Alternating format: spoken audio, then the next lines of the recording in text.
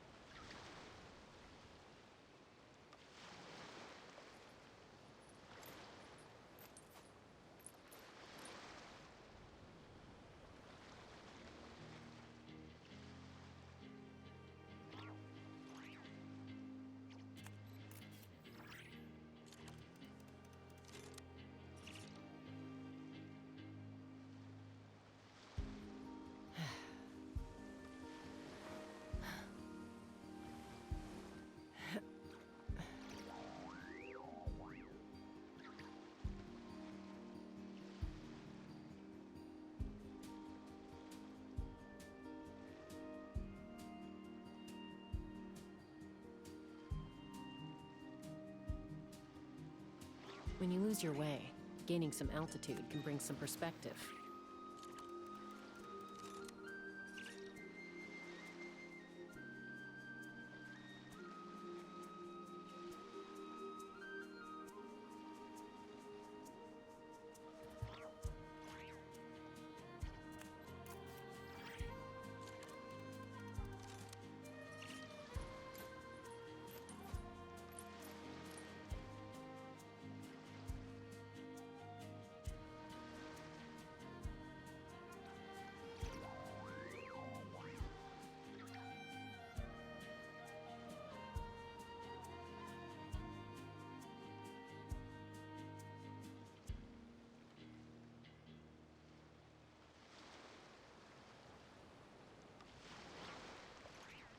I'd have lost myself long ago if I allowed myself to be led by the whispers of the abyss.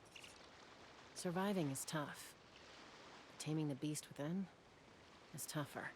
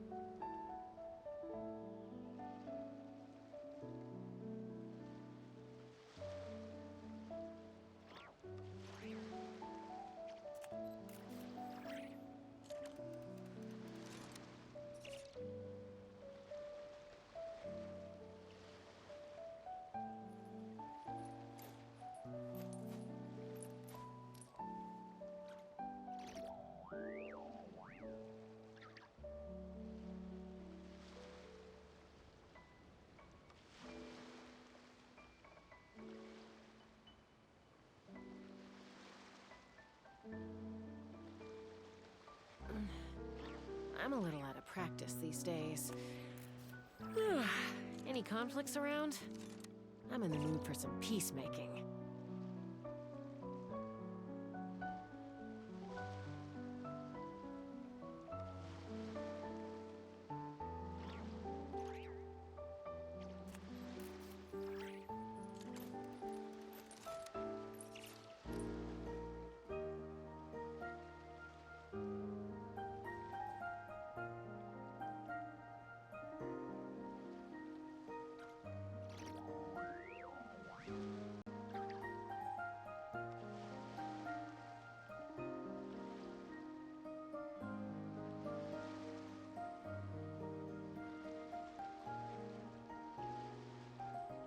I'd have lost myself long ago if I allowed myself to be led by the whispers of the abyss. Surviving is tough. Taming the beast within is tougher.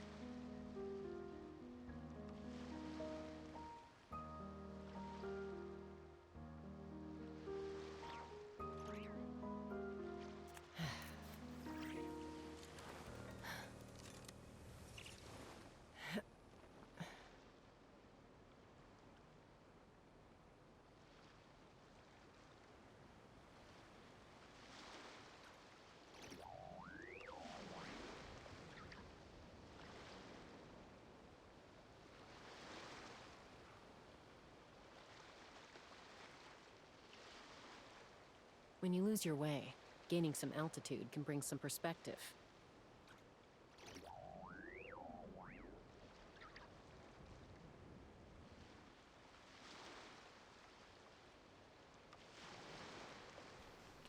Alrighty guys, good evening. I think ads are finishing up at the moment.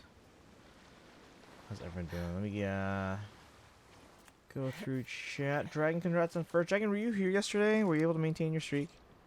Let me give you some points though. And then remember guys, if you ever miss a stream, you can always maintain your streak by watching a VOD or a clip that you missed. Let's see here. Kai's in here for a few minutes till the story starts. Thank you. I'm a little out of practice.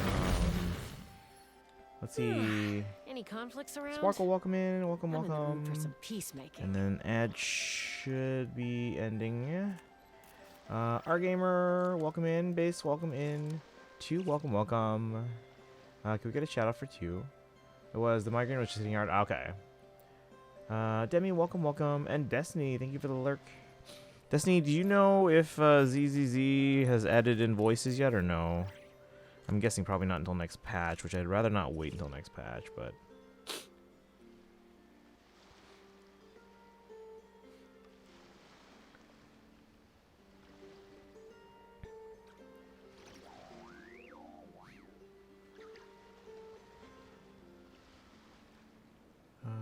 let's see here. You know my belt? Nice. FNAF 2 was so good. Got my... I saw. Congratulations on the Venti bow. Congrats. And then I think Sparkle, you had a question in the Discord. I'm not sure. Are those you say you're asking about the difference between Desert Pavilion and Viridescent Verenner? I don't know what those are.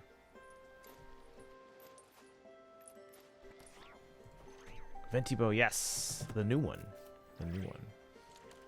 How am I only on the first round or first preparation phase and still already like have almost no points?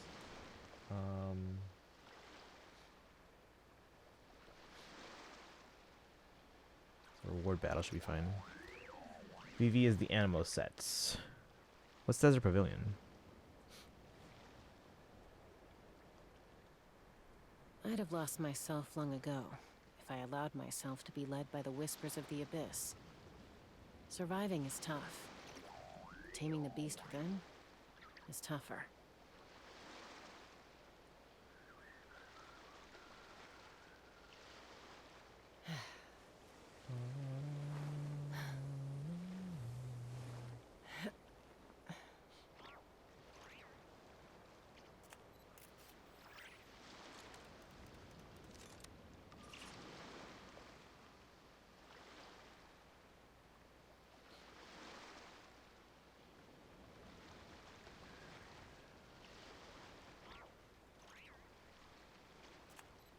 When you lose your way, gaining some altitude can bring some perspective. Hang on.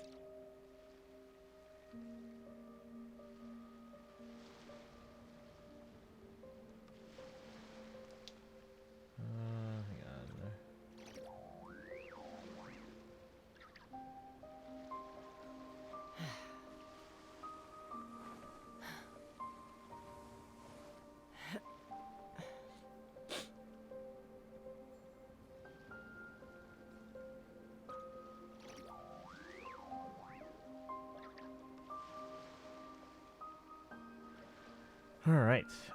Shreds 40% of enemies res, whatever it swirls. Shreds 40% of enemies res. I'm a little out of practice these days. Might go back to your FNAF era. Any conflicts around? Desert I'm in the Pavilion mood for increases some NA peacemaking. CA damage when you hit a charge attack. Okay.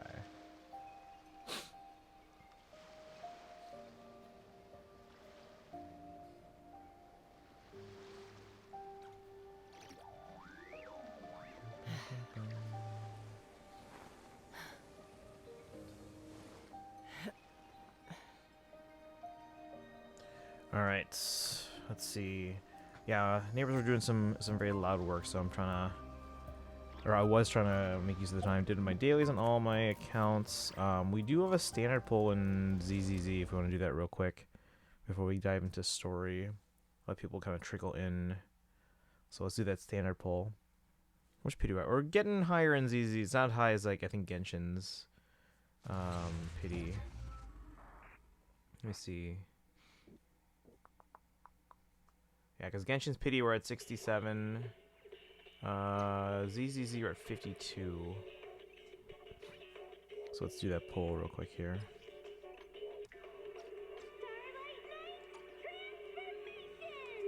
I just said this in the Discord, but basically VP is for doing damage to other elements that are swirled, but DP is for straight animal damage.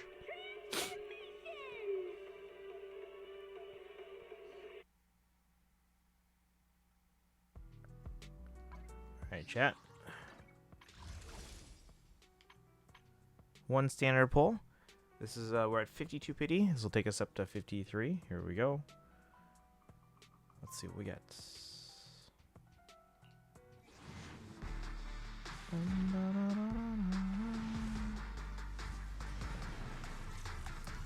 53.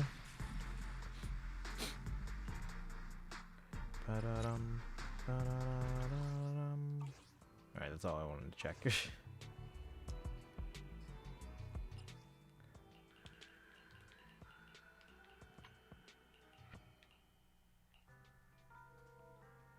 why does it say new? We've had that one.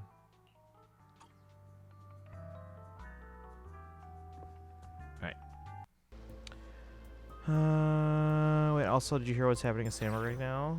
In regards to what? It's a lot of stuff's always happening.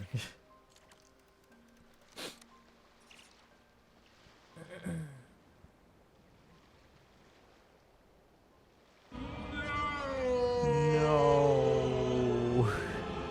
Thank you for the redeem, Sparkle. Why are you trying to build something? I'd have lost myself long ago if I allowed myself to be led by the whispers of the abyss. Surviving is tough. Taming the beast within is tougher.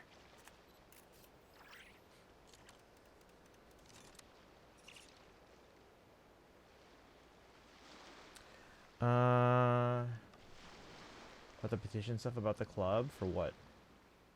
What club?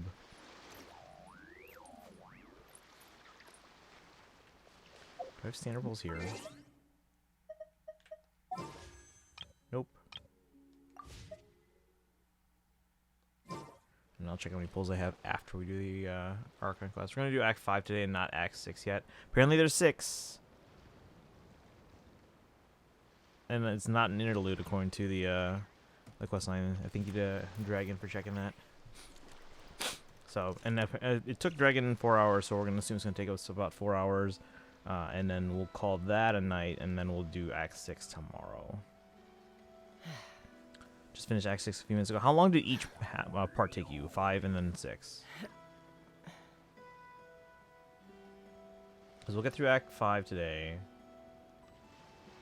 And there's a club over there about politics and people are doing petitions on it. For what?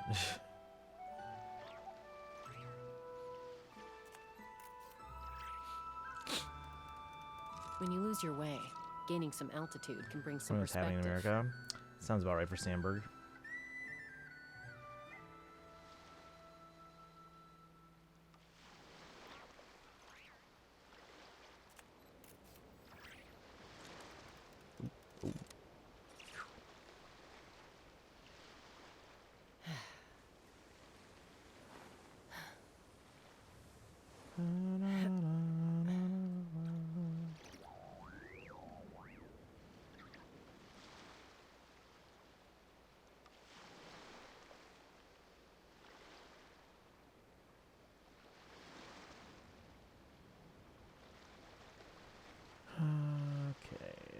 So that's first Rigra. Yeah, let's see. I think started Act 5 around 7, finished Act 6 around, say, 10:50. So together, they took you about 4 hours. Okay.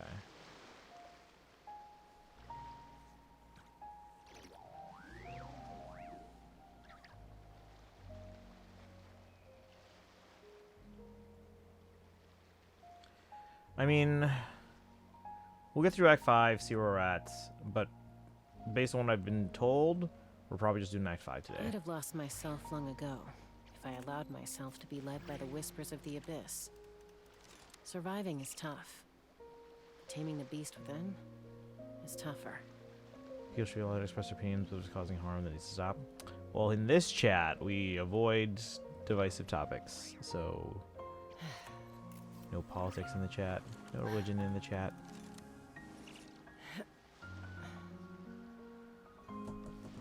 Guys, currency wars is getting difficult. I'm at a high enough level where the enemies are tough now. Like now, I'll actually finish currency wars, like all 3 phases, maybe like 1 in 3 tries. I mean, still get far enough to get rewards out of it, but it's tougher now. I think enemy difficulty is like 44.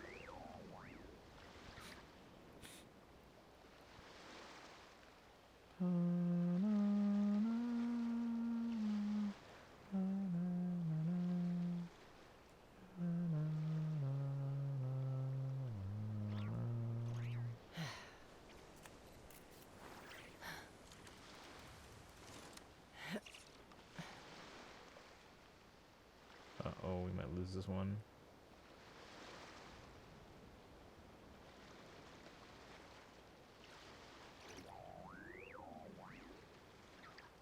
Rip. Well, was I in phase 1? Wait, how did I... Are we... What? When you Are we lose still your on? way, Apparently we're gaining still some on. altitude can bring some Okay. perspective. Let me see.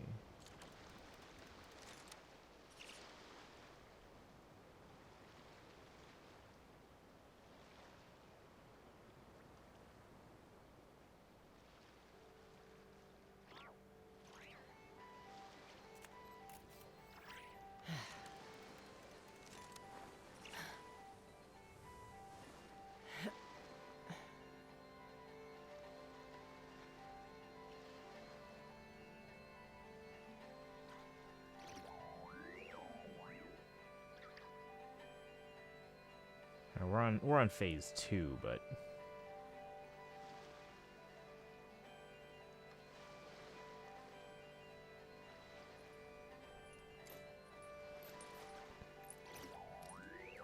yeah, these enemies are difficult. Say something wrong. I was trying to clear messages. Was trying to delete message. Click the wrong button. Press back. Well, oh, you're fine. Nah, it happens. Alright, so we did our standard pull and ZZZ. I'll check after I lose here in Starro if we have anything there. And then Genshin, we don't have a standard pull, so.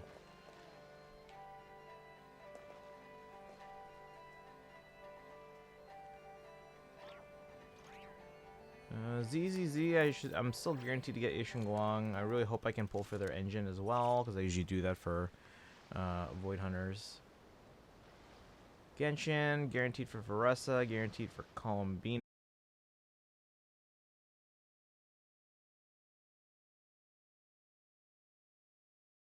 A little out of practice Do I at least these get the days. Prima Gems from the next Any thing? conflicts around? I'm in the mood for some peacemaking. Yes, we do. Ascension level. 120 Jades. Let me see if anybody pulls here. Charlotte, welcome in. Check this menu. Claim all. If we have polls, we'll do it on the main, or on the sorry, on the iPad. Just because obviously that phone is cropped right now. Back in Faye, are you gonna go for Female Better? But that's gonna be. It's probably not gonna be until like later in the year, but they probably will in CYL.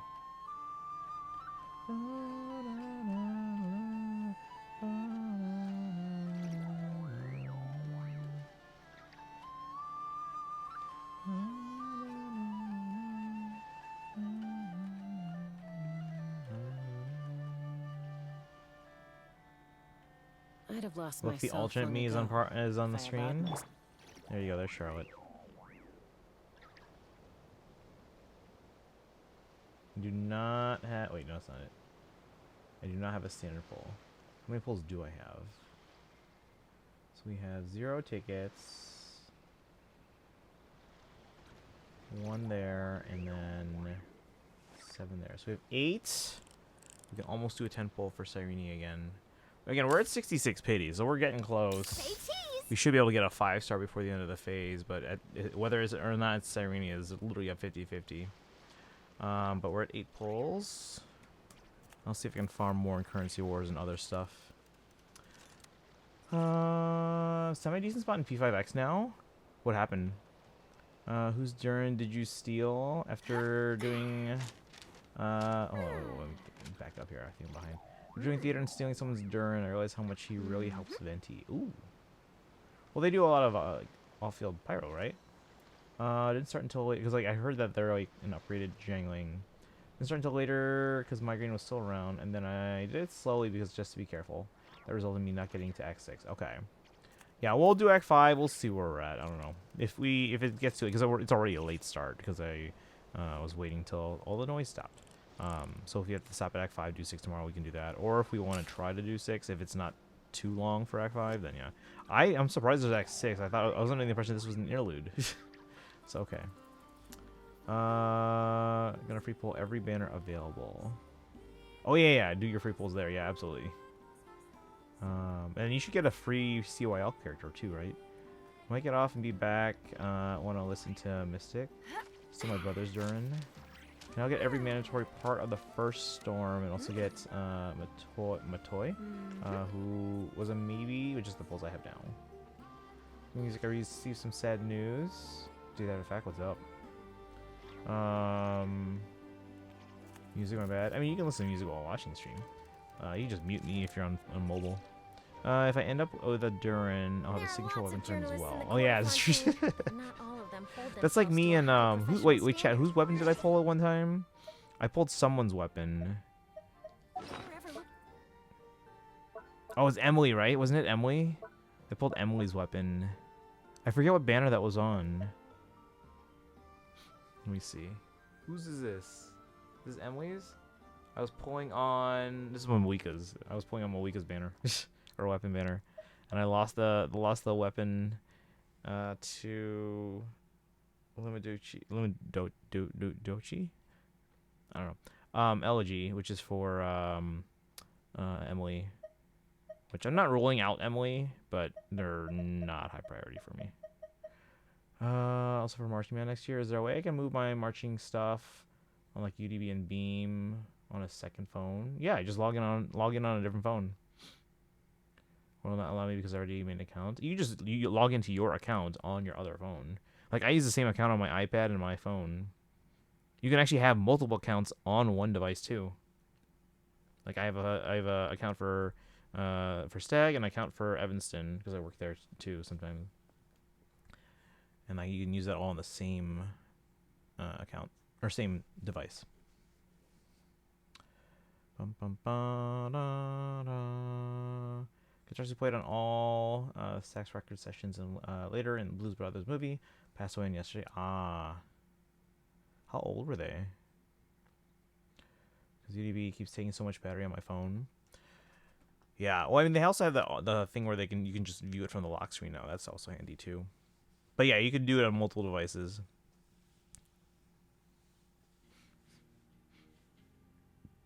Actually, part of the reason I got this iPad with a bigger screen and then like the nano texture screen, so it's like non-reflective, so that I could use it outdoors for marching band. But then I just end up using it like maybe 20% of the time because it's just so much easier using my phone because it's smaller and I can whip it out when I need to and just put it away when I don't.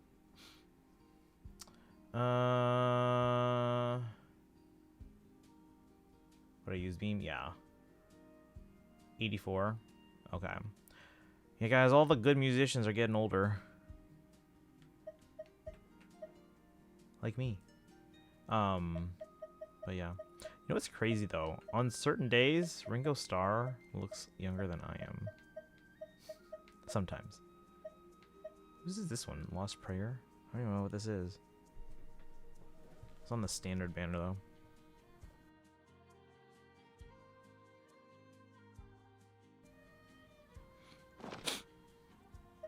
Alright, anything else we need to stall for? Should we get started? I'm surprised that any version of Hector. Isn't everyone getting older? I thought that's how linear time works. As far as we know, yes. Wait, I'm surprised that any version of Hector, not even base. What do you mean? Oh, that they're not on a banner? I mean, there are a lot of Hectors, yeah. You plan I'm gonna buy a second bag for marching band next year? What do you mean bag? For like... For what? Ringo's still alive. I thought Paul... No, Paul is younger than Ringo. But yeah, Ringo's at least he looks fantastic. He looks super healthy. Oh, you don't have Hector? I didn't have any version of Leo for the longest time. For the longest time. And I only just got them recently. Like a duffel bag? Okay, that's smart. Yeah, Ringo is 85. And then Paul should be 83. Yeah. Yeah, because Ringo was actually the oldest of the Beatles, then John, then Paul, and then George was the youngest. No, yeah, Ringo's like super, super healthy. Probably because he's vegetarian. And then, yeah, like sometimes you know, you look at a picture of him, like, he looks better than I do. I'm not that old. But yeah, no, he still tours and everything. He's still playing. They, Paul and Ringo actually recorded new tracks for the final Beatles song, Now and Then, when it came out 2 years ago. Basically, they had attempted to record that song based off of John's unfinished tapes when George was still alive during the Beatles anthology sessions in the mid-90s. But unlike Free as a Bird and Real Love, they deemed the tape audio of John's voice not up to quality at the time, so they shelved it. So they did have George's contributions on that song, but because of the recording of John's voice wasn't great. But then, as the technology improved, Peter Jackson, like the Lord of the Rings director, was able to go in and help them out a couple years ago, and then they were able to clean up the tape even better than they would have in the 90s, and then they basically were able to finish the record, and then Paul and Ringo recorded new tracks for that. And then they used that same technology to then clean up the tapes even more for Free as a Bird and Real Love. So I've been listening to those, and it's definitely different to get used to, because now, yes, it's a cleaner version of John's voice, but it's also like almost like a raw recording of his voice. And I mean, you know, the Beatles, they like to like experiment with technology, and I feel like he would have like put like something to like process the voice, like a shifter or something. I don't know, but Sharing my school bag with my marching bag. Oh, I see what you're saying. Nah, I probably would have shared everything. Notebooks and got them dirty and I was upset, so I can always be prepared with extra clothes and hygiene products. Oh, yeah, that's smart. Ringo has had to take better care of himself ever since his days in the Beatles. For instance, there was a photo shoot the band did in someone's pool while John, Paul, and George were in swim trunks. Ringo had to wear full body mint. What's going on? Dread Optimus, welcome in. How have you been? Welcome in. Welcome, welcome. We're doing some Genshin today. We're doing the Archon quest. Can we get a shout out for Dread? How have you been? Thank you for the raid. How was stream? What were you doing? Wait, where was I here? Had some scars from a then recent operation. Yeah, Ringo wasn't super healthy as a child. But yeah, at the moment they seem like they're super, super healthy. So, carry my base card easier and use it for competition too. Good luck, have fun. How's it going? I just unlocked all my Hexerai, but I'm gonna dip soon to avoid spoilers. Oh, okay, yeah, no worries. Yeah, I haven't done the trials yet. I only have, well, no, I have most of them. I'm missing Klee and Durin. If you keep your eyes peeled and your mind But I haven't done any of those trials yet. Find there's always a new story Really bring extra water and stuff. to be discovered. Remember, guys, not sponsored, but highly recommend Lark bottles because they clean your water twice over. There's a UVC lamp to basically purify the water of any like bacteria or anything like that, and then there's a carbon filter on the inside to filter out particles. So you can get water from almost any source and be completely convinced that it's completely sterile. So how much is it? This is the PureViz 2, which is the high-end one, which was, I think it was like around 90, but you can get the PureViz 1, which is I think closer to 70. Don't quote me on those. But Lark, L-A-R-Q, if you want to check out their site, I think it's LiveLark, LiveLarq.com. So yeah, I have one. Johnson has one. My predecessor, you guys would know him as Dougie, had one.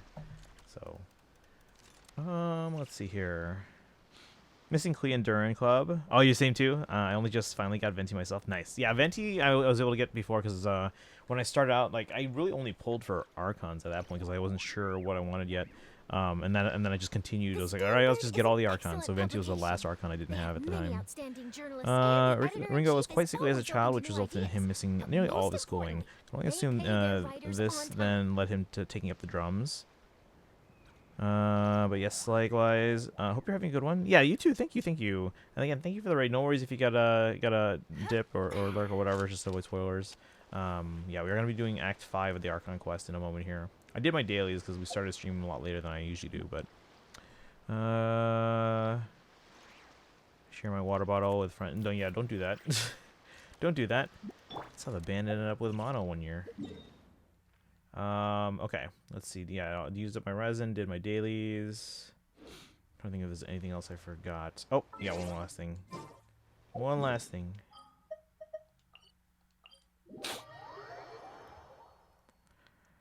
Why? Friends also already gave me strep before. Yeah, you don't want mono either, though. Ringo is the oldest of the Fab Four, born on July 7th, 1940. Yeah. John was born in October of that same year. Paul was born 2 years later in 42, and then George was born in 43. By the way, I'm like the only time zone that had Haru released in P5X on her birthday. Hey! This realm is true. So not even like Alaska?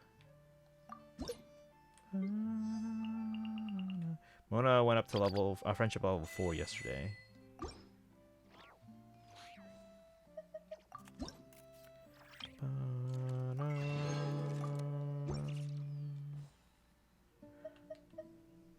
If you ever have any questions, P5X banner is gonna hurt because it's my second favorite character, and I'm basically missing a week for finals. Ooh. Can't do like dailies and stuff. I think Alaska's 2 hours difference from us right now. Maybe wrong though. Alaska should be 1 hour difference from you when it's daylight savings time. I don't like. I'm assuming they also do daylight savings time. I think. In which case they would be 2 hours ahead of you. Yes. But normally Alaska is 1 time zone over from you. Which I don't know if they do daylight savings. Me and friends share way worse. So what about? Nope. Don't do it. I'm telling you right now. For someone who wants a leadership position, you're making bad choices there.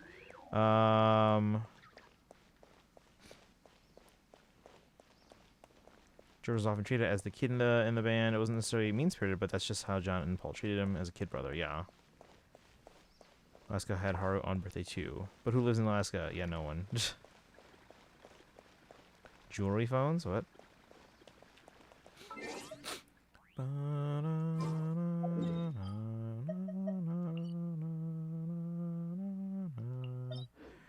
Alright.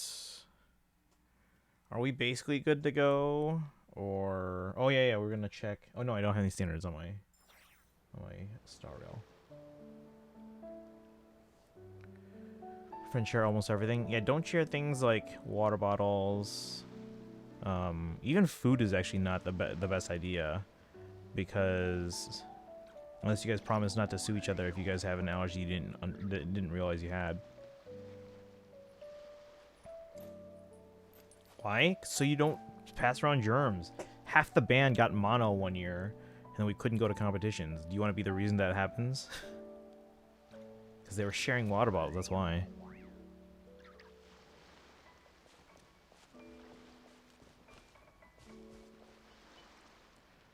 I mean, do you want to? Yeah, exactly, right? Again, for someone who wants a leadership position, you're seeming to questionably have some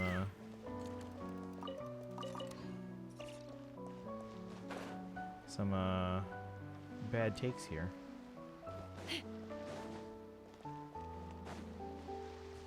Yeah, it's incredibly unsafe. Yeah. Like, you want to be in a leadership position? Prove it.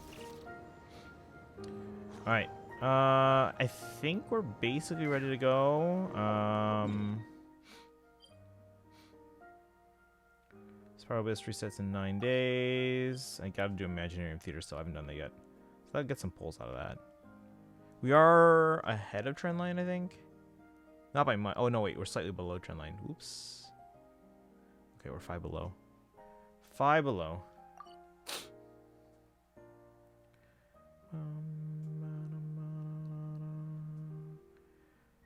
Flew the droplets. Yeah. That's how it happened. Everyone was sharing water bottles one year. Granted, it was a hot band camp, but what is mono like? I mean, wouldn't you rather not have to find out at all?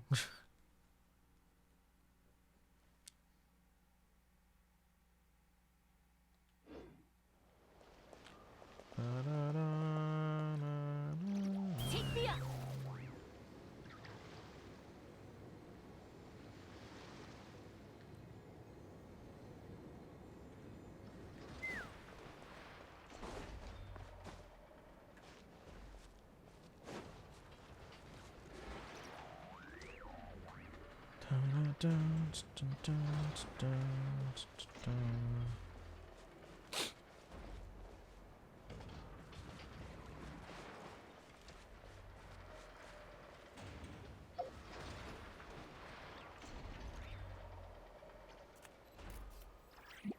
Fire in the hole. Oh, just wasted my burst. Didn't mean to do that. Oh, we made that guy angry. Oh no. Oh no.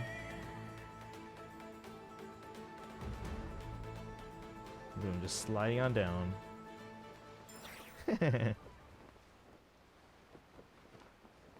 Surprised he was able to get back up.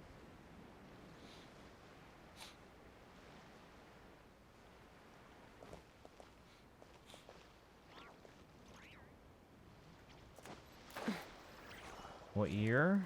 01, I think.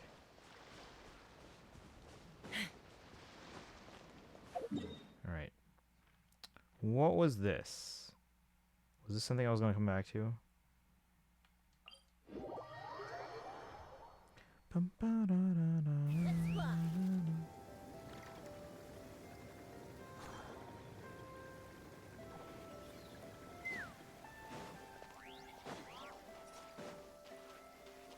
Oh, the wild hunt's back.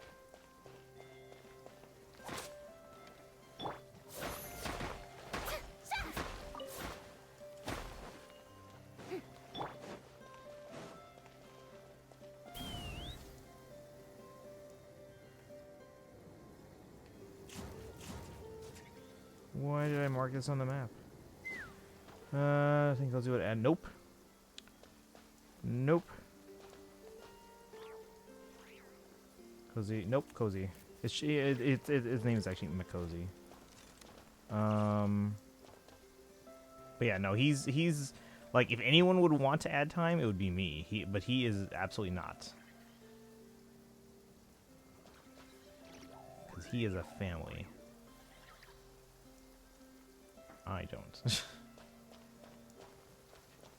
So anytime he can get to spend with his kids, he's not going to give that up.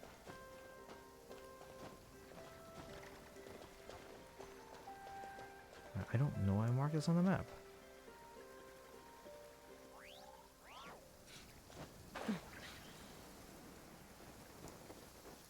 Oh. Wait. What's this? Alright, this is a world quest apparently. Punk's cruising for bruising in the hand. I'll make sure you get your cut. I'm gonna do this later. What are you playing at? Calling him back up? Because you know you can't win. Fine, you two can play that game. Listen here, mate. I'm gonna take this guy down and I'll split the more with you. Wait, we're just passing by.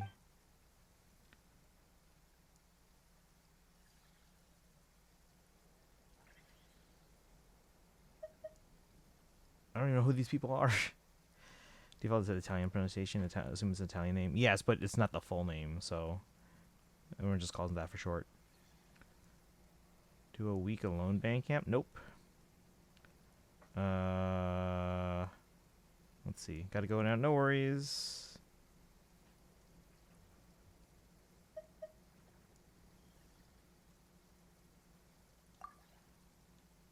We're on world adventures. There's no way we can help. We're helping any nasty treasure hoarders. Someone's up to no good. We're gonna put a stop to them. It's an abbreviation. It's not an abbreviation. The people just don't want to say an extra syllable.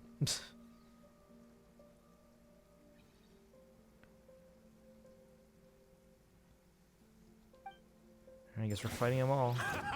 It's too late for regret. Mr. True Good Hustler, trying to muscle in on a run. Mess up the boss shipment liquidate. I'll use your whole crew solid, then walk off with the goods. It looks like they're starting a fight over there. We showed them. Can you believe those treasure hoarders thought we'd play muscle for them? Just as always prevails in the end. Now it's mine and mine alone. Totally. Though now we've just sent them packing.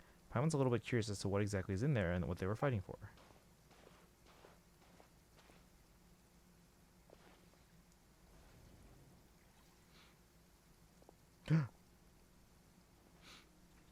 It's a Gardamech.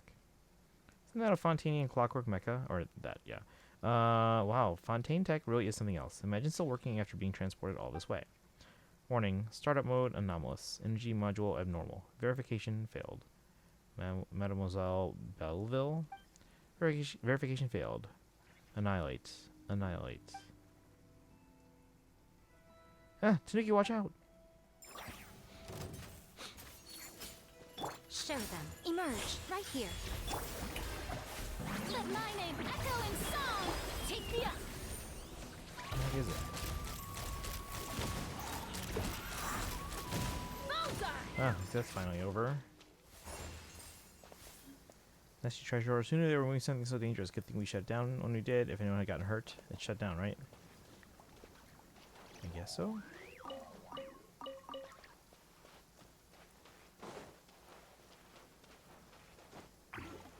Anything else?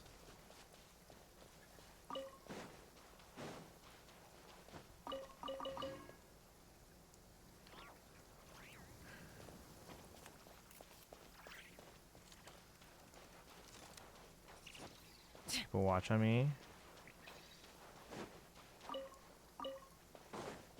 Change all that since 8th grade. Let me see. Is that it? Is there any other parts of this world quest? I'm assuming it's a world quest. Like, what's going on?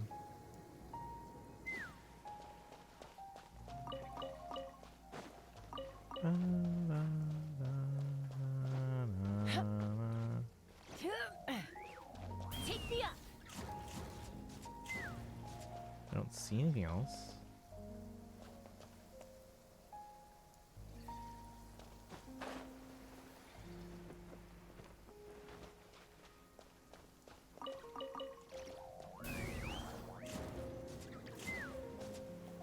What What's this for?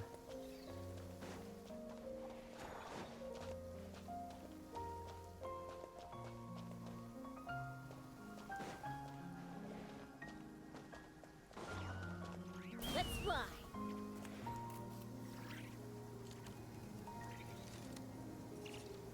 I'm confused, chat.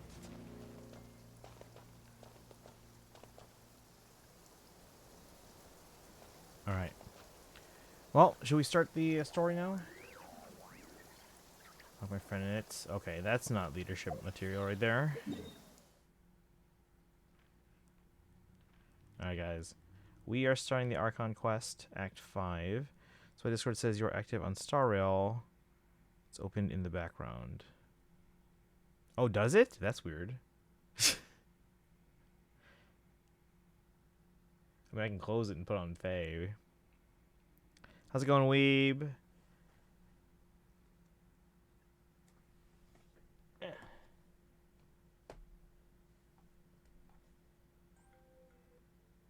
No, you know what? Actually, no, I kind of want to keep it on in the background. Because then I can work on... Well, no, because I'm not going to be playing it in the background. I'm not going to be able to focus on Currency Wars.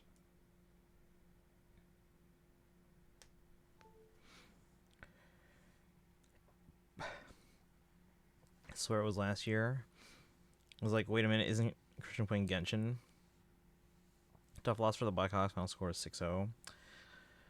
We'll get on next time. Alright, guys. Archon Quest Act 5. In the shifting light of the moon. Alright, guys. This might be spoilers for those who haven't done this yet. So, if you can leave a lurk at least. Hey, Catherine. Thank you for waiting. I finished checking your adventurer handbook. Here are your commission rewards. We have no Sweet. other urgent commissions on the books at present. Thank you for all your hard work lately. Perhaps you two could consider taking a vacation. Oh, by the way, I want to... It's Archon Quest. I'm going to record. Alright. Amazing! Paimon never thought we'd end up having downtime and not cry. Things were pretty hectic when we first got here. Everywhere you looked, it was either the wild hunt causing chaos or the Vatui stirring up trouble. It's true. It felt like this whole region was one giant slime in a barrel, ready to go boom at any moment. Really have achieved a lot since we've been here, haven't we? Travel around Paimon, strike again. That's right. Another win for Tibet's top duo. Ah, yes.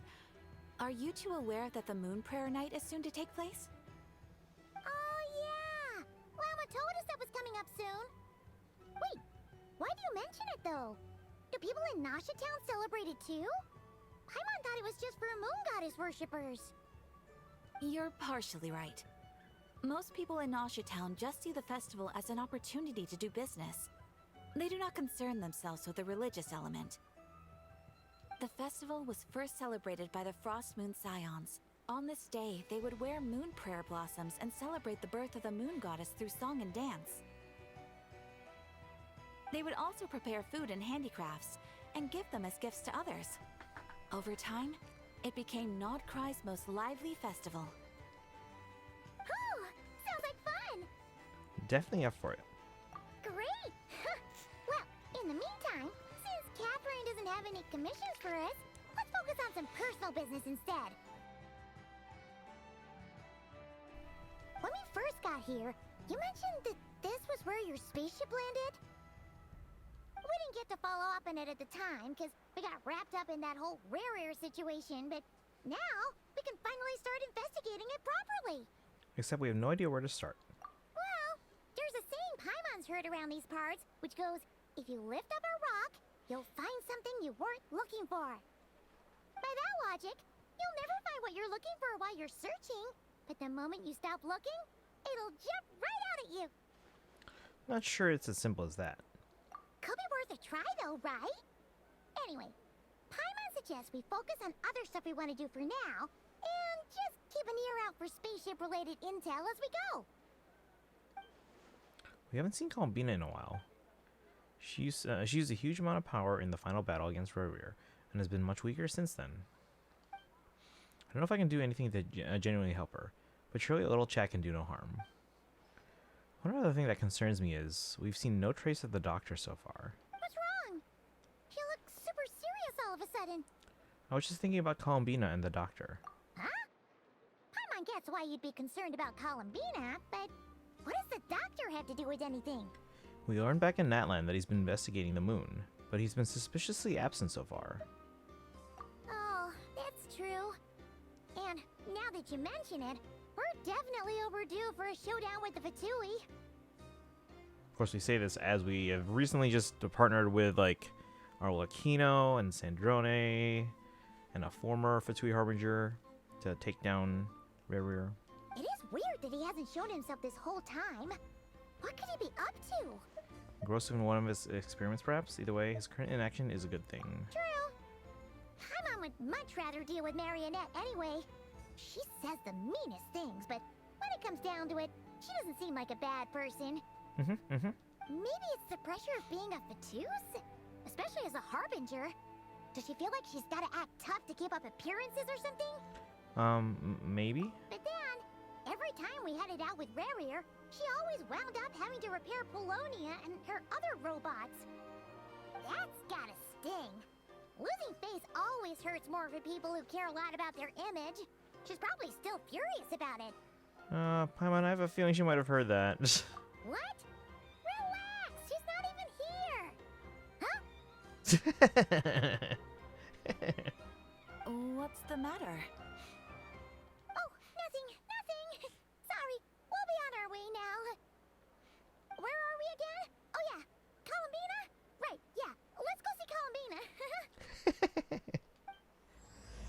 Nocturne of the Far North. Song of the Welcome Moon, Act 5.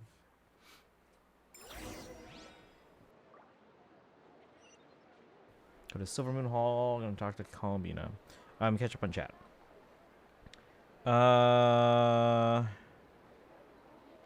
She said Ponte Ponte. This was next time. Previous game. C versus the LA Kings. Chicago won 2-1. Unless I'm mistaken, Ponte means bridge. When you No lose idea. your way, gaining some altitude can bring I think some maybe in perspective. Italy it does or something, but I don't know.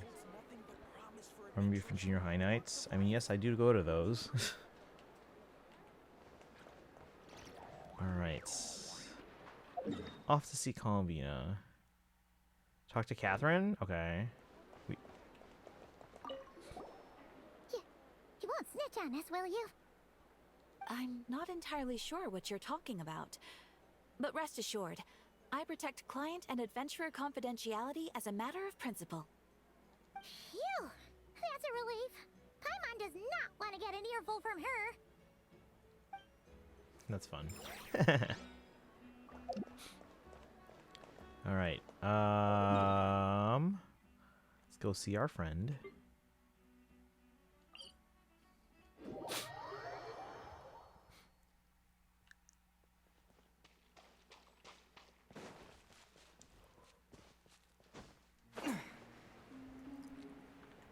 Grab this. And this. And this. Where is she?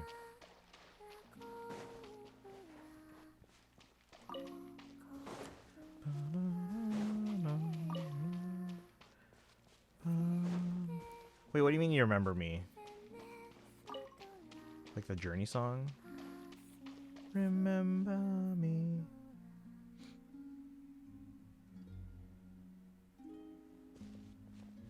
Hey, she's sitting up. Is me sitting here a rare sight? No, we just thought you'd be resting. Perhaps I would have been, were it not for the sudden arrival of some unexpected guests. Not that I consider it a disturbance. After all, you are the only ones who are free to enter. Would it not be a little unfriendly of me to lie down while we speak? I didn't realize you put so much thought into little things like that.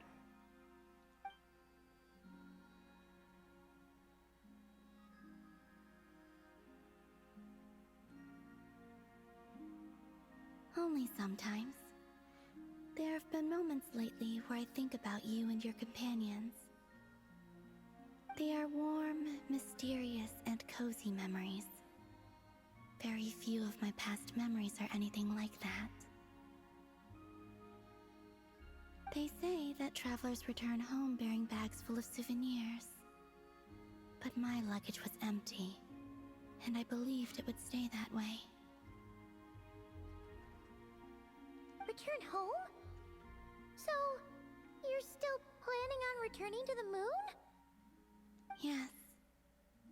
This planet continues to reject me, reminding me that I do not belong here. If I remain in Teyvat, there will come a day that I disintegrate. And I don't mean reduced to dust, or turned into food for the flowers.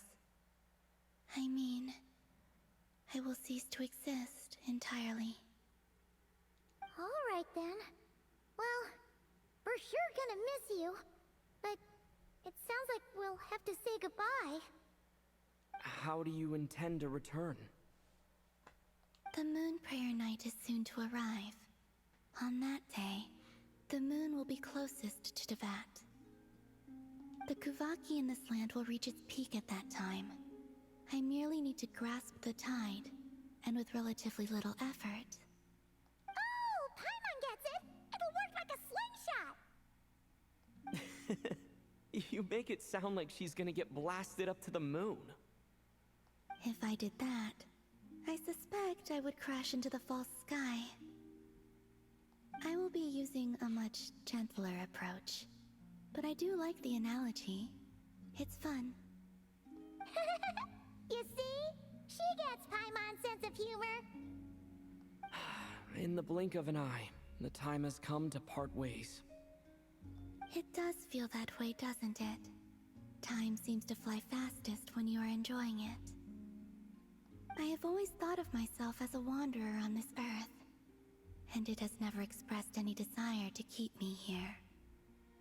Yet, just as I plan to depart, it tugs at my arm. Is this a gesture of affection? Or is the world mocking me? Oh. Were you hoping I can answer that? Yes. You are a traveler, so you must have a lot of experience in this area. Then, what I would say is, enjoy the moment.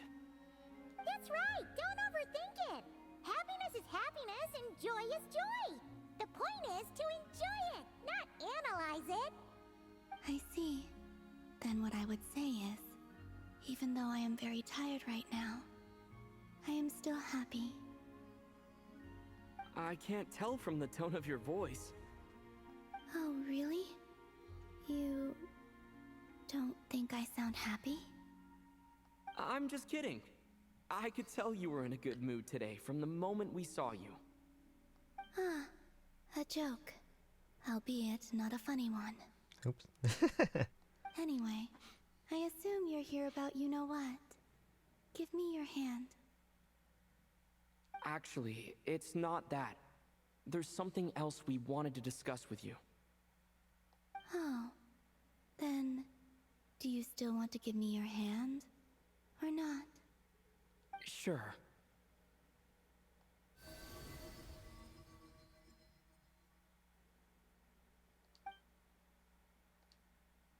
Thank you. So, I've heard that in the Moon Prayer Nights of the past, people here would hold celebrations in the Moon Goddess's honor. Since you helped so much in our fight against the Rehir of Solnari, I think you deserve a farewell party before you return home. I haven't asked everyone else for their opinions on this yet, but I'd like to invite you to join the upcoming Moon Prayer Night. I've never joined a moon prayer night before. I'm not sure what I would even do. Oh, don't worry about that! We take care of everything! All you need to do is show up. Of course, there's no need to force it if you're not feeling strong enough. This kind of felt like a golden opportunity. But they call me Kutar, and the Fatui have an arrest warrant out for me. I shouldn't appear in public right now. Yeah, there'll definitely be complications, but... I'll make it work. You have my word. Yeah, we got your back. Well, He does. Paimon's actually not too sure what he's planning. All right, if you're sure. I will not refuse your invitation. I suppose it wouldn't hurt to pack a few more sights from this world into my suitcase before finally learning what my homeland looks like. Oh, if you see Llama, please tell her that my answer to the question she asked me is neither yes nor no. Rather, it is. There is no need. That was kind of cryptic, but sure. Guess it's between the two of you. We'll pass along the message. Bye for now.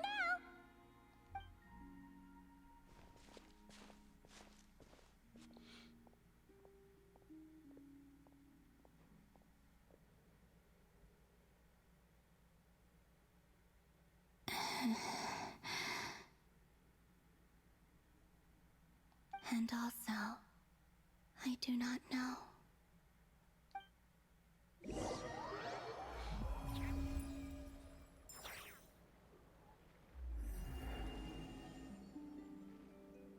Since she's agreed to join the festival, let's go see who else wants to take part. Llama's gotta be the person most familiar with the Moon Prayer Night. We should start with her. Also, what exactly is your plan to keep her safe? Not sure yet. I'll figure something out. What? Are you serious? And Paimon even gave you her vote of confidence back there. When did you become so sneaky?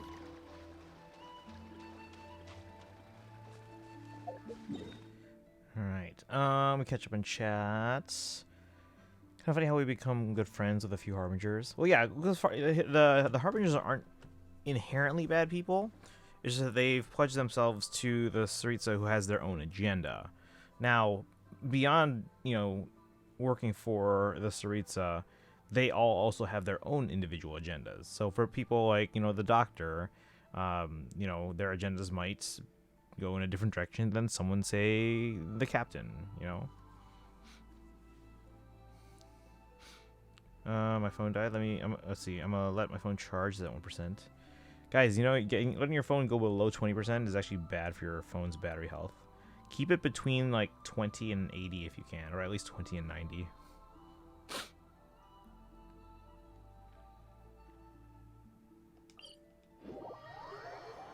Traveler Speaks. Yep. You be doing that more recently? Yeah. I mean, they've always had a voice actor.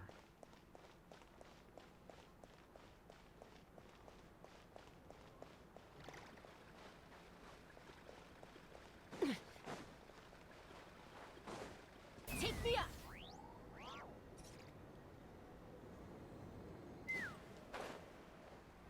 Oh, they're there. With Varka. Hey, Llama! It's us! Huh? Varka? What are you doing here? Beats me. I had a bit too much to drink last night, and when I woke up, I was on Hisi Island. What? Mr. Varka is helping to oversee Nasha Town's preparations for Moon Prayer Night. He is here to go over some details regarding the decorations and custom cloth designs. Right, yeah, that too.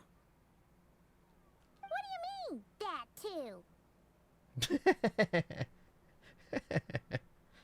Yes, celebrating this festival is a long-held tradition here in Krai. On this day, the crescent moon at the top branches of the verdant crest turns into a full moon, and the moon prayer blossoms bloom with a special radiance. Our people take these to be blessed omens. It's an especially welcome event coming off the back of all that nasty business with Rare. Everyone got put through the ringer recently, and now they're looking to turn their fortunes around. The big shots in town all agree that a big, lively celebration is just what we need to rebuild people's faith in this place. No wonder Catherine said the people weren't so bothered about the religious element. That's right. It's become more of a local custom by this point. The celebrations have little to do with whether the religious stories behind this event are true or not. Even the Frost Moon Scions are eagerly awaiting the coming of Moon Prayer Night. despite now knowing that their past beliefs were founded on a falsehood. That's fair. It's a bit like the lantern ride in Liyue.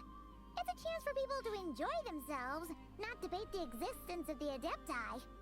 Although in their case, the Adepti definitely do exist. We met plenty of them in our time. Oh, one other thing. We just went to see Columbina. We went ahead and invited her to take part in the festival this time. Hope it's okay. Wait, so... You mean she agreed to it? Huh. That's quite a surprise.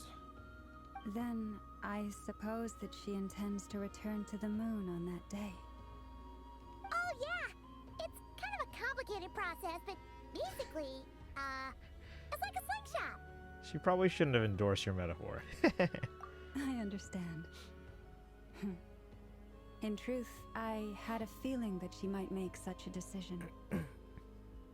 Well, if Kuthar has decided to participate in the festival, we should prepare accordingly. Yeah, exactly. She was saying how it could be risky for her to show her face in public. We were wondering if there was any way we could hide her.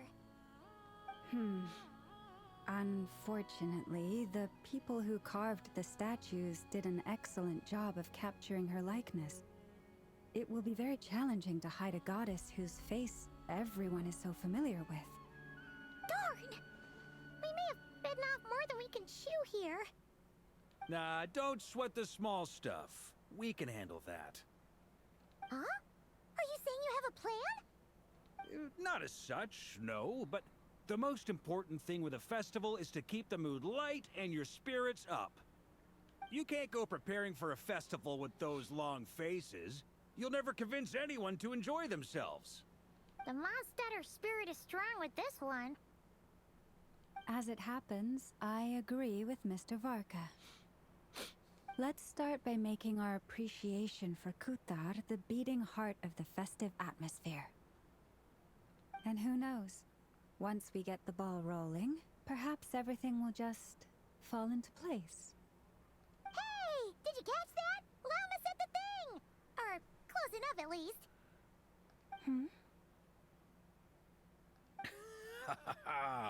I'm looking forward to the Moon Prayer Night already.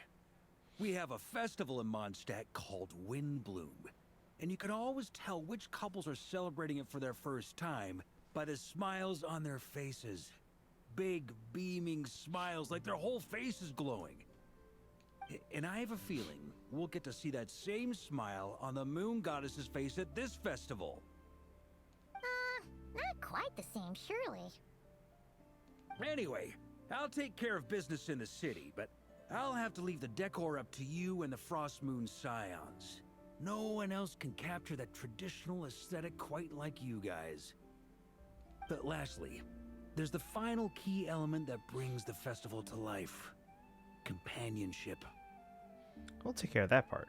Before you leave, let me show you something that we've been preparing.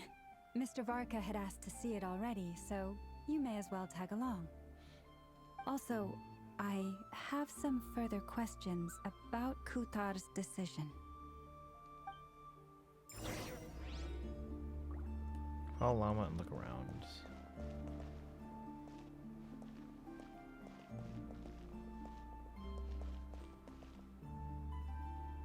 Huh! What's this? They sure look like they're having fun. I believe so. Kuhenki seem very skilled at playing drums like these, although I'm not sure where they learned it from. Maybe it's an innate talent? In their eyes, they're probably just playing with toys.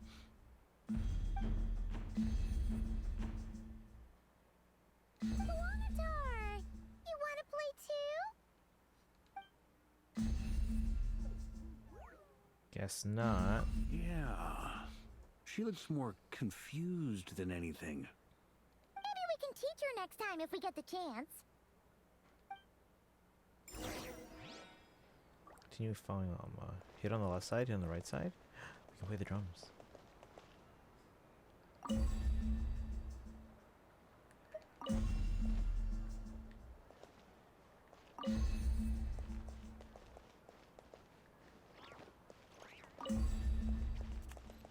Okay, good talk.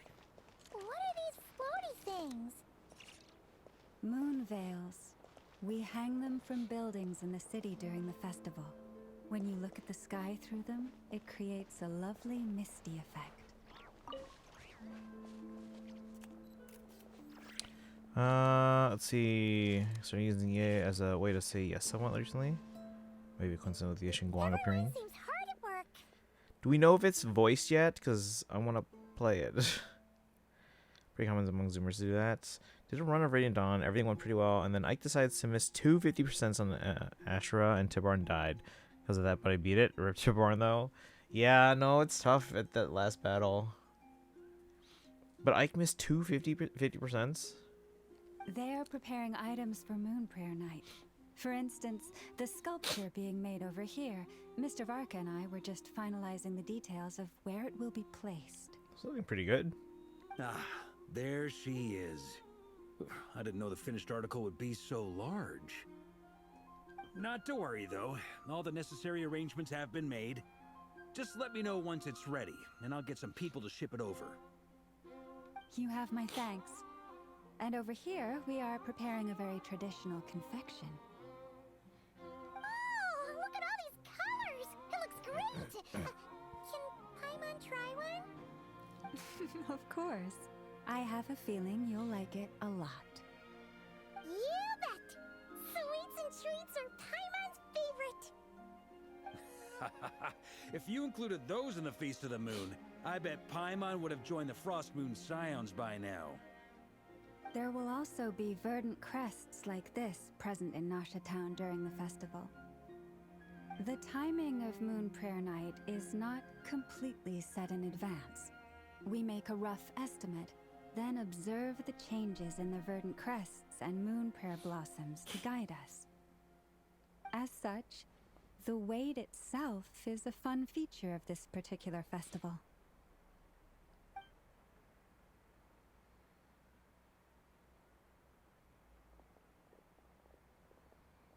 Egglove, welcome in. How are you doing today?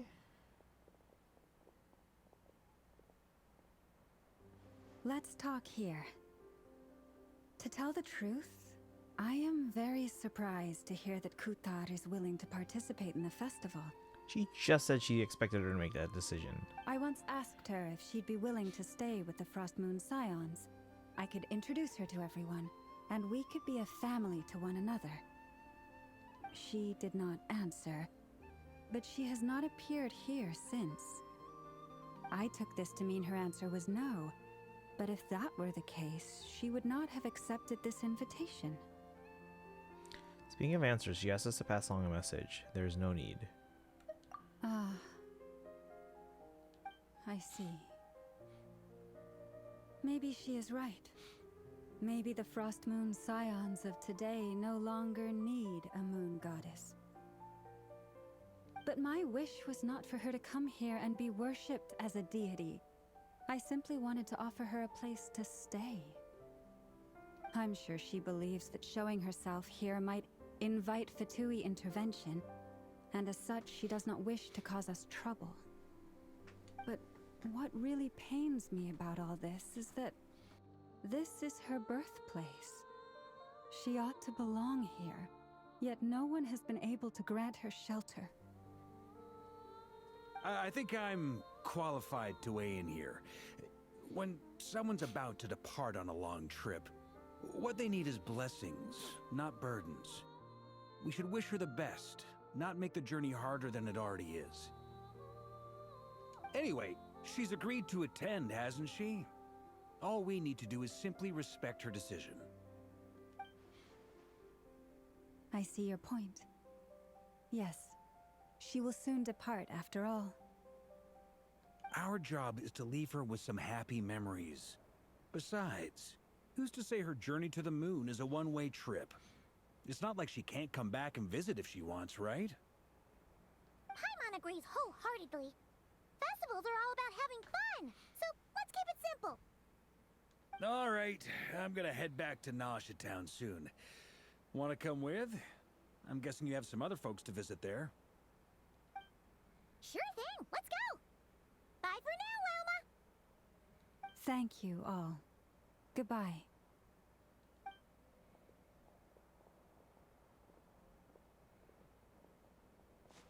Travel needs blessings, not burdens. Sounds good in principle, but will blessings alone be enough for Columbina?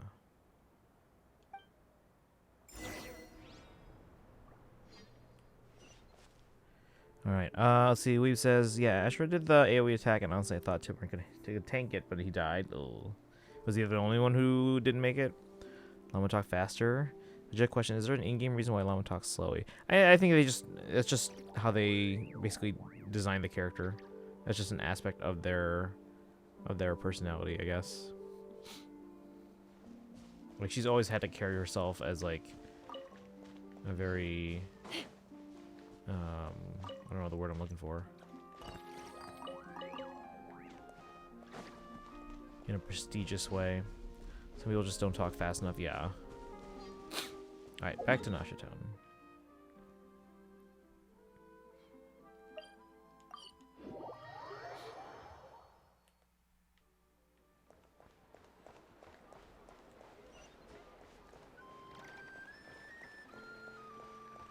Let's fly.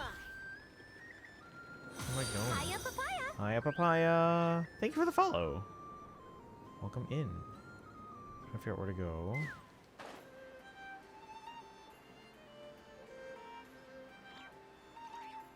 It's Yehoda and Durin.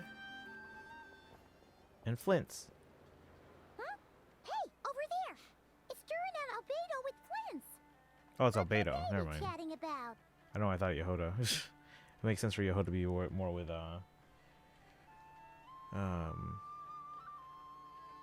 Oh, Jubby, welcome in. How's it going? Welcome, welcome. Yeah, the last time Jubby was here, we were like in the process of rating out. We're not rating out anytime soon. Need to try out the Hex Sandwich buffs? Yeah, I gotta do those. I haven't done those yet. Most of these characters this run was in 5th Shinnon, then Nephany, Soren, Ilyana. Ooh, Ilyana in 2nd. That's good. Predictive text. Added enough. I didn't mean to. Oh, okay. Your guess is as good as mine. Ah, Grandmaster, and the Traveler in Paimon. Hello there. It's been a while. Perfect. We have some new volunteers for our investigation. Sorry, what investigation? Wait, let me guess. The righteous Lightkeepers are finally ready to hunt down the Abyssal Dragon? Haha. Yes, that too. What? Yeah, right. Oh, wait. Why does everyone keep saying that too? Well, to be precise, the facts match, but not the causality. Wait, so I guessed right? Half right. Don't act so impressed with yourself. Maybe I can explain. We ran into Mr. Flint's north of Nasha Town. At that time, we just noticed a few abyssal creatures out in the wild, but the strange thing was, I didn't detect any traces of abyssal energy on them at all. Huh? On closer inspection, we realized that they were not real monsters, but something akin to reflections in the water, or perhaps a mirage. Huh? What do you mean? Like, you could see them, but not touch them? Exactly. It was very peculiar. They roared and tried to attack us, but we could not make any physical contact with them. I think I've heard of things like that happening in Not Krai before, but I don't know much about it. Oh yeah, it's like our spaceship's gonna show up. Yes, it's a known phenomenon. Mirage-like illusions tend to appear in Nodcry in the run-up to Moon Prayer Night. From a distance, they appear quite real. I myself thought that Misters Durin and Albedo were locked in battle with abyssal monsters when I first arrived. But after sharing intel and investigating a little further, we can confirm that these illusions are harmless. There is no great cause for concern. I see. I'm glad that they weren't real. All the Mirage stories I've heard are either animals, rocks, or small houses. Abyssal monsters, though? That's a first. It's a first for me too, so I'm planning to look into it further just to be on the safe side. I intend to inspect a few more locations. What about you two? Any plans? Alice contacted me a few days ago. She'd like me and Duran to assist her with an experiment. Alice? But we lost contact shortly after receiving the message. I'm sure that comes as no surprise to anyone familiar with her. We don't know when the wind will blow, yet when the wind blows, we will know. That, in a nutshell, describes how Alice operates. Yeah, that tracks. Okay. Well, I suggest we investigate this Mirage business in the meantime. It's piqued my curiosity, and I'm pretty sure I know someone who will already be 10 steps ahead of us. Well said. Right, time to go visit. Right? Whatever's happening in Krai, she always seems to be the first one to know. Let's go see what she knows. We can invite her and her staff to the festival while we're at it. She probably knows about the festival. Alright. Let's see here. I wanted to train Ileana this run because she's pretty hard to train. There's better mage options, to be honest. She can be pretty solid when you get up there. So maybe is Albedo like really pretty? I mean, I guess. Figured I never use Ileana in Radiant Dawn, so why not try her out this run? Yeah, she's pretty solid when you get her up there. I think she's usually my go-to lightning mage.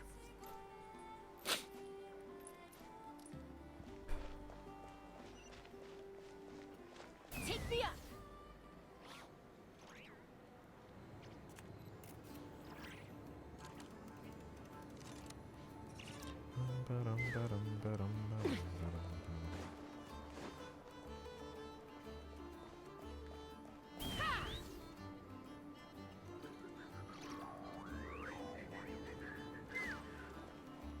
You go to is just training up Soren for lightning and wind? Yeah, I don't do that.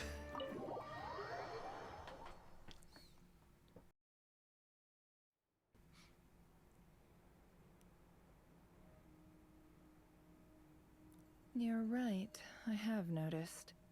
There's certainly something a little fishy about this situation. Only a little, though. Records indicate that this phenomenon can occur in the days before and following Moon Prayer Night. That said, it has always been a rare sight in the past. The odds of encountering these phantoms are similar to looking up in the night sky, happening to see a shooting star, and managing to make a wish before it disappears. But this time, either everyone's getting lucky, or they're appearing far more frequently than usual. Yehoda's out gathering intel as we speak. In the meantime, let me check off some points of interest. First, the Abyss. The ones we saw seem to be abyssal monsters. Indeed. But we have identified one location where many more of them have made an appearance. And not just monsters, but human phantoms too. Given the scale and nature of the phantoms, it's almost as if someone's last memories are coming to life. Or perhaps the memories of multiple people. Oh.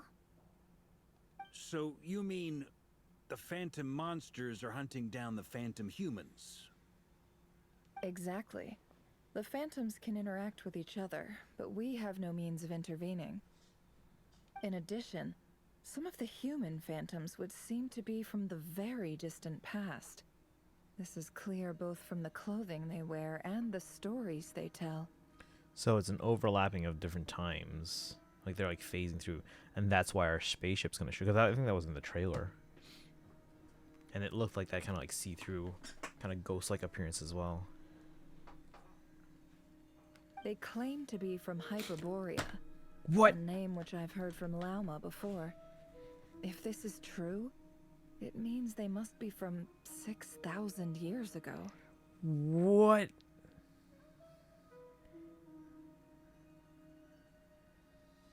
Wait, does it mean our spaceship's from 6,000 years ago? I thought we arrived like 500 years ago. Hyperborea? Chat. That's a big deal. Slave transfer Soren already has wins. Work on lightning when he's not promoted yet. Save transfer. I've once again found a person to learn Italian. Funny thing, my Soth capped all of his stats. My Soth always like never does. Second season of a show I'm watching on Netflix. There's a character who is of Italian heritage and occasionally speaks in Italian. Okay. Yeah, I don't know any Italian. Did Paimon hear that right? 6,000 years? It sounds like this merits further exploration. That'd be a big help. I'll leave it with you, Albedo. My knowledge of ancient history is non-existent. I used to doze off every time the pre-Knights Favonius era came up in class. It's quite a miracle that you were able to understand these phantoms' speech, given how long ago they lived. I suppose you're right. But I'll leave the archaeologists to ruminate over that conundrum. As an intelligence broker, my sole interest is in the value of the information I gather. Which, in this case, hopefully means earning myself some good favor with our dear Lady Moonchanter. So calculating. Whew, this intel broker logic always catches Paimon by surprise. It's telling you, she says, holding up 4 fingers. I did like how they added that animation just for this. Sounds to me like we could split the work up. I think the abyssal phenomenon is best left to Albedo, Flints, and me. Agreed. It coincides with my duty as a lightkeeper.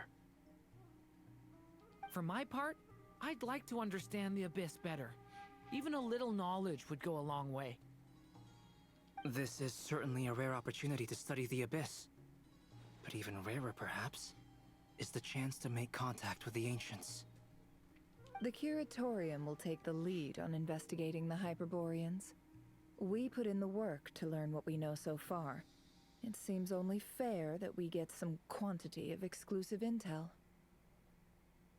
That just leaves our trusty team of 2 unassigned.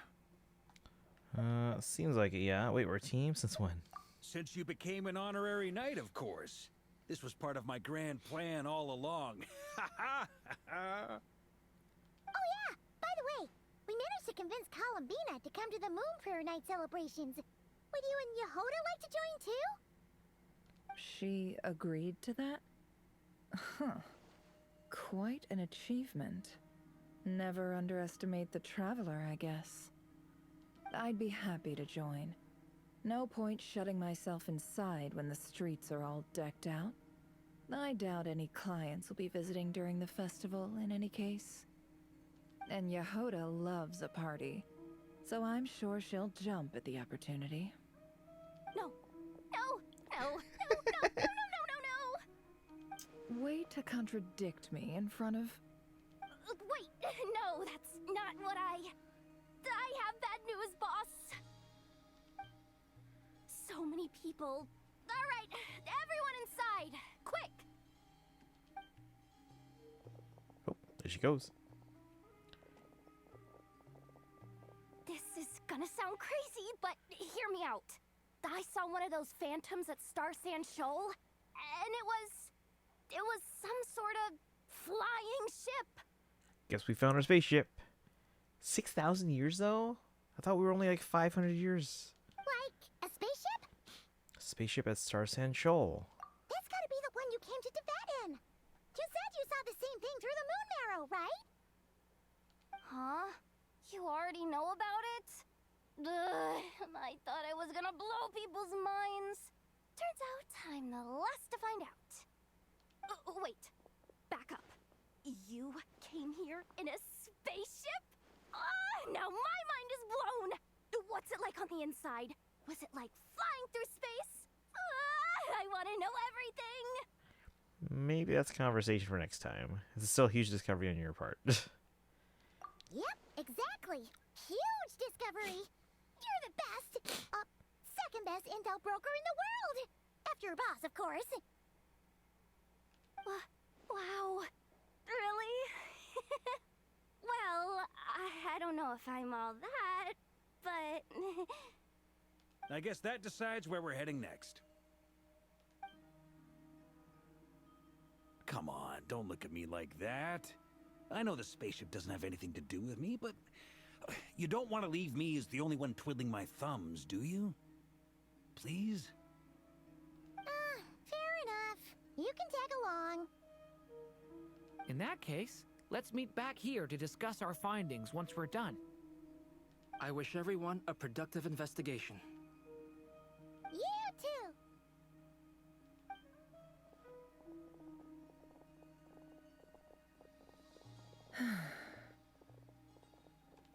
What's up, boss? Aren't we gonna head out? Tell me, Yehoda, when did the curatorium start giving out intel for free? Oh, she's mad at her. Oh, sorry, boss. All right, let me catch up in chat.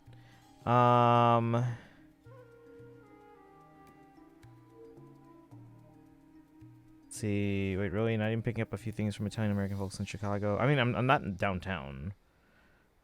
So a city of that one of the highest populations. Chicago's also one of the most segregated cities, and I don't mean like it's not like we intentionally separate. It's just like everyone, like every community kind of creates their own little segment of the city and then calls their own. So you have like Little Italy and all that stuff. So we're people of the background kind of like just kind of coalesce together.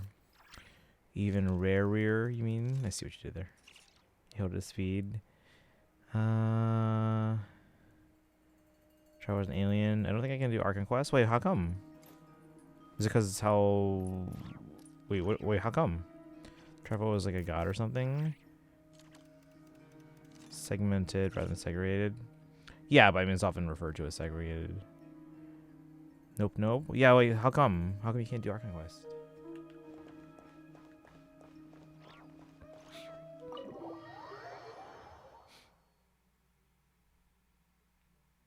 Well, I probably should have talked to, like... It's probably too late now. Right? I'm guessing. We can't unshare information any more than water spilled on sand can be put back in the bucket. I'll just have to balance the books some other way. Please, boss. There's gotta be another way. Who knows? Depending on what they find, maybe this will work in our favor. Please don't find me. Please.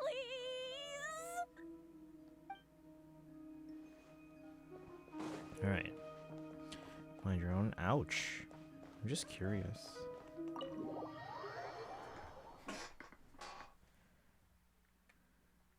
Alright. Go to the spaceship's location. How old is Yehoda supposed to be? I'm guessing, like, if I had to guess, maybe mid to late teens. My hair and I don't know for feathers sure. are gonna get soaked. Time for some preening when I get back. I would guess late teens. Guys, look. It's our spaceship. But 6,000 years ago? I was under the impression we came here 500 years ago. Who's this kid? I'll have to talk to him later. Mark him on the map.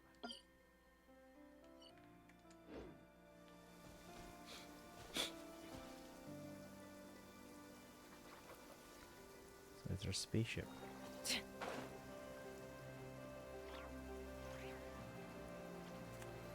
There's people here.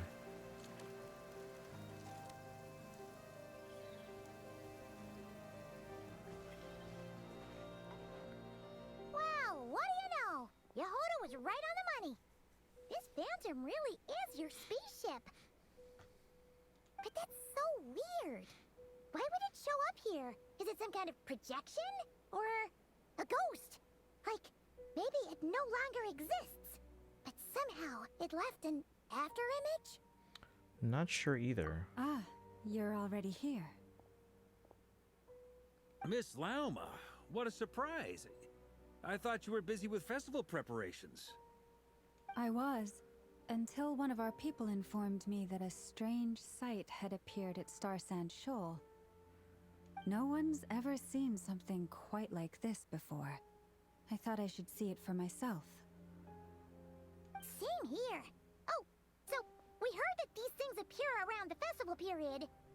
Any idea why that is? Unfortunately not. We have very limited information about them, since they can't be interacted with. And no human phantoms have ever made an appearance before now. The most we've been able to deduce is that these sightings appear to be connected to the increase in Kuvaki energy around this time.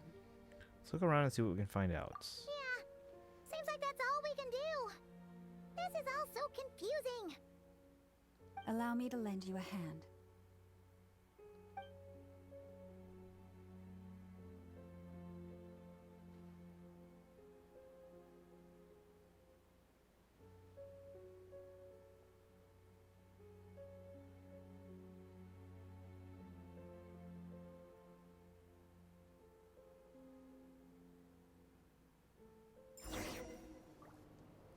Everyone, our friend here should be able to provide us with some information. Is that a phantom Rhyhorn deer?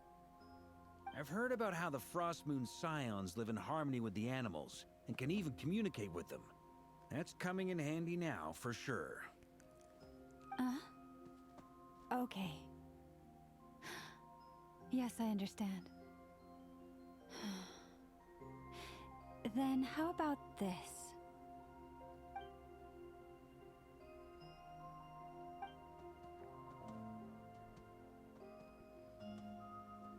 Oh, it's leaving.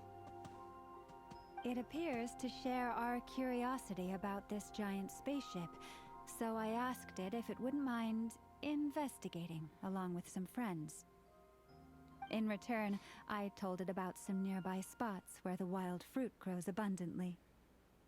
We may live in a different era from these phantoms, but I trust that the terrain, climate, and ecology here are more resistant to the effects of time than some things are. Let's give them a moment and hope for the best. After a few moments, the Rhyhorn deer and its companions return happily. All back together? Must have been a lot of fruit. Indeed. Now let me ask them some questions.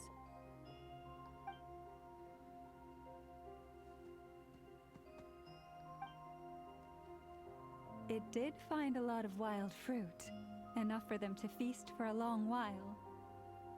This puffin circled in the air several times, but didn't spot anything out of the ordinary. Certainly nothing to do with the spaceship. Huh. Well, it definitely makes sense to get a bird's eye view. Indeed. Other than that, I was also thinking that the world these phantoms see is also different from ours. Oh, I get what you mean. The wild fruit exist in both times and spaces, but there might also be things that only exist in that space-time, which we can't see. Because we don't see their whole world, we only see small fragments. Good point. Great thinking, Llama. Or thank you for the hydrate. Blunthorn rhinos can use Kuvaki to shift great rocks. The heck is that But thing? this one says it couldn't get that ship to budge by even an inch. The sniffer mole tried too, but despite being a skilled digger, it could not get through. They say that the spaceship looks robust and undamaged. It seems completely impervious to any and all attacks. Whatever lies within is well defended from harm. So, just like us humans, there was nothing they could do about this spaceship either. And why is the spaceship not still there anymore? Yes, still, they deserve our thanks. We are grateful for all your efforts, dear friends. Now go, and enjoy your feast. I've noticed some other human phantoms gathered nearby. Come on, let's go talk to them.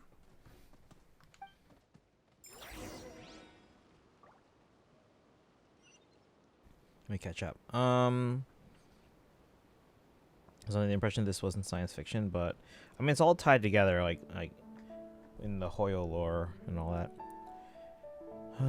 Traveler's Ascender, which is someone not from Tavad, whose actions aren't recorded in the ley lines of the world, so he kind of defies fates. Yeah, so he's not connected to the world per se. If you want to know, blame the cloud version of Genshin, not me. Oh. Is it because there's like too many people trying to play at the same time? Or is it not in the... Is the cloud version not updated yet? Oh dear. No, I'm not supposed to watch this right now. So I'm flashing back to the series finale of Star Trek Next Generation. Oh, with, oh, what's the character's name? Q?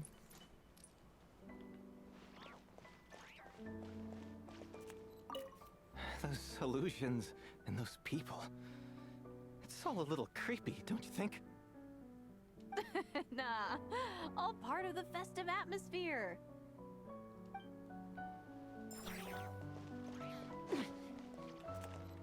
No?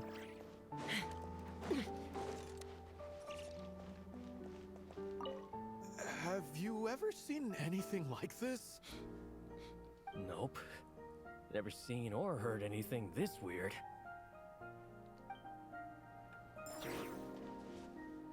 Nope. Just disappears.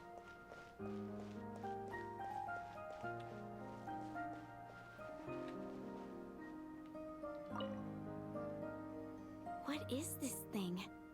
I've never seen it move, and there's no way to get inside.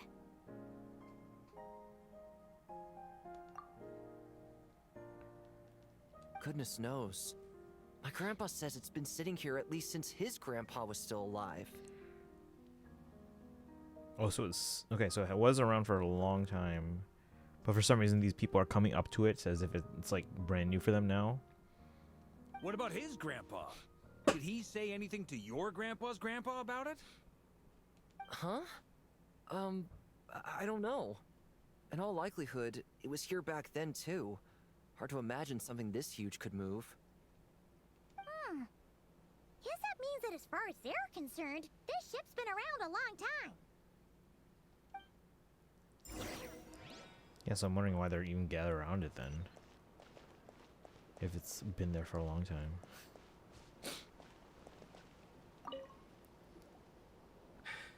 Come on, brothers. If we can get even a small chunk off of this thing, it's gotta be worth a fortune. Today is the day we strike it rich. Huh?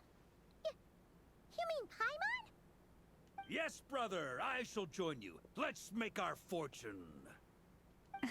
We should go with them. What the? This thing is crazy tough. I can't even scratch it. What's it made of? Sorry, brother. Looks like we'll have to seek our fortunes elsewhere. Enjoying yourself? I was just seeing if I could influence this phantom's perception by playing. But nope, no dice. I'm sure we're all starting to build up an idea of what's going on here now that we've spoken to some of the people. These phantoms are reenacting real historical events in Krai. It's almost like we're in some kind of interactive stage play. We can talk to the actors, but the plot is fixed, and we can't influence it. It makes sense. History is set in stone. The objective facts of the past cannot be changed. Paimon totally thought you were just goofing around earlier. But actually, you were doing some serious investigating. Of course I was. Anyway, at this point, I think we're forced to conclude that although the Phantom spaceship is right there in front of us, we aren't going to learn much about it from these people. If only they showed the moment when my sister was searching for me. Maybe then I could have discovered why she wasn't in the spaceship. Or if it showed the moment when it disappeared, I might have found out who was piloting it and where they headed. But no such luck. All we've seen is an arbitrary moment in time during its long stay here. Don't be discouraged. If nothing else, this is proof of the ship's existence. And think about it. So many people tried to hack their way inside, but no one could get the door open. It's made of very tough material. To me, that says that we'll either find the ship itself or the story behind it. It's just a matter of time. Thanks, Varka. Huh. Every now and then, when Varka gets serious, he actually does seem like Grandmaster material for once. I wonder how the others are doing. Let's head back for now. Sounds good. Also, drinks are on me if Team Knights of Favonius is the first to finish. Wait, we have a team name now? Am I in Team Knights of Favonius as well? You're very welcome to join.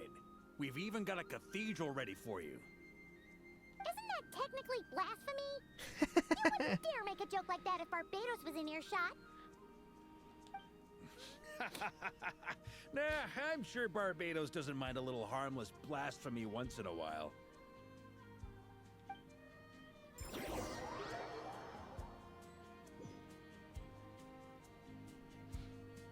Oh.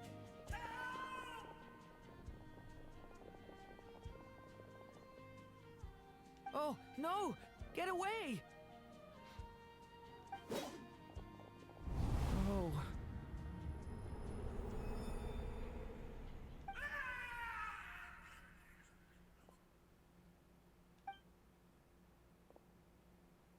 I know it's hard to stomach, Mr. Duran. But as I'm sure you've noticed, there is nothing we can do to intervene in that which unfolds before us. But we have to at least try. And try you have. But are you aware of how many unsuccessful attempts you've made now? I wasn't keeping count. I'm afraid this is the 39th failure so far. Or the 5th if we're only counting this particular victim. Ooh. There are no indications that these phantoms may be altered in any way.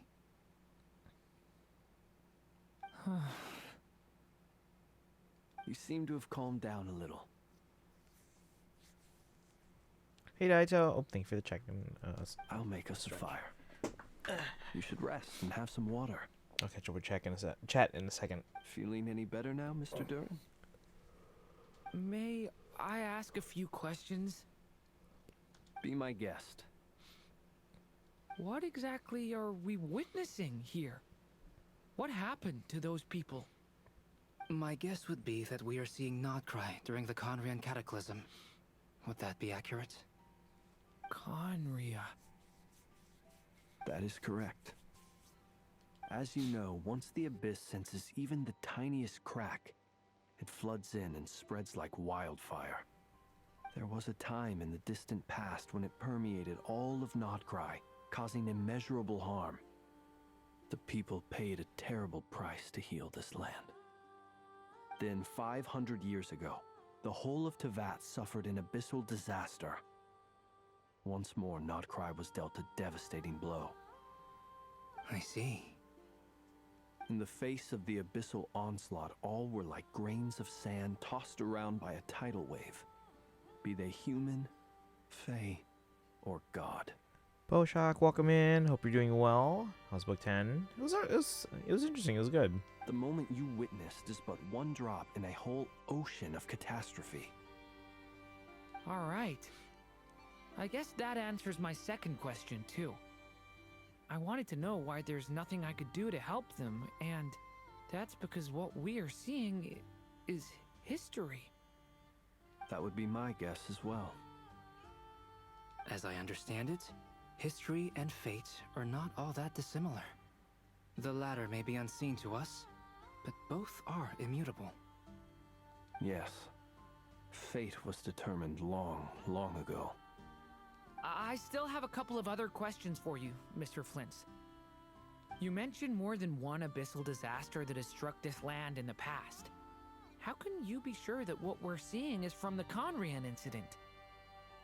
And also, how are you able to stay so calm when you're talking about these events? From everything I know about you, you're not cold or ruthless, and you're not indifferent to the suffering of others. Alas, I am forced to show my age. I must be 600 or 700 years old by human measure. They did that on purpose. Let me catch up with chat real quick. I was flashing back to the series tonight because it dealt with anti-time, and in the game they were talking about things that existed in their own time. Daito, welcome in. How are you doing today? Welcome, welcome. 2 or 3 weeks away from getting my Switch 2. 3 stream streak, let's go. Thank you for the hydrate and stretch as well. Did you go through book 10 yet? There's 2 chapters.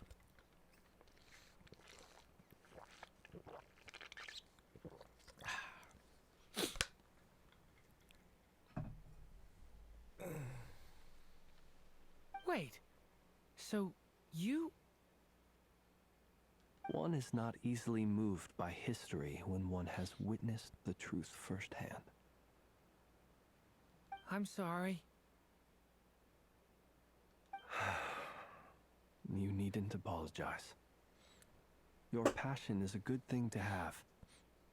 Treasure it, because someday you may find it in terribly short supply. Now, at the risk of offending you, I have a question in return.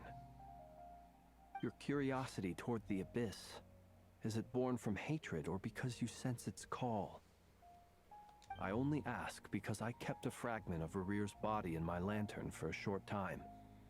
Specifically, his heart. So I know what a burden it can be to carry the Abyss with you. And I hear its power growling from somewhere within you. In my eyes, your mere existence is a miracle.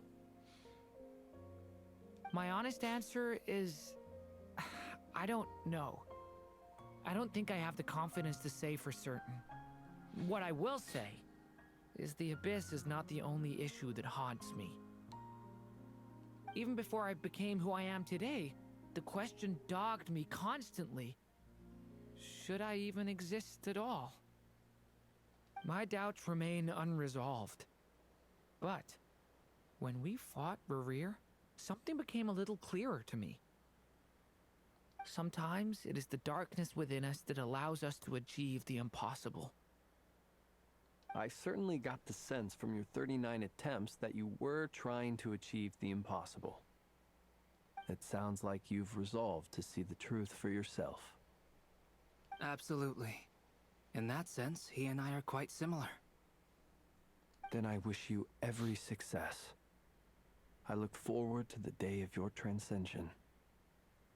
Well, if everyone's caught their breath, I suppose we should head back. Oh, and one last thing. Oops. I'll go back and watch that later on, or play the audio. Incredibly, our separate investigations led us all to the same conclusion. Hooray for consensus! Yeah, but we barely learned anything, though. I totally thought this would be the mother lode. Talking with the ancients? I mean, come on! But nope. All we got was useless snippets of conversation. And all this stuff about moons and hyperopia. What a load of baloney. Seems like people back then had a few screws loose. I understand your frustration. We found the same issue. Each phantom only showed a very brief moment in time. There isn't much value to be found in these miscellaneous fragments of a civilization's history, no matter how glorious it may have been. If there's a silver lining, it's that these phantoms are harmless to the present reality. They shouldn't get in the way of the festivities. Paimon agrees. And not just because it's the first thing she understood in this whole conversation. You look disappointed, Nefer. Is something the matter? What do you think? We all worked our tails off, but the only one to gain anything from it was you, Lady Moonjanter. Well, please do share the Hyperborean records with me. I will gladly inscribe them in our people's documents. Oh, duh! Yeah! That was it! Hyperborea! Hyperborea. I'm serious. Only an expert in the Frostmoon Scions and their history can turn these records into valuable research material. The alternative is to let them gather dust on the Curatorium's storage shelves until the pages turn yellow. Nefer, you're wise enough to know that cooperating and sharing the profits is the best course of action here. Well, that goes without saying. Sure, let's do that. Huh? But didn't you say we aren't supposed to give out intel for free? Sorry. Shutting up. Shutting up. Now is not a good time to push Nefer's buttons. Anyway, back to Moon Prayer Night. I'm thinking that we should prepare something a little special, aside from the usual decorations and so on. You mean a parting gift? Can't go wrong with food. Although, does food go bad on the moon? Perhaps a lantern would be a better choice. It might be dark up there. It could prove difficult to light a lantern on the moon. Magical stones might serve that purpose better. What about a clockwork mecha model from Fontaine? I've got a whole bunch at home. I use them for fighting practice in my free time. None of these sound like things she would be even remotely interested in. But we don't interact with her enough to know what she likes. Yeah. It would really save us the guesswork if someone could find out what she's into. Alright, we're on it. Wait, what the? Traveler? They're all looking at you. Okay, I got it. I'll find a chance to ask her. Great! Haha, problem solved. Now, I need to stop by Dory's. Gonna need her help sourcing a bunch of stuff for the festival. Then let's leave it there for now. We all have our own business to attend to. Traveler, if you find out what Kutar likes, let us know right away. Gotcha.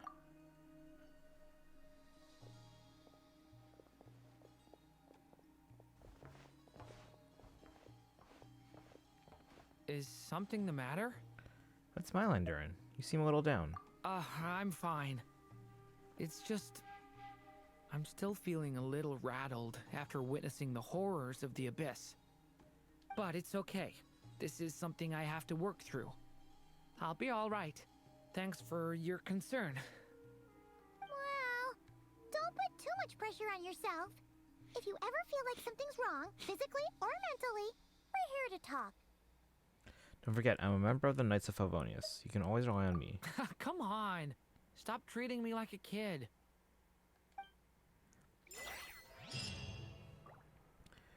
Alright.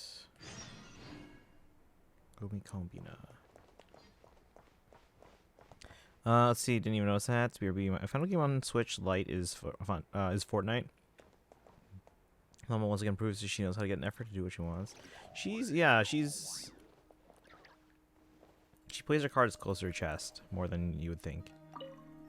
You should get going. It's important that we ascertain what Kutar likes.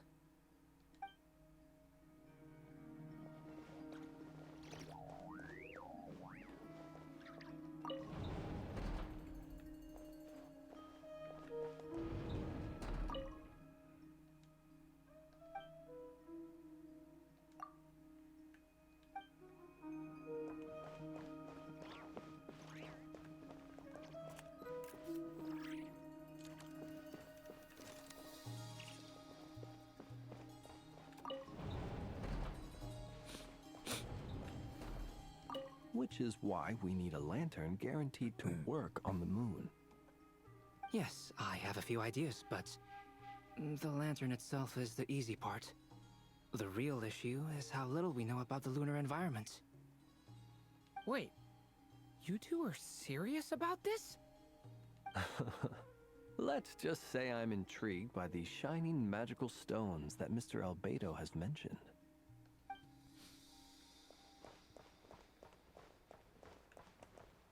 Miss Lauma, would you accompany me into town? I think it'd be best if you saw the Frost Moon Scion's decorations for yourself. Very well. Let's go. Where'd your Hoda go? Oh. Talking to the cat. Could you do me a solid and try to smooth things over with Boss Neff?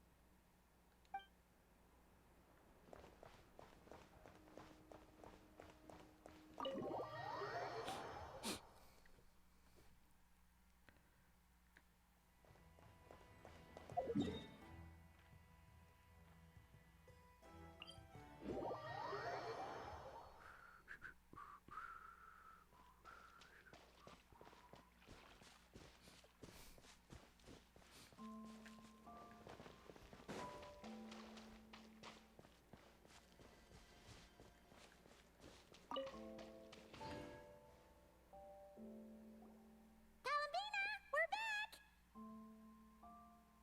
Huh? She's not here.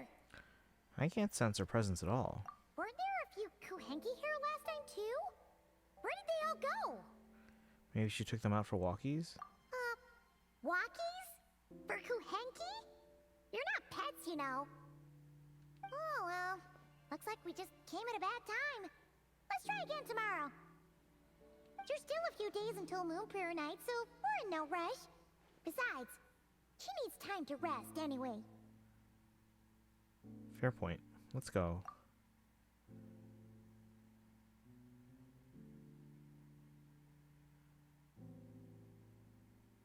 Columbina, are you back yet? Oh, how strange. Looks like she still isn't here. She didn't leave early, did she? So that she wouldn't have to say goodbye? Right? It's not like her to spend so much time outside. Especially since she's worried about attracting unwanted attention. By the looks of it, she hasn't been back all day. What about Luanatar? Luanatar, you there?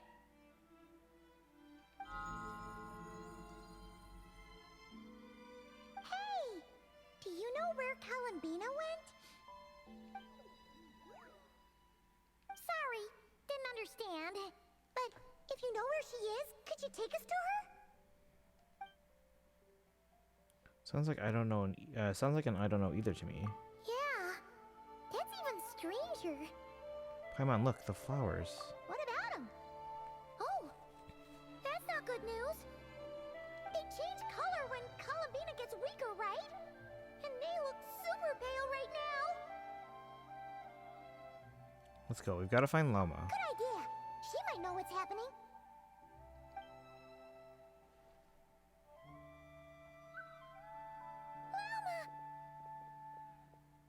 Ah, it's you.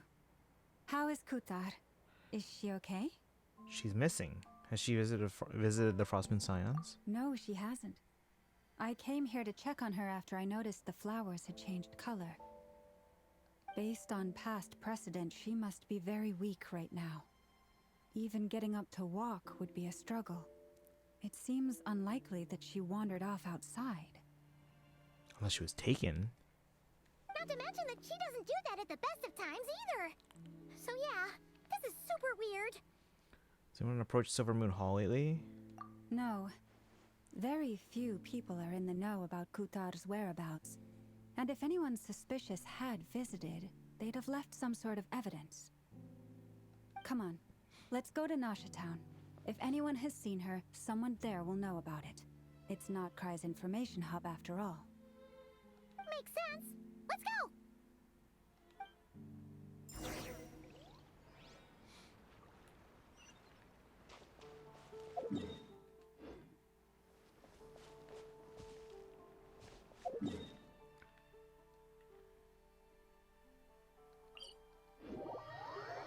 I return. Welcome back. Rain. Columbine is missing. The hair and feathers are gonna get soaked. Time for some preening when I get back. Wait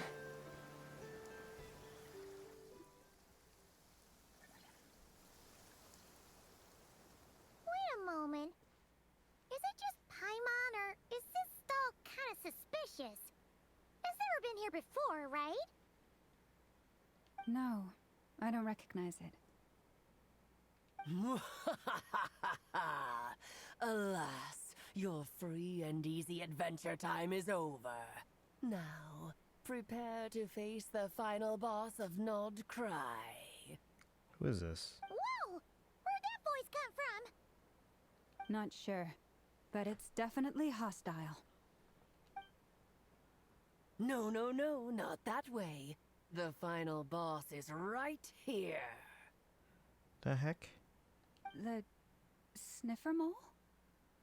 That's the final boss? Surely not. Also, That voice is a little familiar. Okay, the jig is up. I'll stop teasing you. Turn Wait, around. what? I'm right behind you. What? It's a recognize. Well, I mean, now I recognize it. Not as the mole.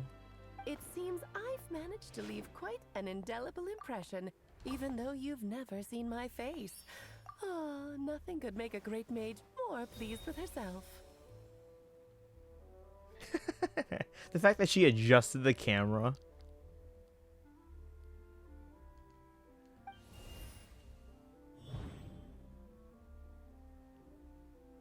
And put her name on the screen. Like fourth wall breaking. What is going on? I've heard that all the big shots in Teyvat have long, wordy titles that stun people speechless when they make their entrance. Unfortunately, none of them are affiliated with the Hexenzirkel, and we ourselves keep a very low profile. The notorious name-dropping doesn't quite work for us. Still, I, for one, think I'm really quite amazing. So that didn't stop me from coming up with a title anyway. Alice! It's really you this time? Not a lantern or a Dodoko, but Alice in the flesh? Oh, that's right. So, what do you think? How does it feel to finally meet me? You look like... You look just like Klee. You look so young. Oh, that's the first thing you thought. A little surprising, but that actually makes me very happy. Because that means that when Klee grows up, she'll be just as stunningly beautiful as her mother. So she's a friend of yours? Kind of. This is actually the first time we've seen her in person. I see. Madam Mage, that was, quite a powerful entrance. I certainly won't be forgetting it anytime soon. It's okay, Lauma, don't force it. Paimon will do the honors. This is Alice from the Hexenzirkel. She's a friend of ours. And of Arcus, too. She's helped us a lot in the past. That's right. She's a good person, just kinda unpredictable. Well, what is the human heart if not unpredictable? Hmm? If we could not do as we please, how would we differ from machines? I am Lauma, Moon Chanter of the Frost Moon Scions. It is a pleasure to meet you. Oh, I know. Before you got here, I spent a good, 15 minutes getting up to speed on Nodkrai's present situation. In other words, I've read the whole in the last episode part, so we can skip the pleasantries. Fair enough. Well, Miss Alice, I can already tell that you have quite a unique personality. He'll get used to it. Paimon sure is. So anyway, what are you doing in Nodkrai, Alice? Oh, I thought I told you already. This time, I'm the final boss. And what a formidable foe I shall be. Powerful, confident, decisive, and good luck finding my weak spot. You will never succeed. I'm gonna send a formal request for Jean to put you in solitary. Oh, drat. My one weakness, and you found it in an instant. Fate has been dealt a devastating blow. Thus falls the great Dodo King. Why are you playing along with this nonsense? For funsies, of course. What's wrong, Paimon? Are you disappointed in me? Am I a gigantic letdown? No, it's just... You seem like a busy lady. And this is the one time you've shown up in person. Paimon figured it would be for something more high stakes than just goofing around. You're quite right. I'm here in Nodkrai because something big happened. Something big enough it caught the attention of the Hexenzirkel. It concerns the 3 moons, Teyvat's borders, And of course, the moon goddess you are currently searching for. You know where Columbina is? Kind of. Why don't we discuss this over a pot of tea? My main reason for coming on this trip to Teyvat was, of course, to have some fun. But I do technically have a job to do as well, namely, maintaining the stability of Teyvat's borders. I'll skip over the complicated parts, but to sum it up, abyssal energies are all that lie beyond Teyvat's border. We'd find ourselves in a real pickle if they ever made it through. And the phantoms you've been seeing are a sign that the border has been disturbed. Ah, no wonder they tend to show up around Moon Prayer Night. Is it because the real moon is now so close to us that its power can cross the border? In part, but only a negligible amount passes through. Just enough to influence the verdant crests and so on. And as you've noticed, there has been an unprecedented number of phantoms appearing this year. The influence of the moon beyond the border cannot explain this.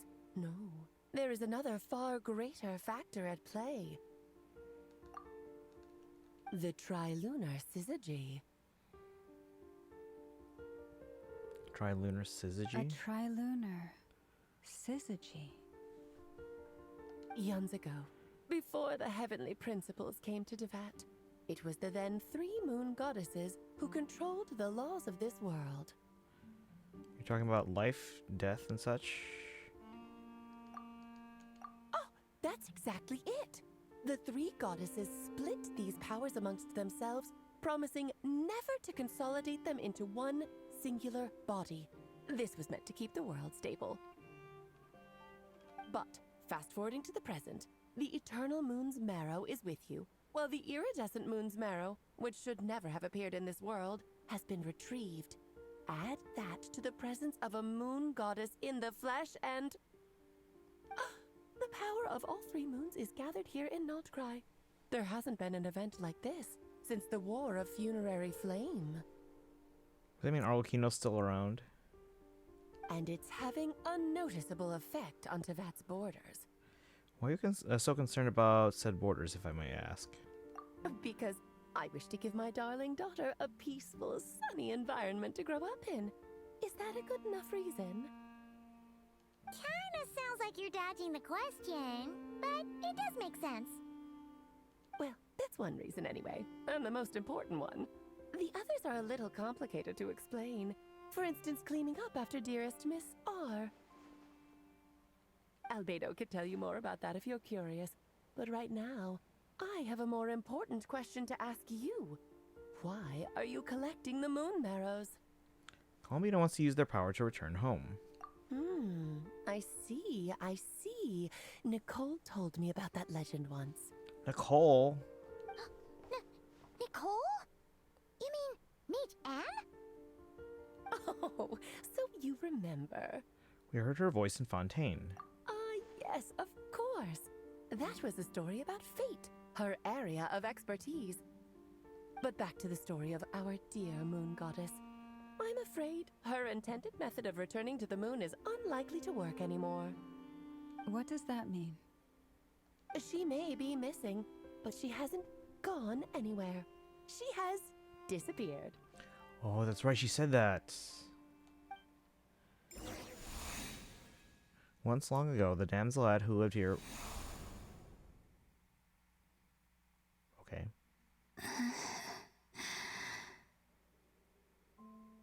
My body is so... heavy. Wait, no. It's... my mind that's heavy. My arms and legs are as light as a feather. What's... happening to me? I feel... drowsy. Like I've been asleep for too long. Is it daytime or nighttime? Is the moon out? I think I'll go for a walk. Are we gonna control her and go out on a walk?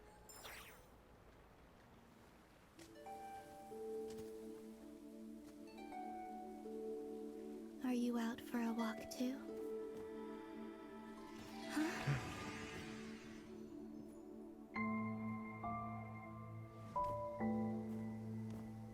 Oh no.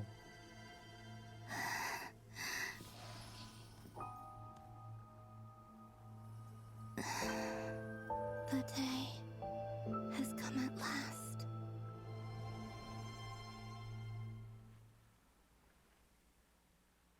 Wait, but she's still kind of there.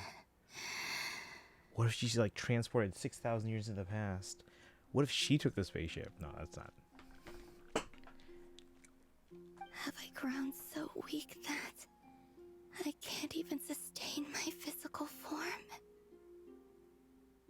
But Moon Prayer Night is nearly here. I was so close to returning home.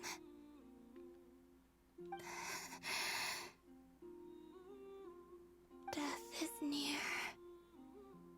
Is this how it ends for me? Will I return to the moon after I disappear? Or...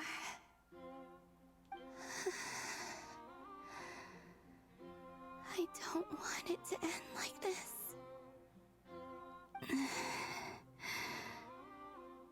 So far, at least, I still exist. Even if not physically, I can still feel. But as my power wanes, I'm sure that too will fade. I suppose I might take one final look at this world. The world where I was born.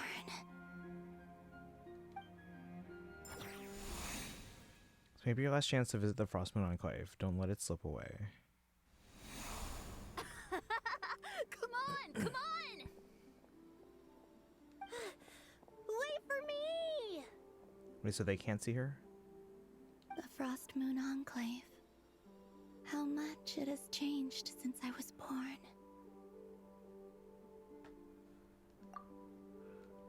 These decorations, they're so heavy. It's times like this when you kind of wish men could be priestesses and acolytes.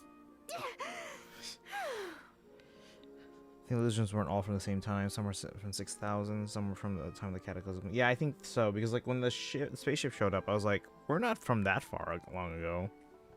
How fascinating. I've never had the chance to be privy to people's private lives in this way. In the past, people would get so solemn and serious the moment I showed my face, like they were frozen stiff. Karina, Lametti, it's time to eat. Coming! I want to watch them a little longer.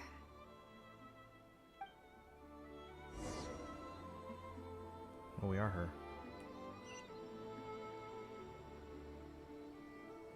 Oh. So that's her movement? Just hopping around.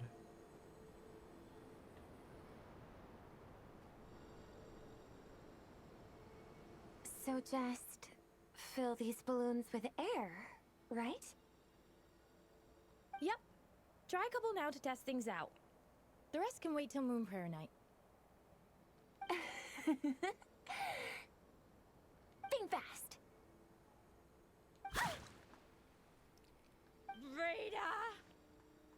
Teasing an acolyte of the Frost Moon Scions? Surely that's a punishable offense. Take this!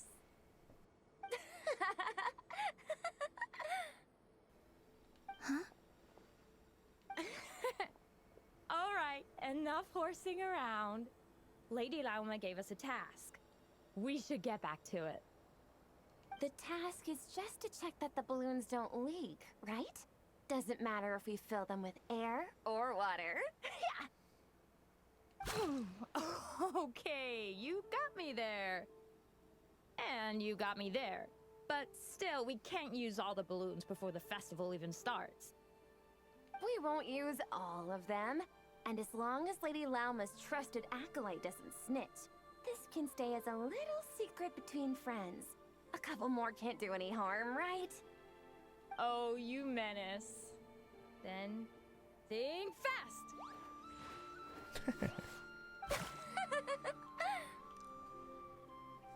Is pumping a balloon full of water really so much fun? Look at her. It's like a little kid.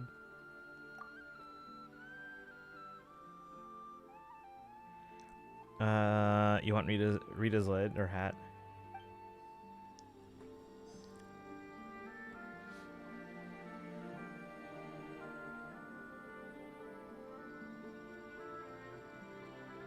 Is this how she's gonna move when we can play as her?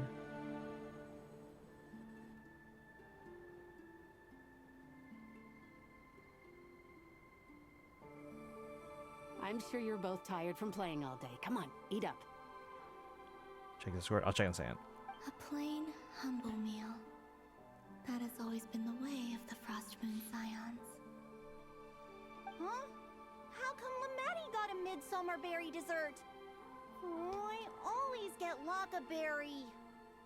I don't mind sharing. You can have a bite of mine if I get to have a bite of yours. Aw. They're sharing food? I've never shared food with anyone before. Even at the Harbinger tea parties, everyone just ate off their own plate. And when I couldn't finish my food offerings from the Frostmoon Scions, they'd leave the leftovers out under the moonlight for the animals to claim. Hey! That was 2 bites! Oh, then you can have another bite of mine. Oh, you too.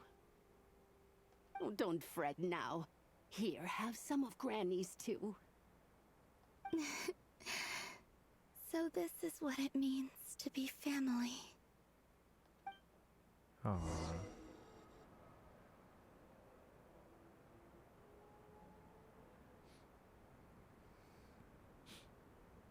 I'm seeing so much that I'd never usually get to see. They'd never act like this when I was around. It's nice, being able to just watch people in peace in these final moments. What a rare opportunity. I think I'll go take a look around Nasha Town, too. Maybe the Traveler will be there.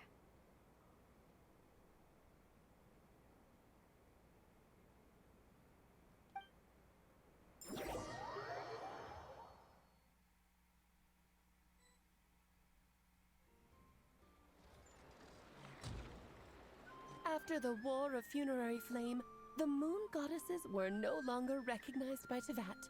They lost the whole foundation for their existence. Oh. Wait, what's the War of the Funerary Flame? That's why the Moon Goddess's strength is fading. She cannot withstand the world's rejection of her.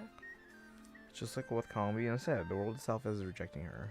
To be more pedantic about it, the Moon Goddesses did something to offend the heavenly principles, and that's why they were ousted. Something of a recurring theme in Tevat's history. Theoretically, speaking so candidly should put me in their crosshairs too, but they can't tell me what to do. I'll say whatever I want. Anywho, the Moon Marrow energies were but a drop in the bucket for her, and that battle against the Ray Hair of Solnari only weakened her further.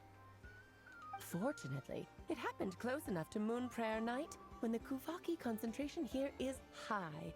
That's the only reason she managed to survive this long. What do you mean, fortunately? You said she disappeared. We're too late. Oh, what a headache. I thought this was all common knowledge. I guess I have some more explaining to do. Okay, buckle up. It's time for another lecture.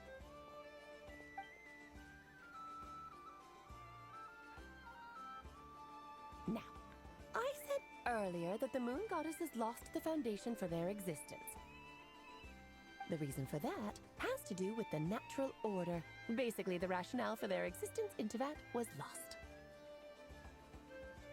The same logic applies to the present Moon Goddess, too. Consider her existence so far. Her comrades in the Fatui called her Damselette. And she was worshipped as Kutar by the Frostmoon Scions. But these connections have now been severed, whether by her hand or yours. So, the rationale that once sustained her existence is now gone. Wait, we did that to her? Oh, well, strictly speaking, yes. But let's not start pointing fingers, shall we? I'll only end up as the big bad villain, and that's not the kind of final boss I want to be. If you're making light of this, hopefully that means you have a plan. Of course I do. I'm only the greatest mage in the whole entire world. Now, if you wish to find your moon goddess, there are 2 problems we need to solve. Firstly, we'll need to strengthen the connection between her and Tevat, at least enough to sustain her until Moon Prayer Night. Strengthen her connection. But does that mean I'll have to rally all the Frost Moon faithful behind this? I'm afraid a bygone faith and a former home won't be of any help to her now. Do you know her name? Her name? Oh, yes. Names are very important things. A name is a fundamental concept that anchors one's entire existence. I asked her once, but she said she didn't know. Then your first job is to find it. As a moon goddess, I'm sure she must have a name she identifies with. Neither Columbina nor Kutar is her true name, and she's never really accepted either of them. So she's a 4th name? So, finding out her real name is enough to sustain her existence? Yes, I know it sounds like a small step, but every journey begins that way. So for now, that's all we need to focus on. The second problem is with her plan to use the moon marrows to return to the moon. Unfortunately, piercing through the false sky will take an enormous amount of power.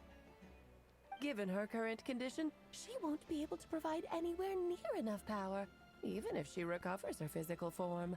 Why don't we just call Moeka? She punched through the false sky. But no need to fret. Nicole's the expert in this field, and I'm sure she'll figure something out. Wait, Mage N is going to help us out too? That means we've got 2 Hexencircle mages on the case. This is turning into a pretty big deal. Actually, this is more of a side quest for me. Like you said, I'm a busy lady, so I can't stay for too long. I'll have to return to Tevat's border soon. Thanks for telling us all this. That's the upside you get for looking out for my little Klee. Hopefully that will incentivize you to carry on keeping her company in the future. Anyway, jokes aside, you'd better get moving. It will take quite a miracle for the moon goddess's consciousness to hold out till Moon Prayer Night. Oh, I suppose I might as well tell you where Nicole is before I leave. Off you go now. Time to meet your new friend. Oh, yes, and a little suggestion. Don't forget to mind your heads. What? I wonder how Durin's doing. I should really go see him before I head back. You really are super busy. I most certainly am. There's so many children I have to keep tabs on just in Mondstadt. Durin, Albedo, Venti, Varka. There's some unexpected names in there. Klee didn't make the list, huh? Of course not. Klee is my pride and joy. I have no qualms about her, because she's the best child in the whole wide world. Yep.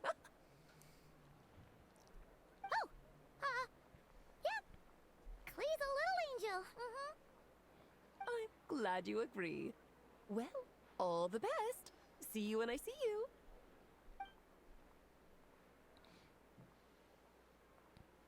She left in a hurry. Yeah. She didn't pack up her stall. Should we handle it for her? Doubt that's necessary. A mage of her abilities doesn't need our help. I must say, I'm now very curious about her daughter. Klee, wasn't it? What's she like? That's a long story. Come on, we'll fill you in as we go.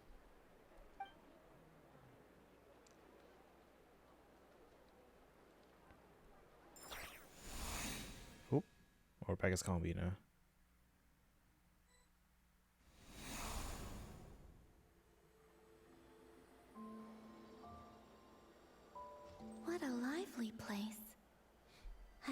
experienced Nasha Town like this before. Hey, you old geezer! Your hammer's rusted through! Who are you calling old geezer? Are they quarreling? I'm looking right at him! You've really gone downhill since giving your daughter free rein in the workshop. Can you even swing a hammer anymore? It shouldn't take you days just to fix a single chair! You might as well use that hammer to massage my back for all the good it's doing. Don't run your mouth, or you'll get a back massage that'll put you in bed for the rest of your life. Look, the materials haven't arrived yet, all right? You know how busy it gets in the days before Moon Prayer Night. I'll bet you send all the materials to your little princess. Blood's always thicker than water, huh? All right, you've made your point, Uncle Koski. As soon as the materials arrive, fixing your chair will be the #1 priority. And Dad, if you've got time to chat, why don't you lend me a hand, hmm? See? Lolka knows what the score is. I guess they're friends. But the way they spoke to each other was so ugly. Then again, it wouldn't be the first time I've seen something like this. Columbina! Sing outside my door in the middle of the night one more time, and I'll unscrew your vocal cords. You hear me? Oh, Zandrone. So that was her way of trying to be friends with me. What a pity. I won't get the chance to say any ugly things in reply. Let me catch up with chat. Let's just see. Check Discord.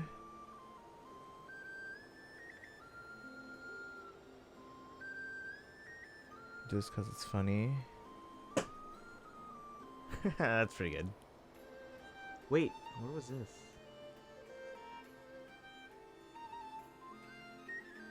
Oh, I didn't even see that there.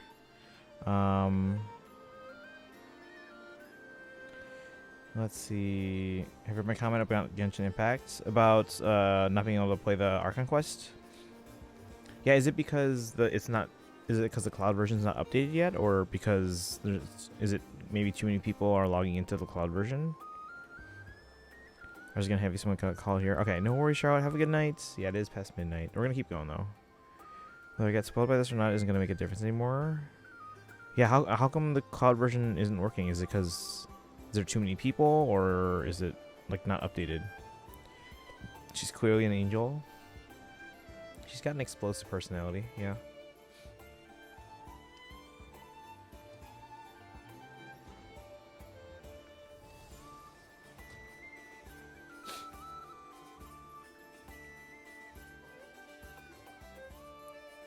Hey, have you decided what to give her for Moon Prayer Night?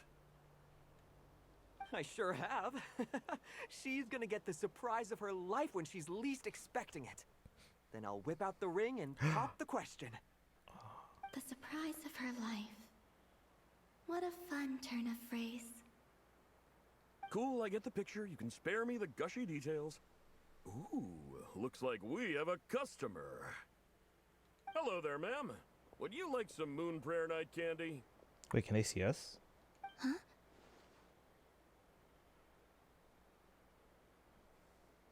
Is he talking to me?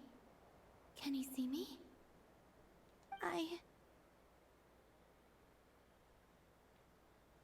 Here you go. Oh. Oh. Come back anytime. Right. Now, where were we? Poor Columbina. I don't know why, but I still held out hope.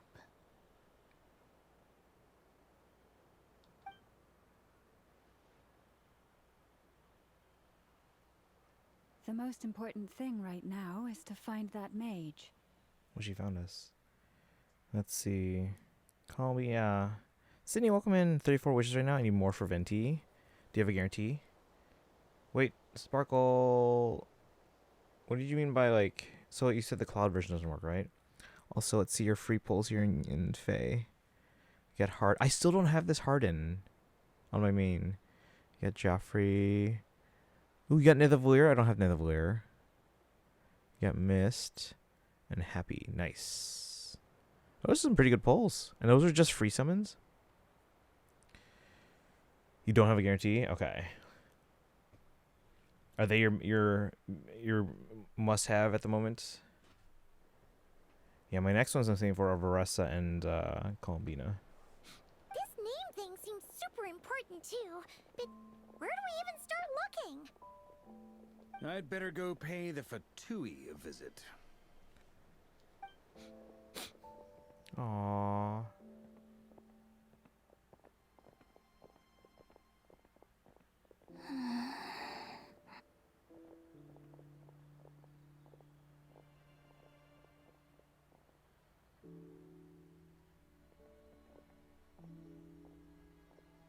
Columbina?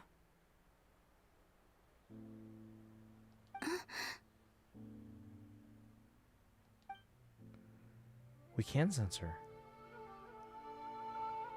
It's because of the ties we have to like the moon power or something.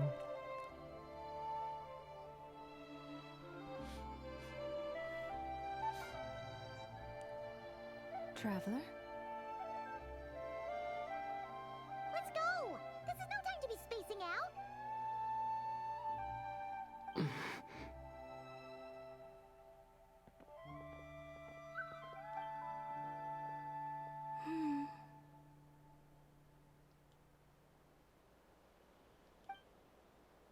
Aww. Maybe it's not so bad just quietly staying by their side like this.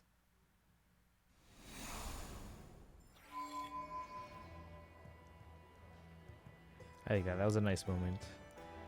Let's see. I have them, but I want to see them. Wait. Oh, you have Venti, but you want a consolation? Sorry, being snarky earlier. Your curiosity leads to helping me, and I don't want you to go out of your way to help me. I don't mind helping.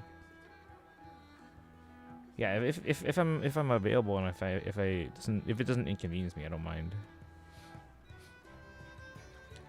I have Venti 6-6-10. Is that good?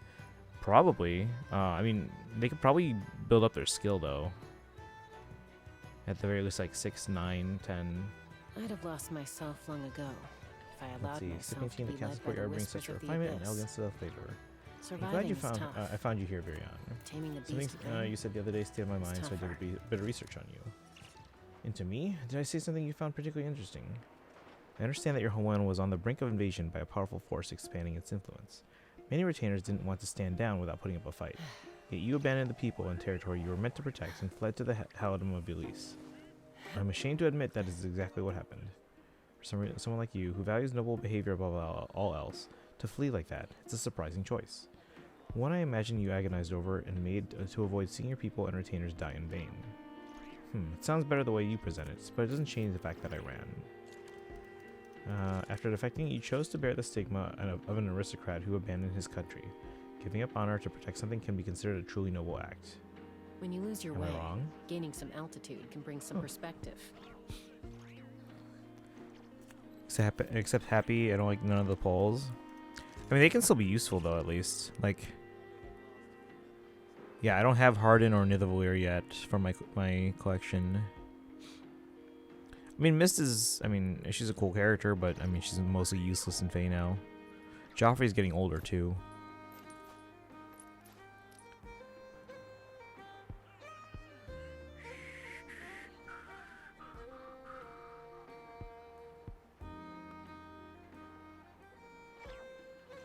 Alright, we gotta find Nicole. Can we sense Columbina anywhere? She's following us, guys.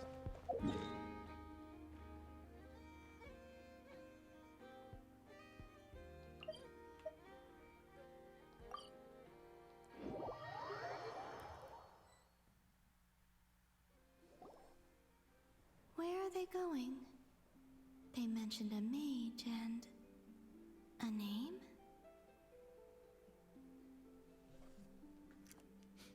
So, Mr. Varka, are you acquainted with this Nicole? Or should I call her Mage N? Ah, not really. We've never met, though she has come up in conversation. From what I've gathered, Alice kinda took Nicole under her wing. Taught her how to speak in a more ladylike fashion, that kind of thing. Huh. Hard to imagine Alice as an etiquette coach. Yeah, Alice is a larger-than-life personality, I'll give you that. But then again, that's why she's able to draw such an eclectic mix of people into her inner circle. If I remember correctly, being an interesting person is actually one of her main entry requirements. So, if you ever wanted to join the Hexenzirkel, I'm sure you'd both be eligible to apply. Hey! Don't go around making promises on Alice's behalf. I wouldn't dare. I'm just trying to paint a picture of the Hexenzirkel for you. Okay, sure. Anyway, since none of us have ever met Nicole, how are we supposed to find her? We can't just go up to every woman in sight and ask, "Hey, are you Nicole?" Maybe something she's wearing will give it away? Like, a windbloom pinned to her chest or something. Wait a minute. Alice never said Nicole was from Mondstadt. Oh, true. What about a tea set? I recall each mage has their own cup. That would be this young lady, then? It's our first sighting.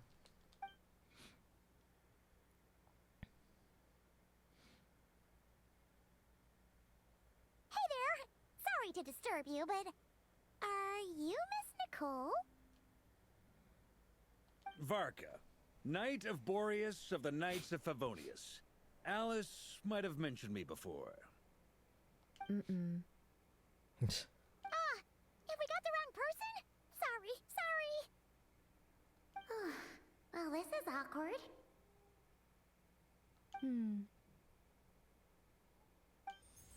When I shook my head, I meant, no, Alice hasn't mentioned you before. Huh? Where is this voice coming from?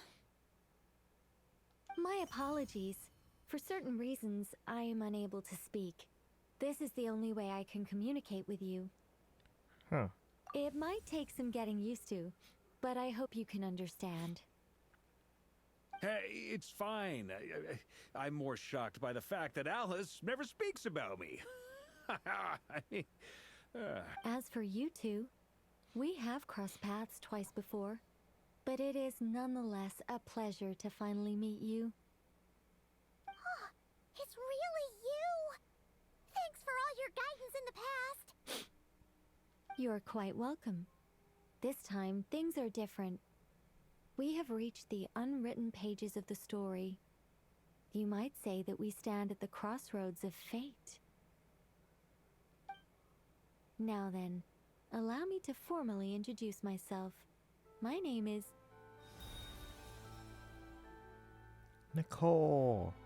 The unappreciated master sculptor, the immortal literary giant, if only they'd write, the silent angel, yet also the orator, the instant they utter a word. Summary: to remain silent is to be the observer of the world. No, stop! Alice! I can't believe it! I had a whole speech prepared. I'd agonized over every single word. She always picks the worst moments to ruin other people's plans. I'm so sorry about that. Alice took the liberty of devising some bespoke self-introduction magic for each member of the Hexenzirkel. But I could have sworn I deleted all of the triggering conditions for it. How did it bypass everything? Oh gosh, this is so embarrassing. This is a very different side of Nicole than what we're used to. Is she not used to face-to-face interactions? Don't worry about it. We've seen that introduction magic once already, so it wasn't too much of a shock. Please go on, Miss Nicole. We'd love to hear what you have to say, or, well, communicate. Oh my god. Huh? Are they talking to this lady? Oh, she can't hear them. Will you all promise to forget that horrendously embarrassing introduction? Sorry? Embarrassing? When? One of the words that hopped out just now, I saw angel. Yes. My name is Nicole, and I am one of a very few angels who have retained both their preferred form and their power. She's an angel? The Traveler and Paimon should be no strangers to this concept. There is another of our kind in Natlan. They call her the Lord of the Night. Alright! Paimon remembers her! We've never seen her in person. Wait. Yes. Well, I have retained more of my power than she. It's because I don't have a long-term duty to fulfill. To be more specific... no. We'll be here all day if I get into the specifics. Moving on. If I'm not mistaken, you are here because you wish to learn how one might reach the moon beyond the sky. That's right. Is that something you can give us any guidance on? Yes, I do know a way. It began with the Hyperboreans, who lived after the War of Funerary Flame. Blank looks. Maybe I should start with the background of the war. Or maybe not. It shouldn't be an issue. I'll fill in the gaps for you when we have more time. Anyway, after that war ended, the three moons retreated to beyond the false sky. The moons retreated? The Hyperboreans were humans I once aided. They accepted the civilization and creations bestowed upon them by the angels. But despite accepting many blessings of the angels, many among them still held on to their faith in the moons.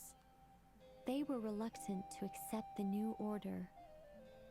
Even after the War of Funerary Flame, they sought to contact the moon goddesses beyond the sky and receive their guidance. I guess Calmino is chasing after the animal. But all three had passed away by that point. This mage has a unique method of communicating. Is she talking about the moons? Yes, but they did not know. And so, still they prayed for the moon goddess's mercy. After building titanic structures that consumed vast amounts of Kuvaki, at last they glimpsed the moons and heard their voices. But of course, they were gravely disappointed, for it was then that they realized the three moon goddesses were dead. Oh, that's such a sad story. It is. Humanity was in a very sorry state at that time. The angels who had once aided them were gone, and the War of Funerary Flames had left them homeless and destitute. Just a second, I gotta ask. How relevant is all this history to the task at hand? Well, I mean, it's... Okay, it seems we've drifted into irrelevant narrative waters. It's been a while since I've had the chance to speak inside someone's head. As soon as I got started, I lost control and the words just flowed out like a waterfall. What I'm trying to say is... Right, yes, that's it. The relevant part is the ritual created by the Hyperboreans. The fact that they bypassed the false sky and saw the true moons implies that they successfully built a connection between Tevat and the outside world.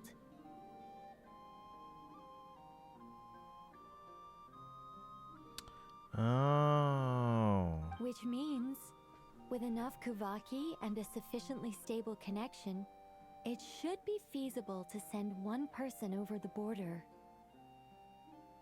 Okay, so they built some kind of portal? Oh, yes. A portal. Yes. Is something wrong? disappointed. I just didn't expect you to summarize it so well. It turns out I could have said all that in one word, if only I'd managed to think of it. No, please, it's fine. This is invaluable knowledge.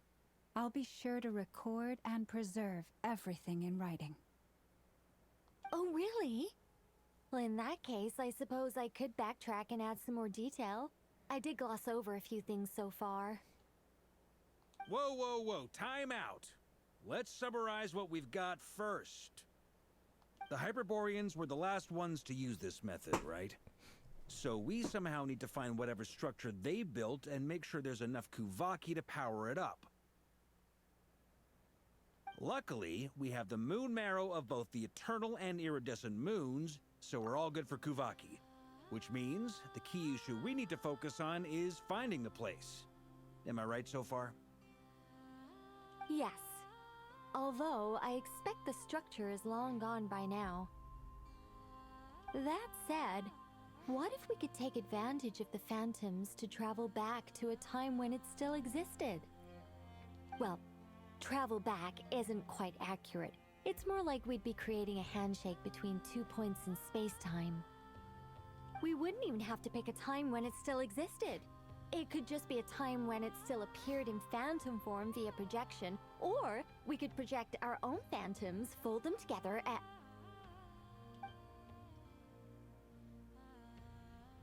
You look lost. Was that too hard to follow? Yeah, things got a little, technical there. Paimon's brain is reaching capacity. Alright. Let me think about how to put this more simply. Okay, got it. Over the next few days, I'll search for phantoms that we can use. Once I find one that meets the criteria, I'll let you know and we'll regroup. By completing certain rituals, specific individuals will be able to enter the phantom and make it to the Hyperborean structure. Oh. If everything checks out and it looks feasible, we'll just need to wait for Moon Prayer Night, and we can send the Moon Goddess back home. I'm really skimping on the detail here. Is this making any sense at all? I think so. For now, we'll just wait to hear from you. Yes. Basically, yes. Great. Counting on you. In the meantime, we'll focus on finding the Moon Goddess's name. My name? Are they looking for a way to stop me from disappearing? Yeah, 'cause we're friends. Excuse me, Miss... Go on, Miss Nicole. This conversation was a little all over the place. I didn't catch your name. I am Lauma, of the Frost Moon Scions. Ah, I did wonder. I noticed that you listened very intently when I spoke about Hyperborea and the moon's history. If you'd be interested, I'd love to visit you this evening and go through it again in greater detail. Also, if you were serious about making a record, it would be too risky to simply write down the raw details as is. I would suggest some tweaks. Maybe rewrite the stories as fairy tales or fables, perhaps even prayers. Anyway, we can cross that bridge when we come to it. So, see you later then? Oh, and no need to prepare anything. Just a cup of tea will do. See ya! She seems friendly. It's just... It's so nice to find someone who's actually willing to listen. I've been dying for a chance to finally go through all this systematically from start to finish. Any longer and I'd probably start forgetting it. Now Paimon gets why Alice told us to mind our heads. Ha ha ha ha! What did I tell you? A lot of quirky people in Alice's orbit. Now then, the next order of business is, where do we start looking for the Moon Goddess's name? Probably the past. Maybe the rest of what Nicole has to say might give us some clues. Once I've heard her out, I'll summarize the salient points and share them with you all. I'm also inclined to review our other documents. Yes, our faith was first established by our Hyperborean ancestors, but many of the more factually accurate records are from after Kuthar's birth. I have a hunch that the Fatui might know something too. Sounds like we're gonna follow Columbina's journey through Duvat, huh? In that case, we'll start by heading to the Frostmoon Enclave. Sounds like a plan. Take this with you. I'll see about getting in touch with the Fatui. It'll probably just be Arlecchino and Sandroni again. They're the only ones who would want to help. Thank you, Mr. Varka. Don't mention it. Honestly, I'm more comfortable dealing with the Fatui than prying into the details of a young lady's childhood. Catch you later. I should follow them, just in case there's some way that I can help.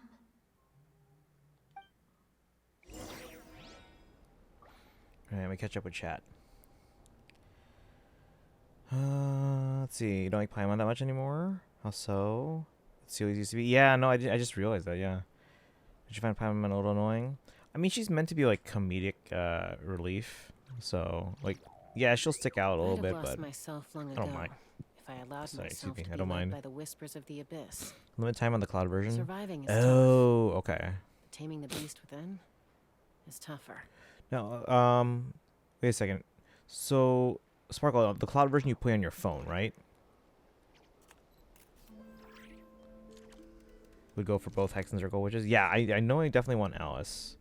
And Nicole was one of those that I was like, all right, she's like, I'm intrigued by her, and she was kind of like a wait and see kind of person.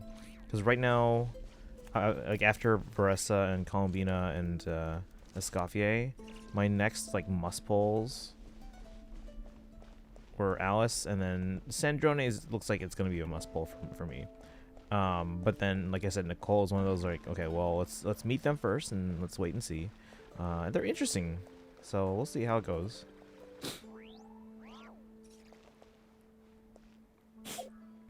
Okay, so go back there. Let's fly. Is Nicole still around for me to talk to, or no? Doesn't look like it.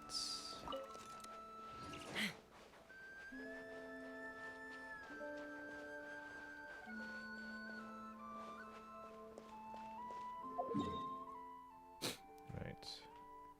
Actually, let me check on something in Faye real quick here, because it's almost reset.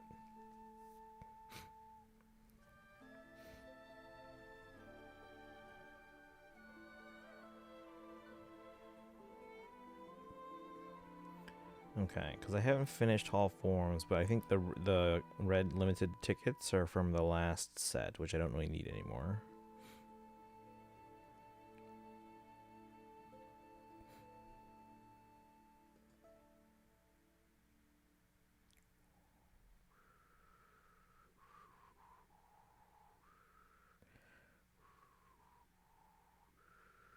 Gonna head out for the Night Dragon? Yeah, it's getting kind of late.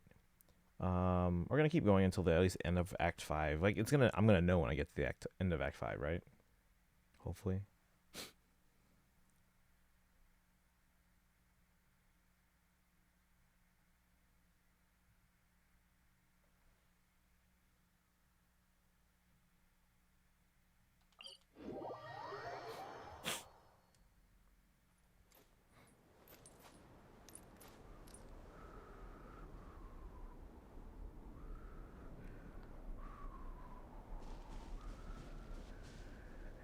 Yeah, I think that's okay.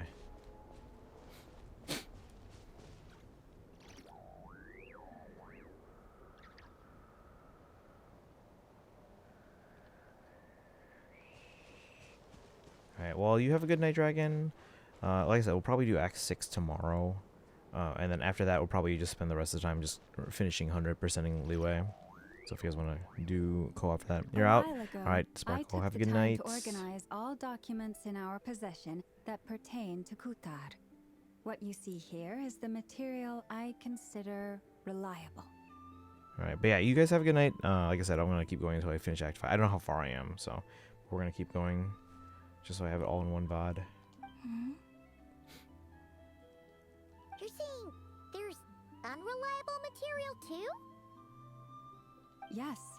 Most of the information we have was transmitted through an oral tradition. Inevitably, some of her stories were mythologized and deified over the years through countless retellings. That's why I organized them into reliable and unreliable. There's no sense seeking answers in history unless we can ensure the veracity of the historical record. Makes sense. Alright, let's take a look through. Clear and concise would be one way to describe the writing style of these historical records, but you could just as easily describe them as terse and dry. And since Llama already knows the material like the back of her hand, the quest to find any new information in these texts is tough going. Almost all these records refer to Kutar instead of Columbina. Although neither of those is her real name. Paimon's not sure what point she's trying to make.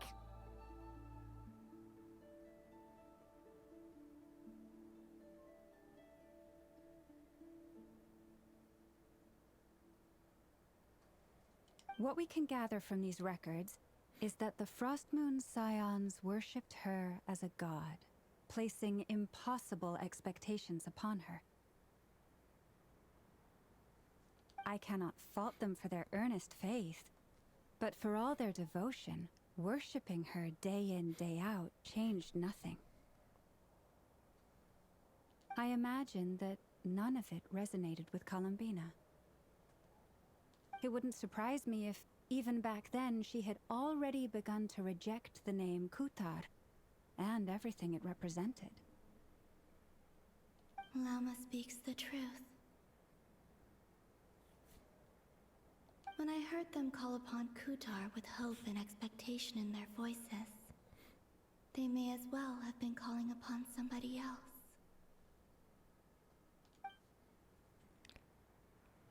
Let's see here. When you were organizing these texts, what criteria did you use? Well, that's a bit complicated. I looked at the level of detail, perceived authenticity, prose style, and how realistic their portrayal of Kutar seemed to be. Amongst the Frost Moon Scions of today, only I know of her existence, and I alone have spoken to her face to face. As such, I know that there are certain things she simply would never do. That being said, I have sensed some changes in her lately. Changes? Me? Seems like this is getting us nowhere. For what it's worth, why don't we check the unreliable sources too? Sure. Give me a moment.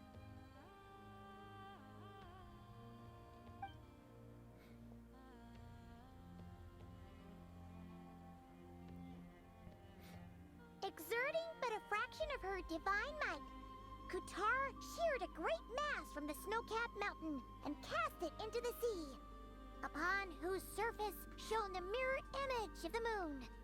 Thus was formed the island of Hisi. Yeah, right. That doesn't even begin to pass the sniff test. The 3 moons are not but lies through and through. Only one moon has ever shone for us, and Kutar is her name. Subjectivity is strong in this one. We've heard something like this before in Natlan. The vast majority of ancient texts are filled with fanciful tales like these. I trust you understand my criteria a little better now. Kutar did not speak, merely gazing into the distance in silence.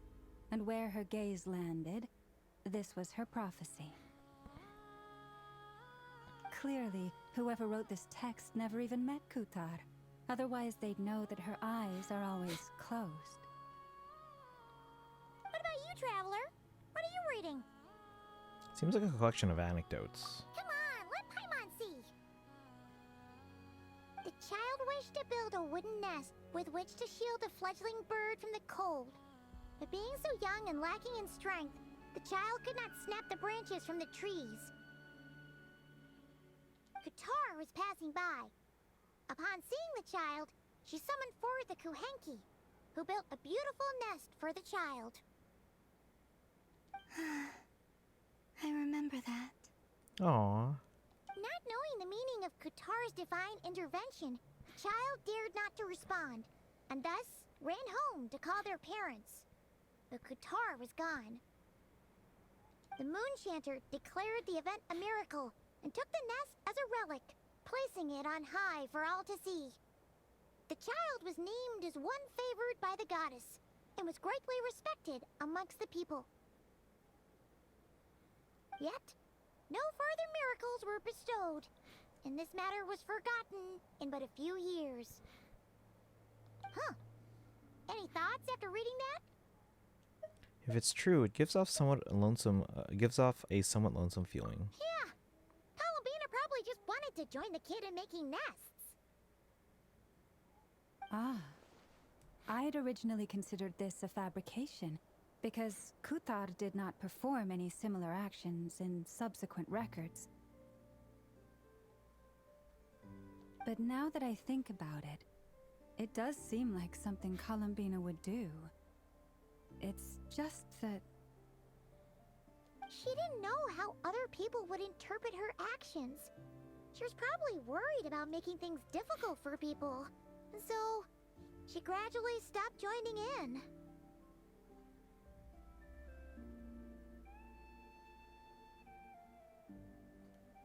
Yes.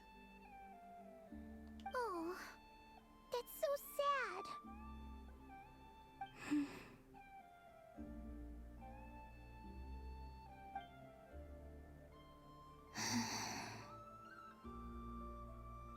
And now, I can make no such gestures of warmth, even if I want to.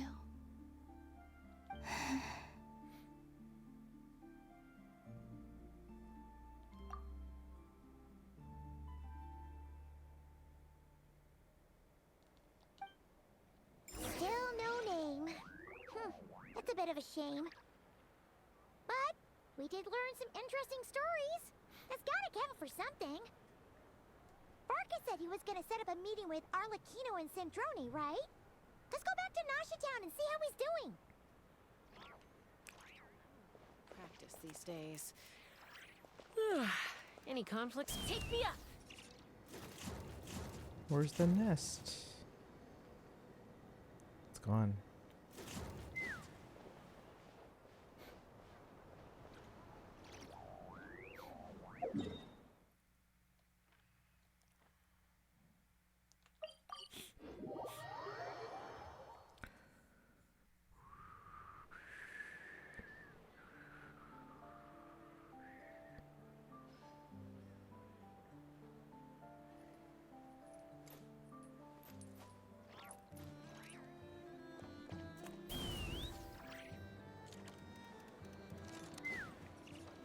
Turn an update over here. Let's see. There's Barca. Oh, and it's Durin and Albedo too. Talk about coincidences. We meet again. Yeah, this is pretty much the same place we bumped into each other last time. I convinced them to stick around a little longer. We were all waiting on people, so I figured having a little company would help pass the time.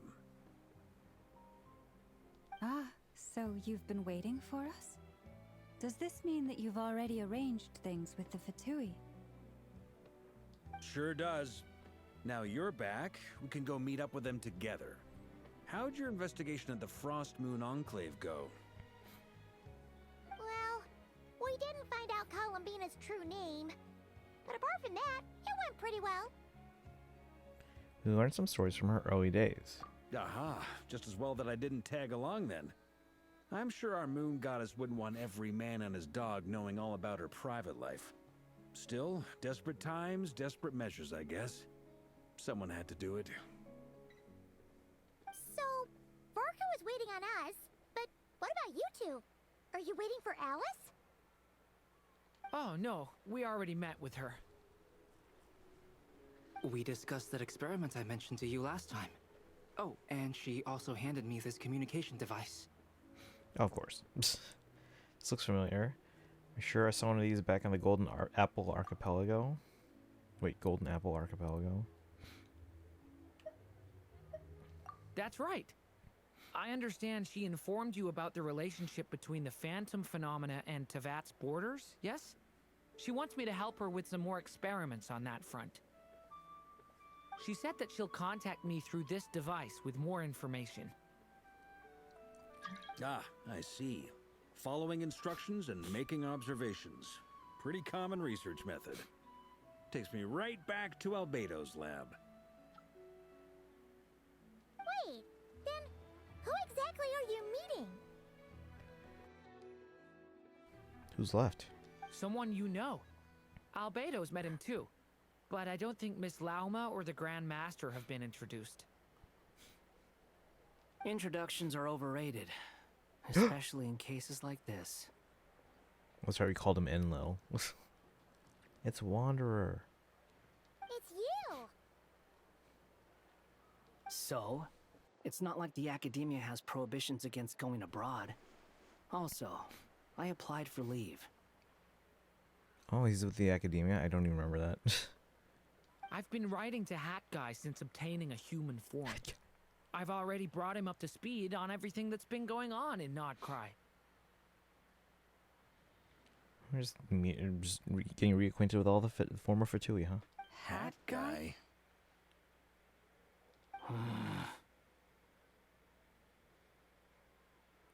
So Columbina wouldn't know him either, right? In this rewritten reality. Turns out, I actually have heard that name before. Hat Guy? Oh? Then why did you react the same way I did? I only knew the name, not the fella. But since we're all here, let's do some introductions for what it's worth. I'm Varka, Grand Master of the Knights of Favonius. Lauma, Moon Chanter of the Frost Moon Scions. And I'm a Driosh from the Vahumana Darshan of the Sumero Academia. Hat Guy. What? Good to see you again, Mr. Guy. I believe we last saw each other on the boat ride here. Mr. Guy? Wait, they were on the same boat ride?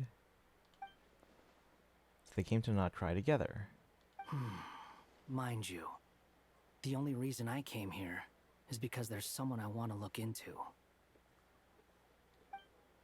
Who's that? The Doctor. Oh, Also known crap, as he's here. Dottore.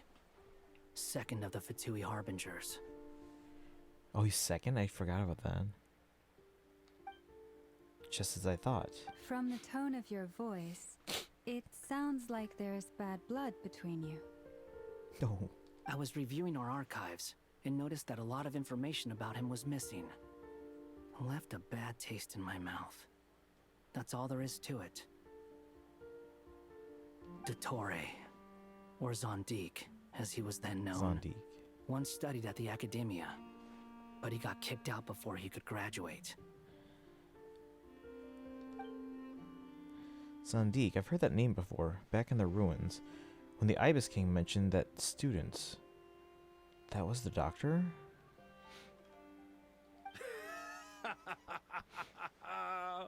So the Harbinger's #2 man is a college dropout? How embarrassing for them. Last we heard, he was planning something. We actually heard that a few times before, even coming to Krai. But we haven't seen a trace of him since we got here. He only appears when something interests him. For all we know, he might have left already. But the fact he did something here at all is worth noting. It'll fill a couple extra lines in his file. Why does it sound less like a file you're writing and more like a criminal record? Anyway, we were just about to meet 2 of the other Harbingers. Want to come along? You might learn a thing or two about him there. Sure. Even though they're Harbingers, well, they're old acquaintances of ours, so, you know, When you talk to them, try to be... Oh, that's right. Paimon doesn't remember either. Wait. Wait, does she remember? Because this was a separate event, I think. I got it. The Frost Moon Scion's relations with the Fatui remain tense. Forgive me if I do not attend. In that case, we'll continue assisting Miss Alice with her experiments. Good stuff. Everyone's having a fruitful time. All right, we better get going. I'll lead the way.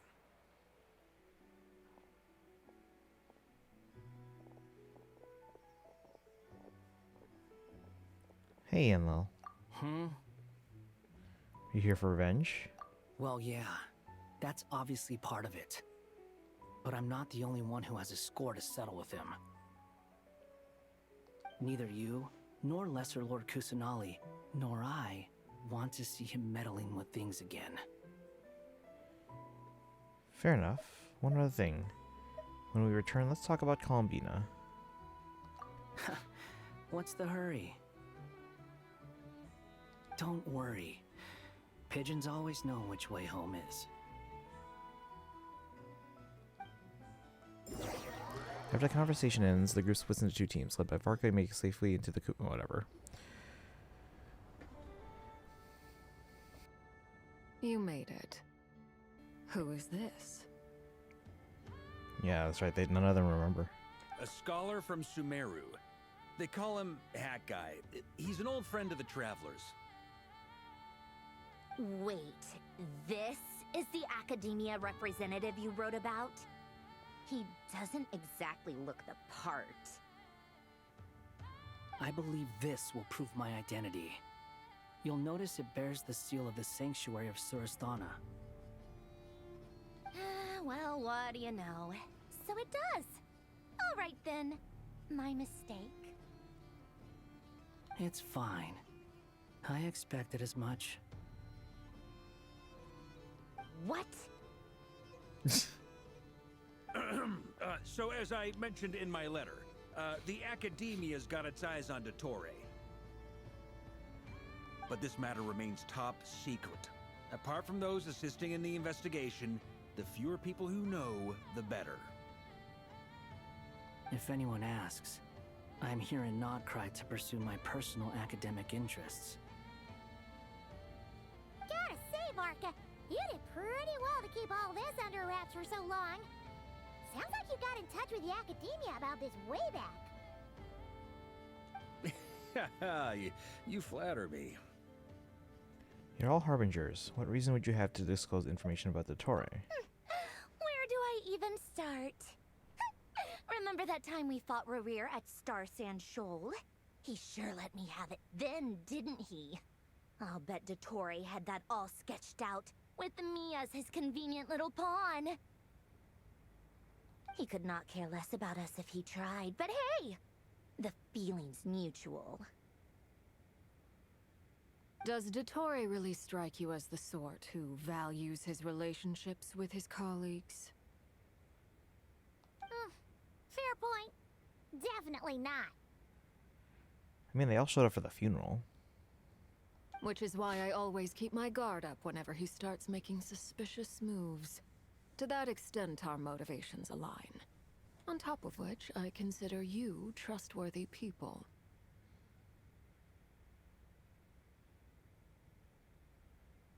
Now, back on topic. In the wake of the Reikir of Solnari episode, Sandrone and I grew suspicious about Dottore's complete inaction during the entire affair. So we tried to find out what he'd been up to, but unfortunately to no avail. Oh.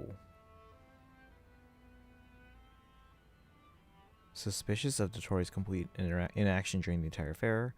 Try to figure out what he'd been up to, but unfortunately no avail. Interesting.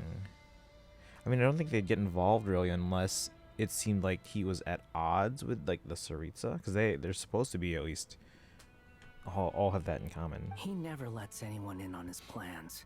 The more he cares about something, the more secretive he gets.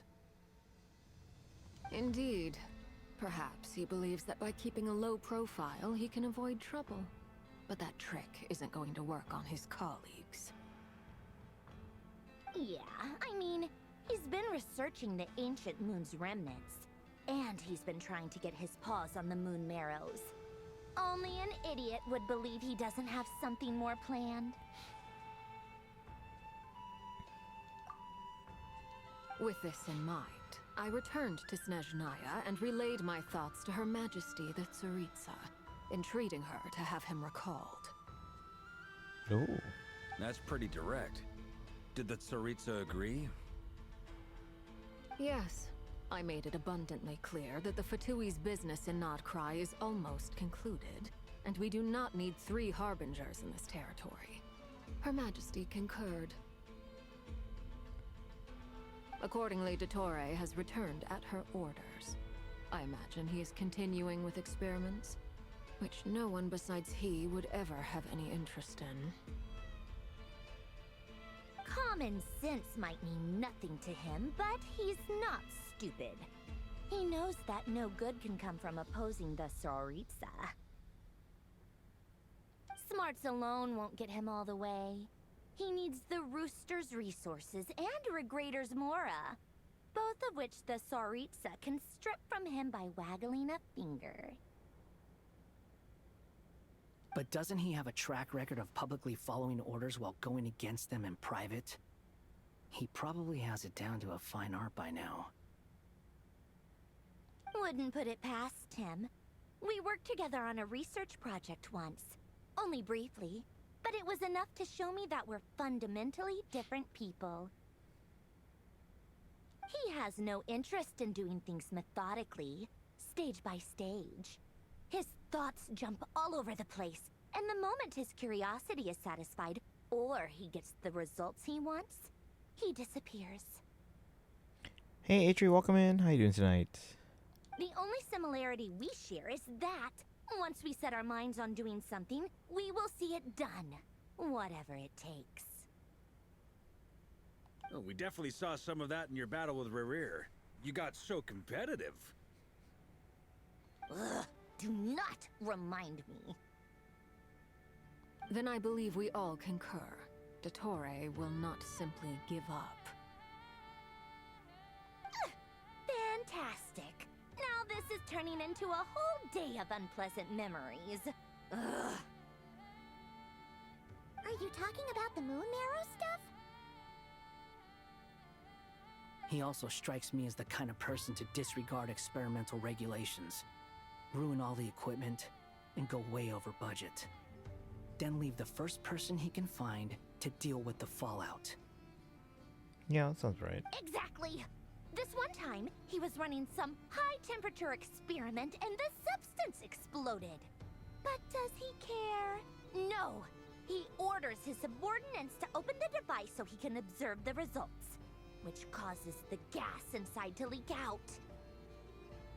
That gas was poisonous! If I hadn't been there, who knows how many people might have died? And after all that, he left, while I was still cleaning up after his mess. What a waste of time, he said. Waste of time? The nerve! He wasted my time! You've been bottling that up for a while, huh?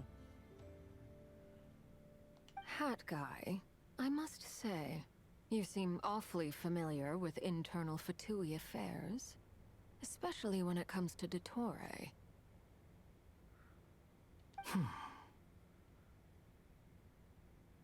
Thank you, Lady Harbingers, for providing such valuable information. I have no other questions for now, so I'll be on my way. Wait, what? You're just gonna leave? You're welcome to join if you want. Ugh. Just when Paimon thought he'd finally mellowed out. Let's see here. Just came back from my first day back from McDonald's. I wanted to stop by and say hi and need to leave now because I need to wake up at night. Oh yeah, no worries. Yeah, get some rest. Doing another 9-hour shift. Okay. Hopefully you get some sleep and get that goes smoothly. I appreciate you dropping by, Atri, though. So Thanks for saying hi, and you get some rest. Get some sleep. We're just finishing up this Archon quest, at least this Act 5. He makes quite the impression. I'll say, I've met tons of headstrong people, but not many of them would join me in bad-mouthing Dottore. Hey, good night. Yeah, have a good one. Have a good one. Thanks again. Anyway, back to the main agenda. Barca, you said that Columbina has gone missing? Or rather, disappeared. Yeah. We're working on building a connection between her and this world. The simplest method is to find out her real name. I've actually asked her that question before, but she said she didn't know. Considering our relationship, I doubt she was lying to me. Could have just given you a pseudonym. What did she do while she was with the Fatui? As far as I recall, she was never dispatched by Her Majesty to claim a gnosis or anything like that. The Tsaritsa's plans had long contained a place specifically for her. I always thought that was weird. What could she do that the rest of us couldn't?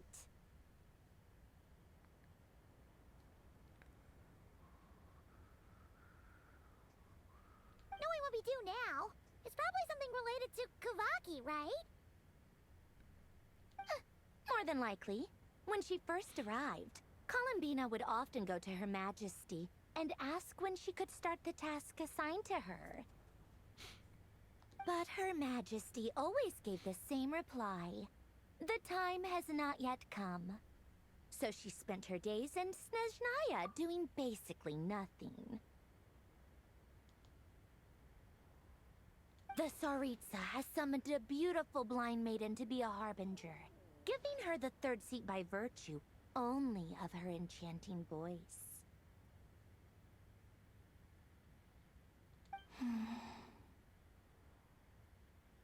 It was a dumb and stupid rumor, but the reality of the situation made it hard to refute. And what happened after that? I imagine she stopped caring. She no longer seemed to care why she had been recruited, and Her Majesty never gave her any missions, so she just continued to sing in the flower garden. For my part, I was busy. So busy, in fact, that watching someone be that idol had me fuming. But still, I got the sense that she had long been used to a life of other people claiming she was needed when she wasn't. I just felt that having a place to stay would cost me something eventually. And so I waited quietly for the day that I would have to pay the price. And on the other end of that spectrum, you had me. Someone once told me that I had the lousiest work and the toughest luck. That's a good way of putting it. I forget who said it, but those words have always stuck with me. Sounds like something Enlo would say. No wonder. Wait, what? The lousiest work and the toughest luck. Forgot who said it, but those words always stuck with me. Yeah, so that's why she doesn't remember, because he removed himself from this reality. But you've done your job exceptionally well all this time. Because at heart, you are a conscientious person. Did you see how she perked up when that happened? Thanks for telling us all this. What is it? Something come to mind? It's nothing. I'm just even more eager to learn her name now. I want to shout it to her from the rooftops. That makes sense. Nothing screams you are needed like your name shouted from across the town. Well, good luck with it. But if you ask me, Columbina is still the most shoutable name. I'm just so used to it now. After all the arguments we've had, I can't be bothered trying to remember another name for her.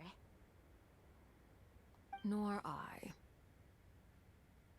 Sandrone. Harlequino. Chat further about the interesting moments from Combina's past. Oh. Huh! It's a Sealy! Does that mean Nicole has news for us? Ladies, I thank you for your hospitality. If the chance ever comes up, I definitely owe you both a drink sometime. I'm sure it will. You can make your own way out. Heck, you've been here enough times, you probably know your way around better than I do. Take care, everyone. We'll be in touch if the situation changes. Okay, time to do what adventurers do best. Follow that Sealy!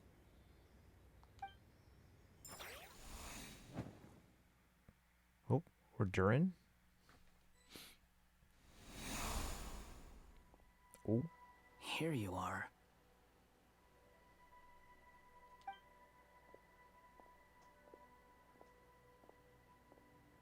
Oh, hat guy. How come you're back so soon? Did things go all right with the Fatui? Fine. Dotori's been summoned home by the Tsaritsa. Couldn't get much more than that. How about you? Any progress with the investigation? Unfortunately not. We've tried everything. Different phantoms, different locations, different points in history. But the results are the same each time. Abyssal monsters roaming the land. People crying out in despair, with no hope of being rescued. Every time I see it, I can't help but think, is this what it was like in Mondstadt when Dragonspine Durin attacked?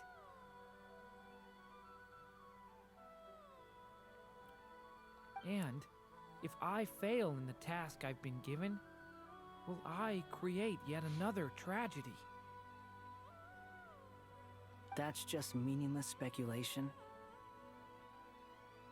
When we encountered similar phenomena previously, I tried to interfere with those illusions, using sounds and lights to guide them. However, we could not change their fates. At most, we were able to extend their existences. The events of the past are like fate that has been written into Irminsul. There isn't a living thing in Tevat that can escape its past. But Miss Alice instructed us to try to find ways to change the outcome that these phantoms face. It's an impossible task. Can't you just refuse? Since she asked us to do this, I feel like it can't truly be impossible.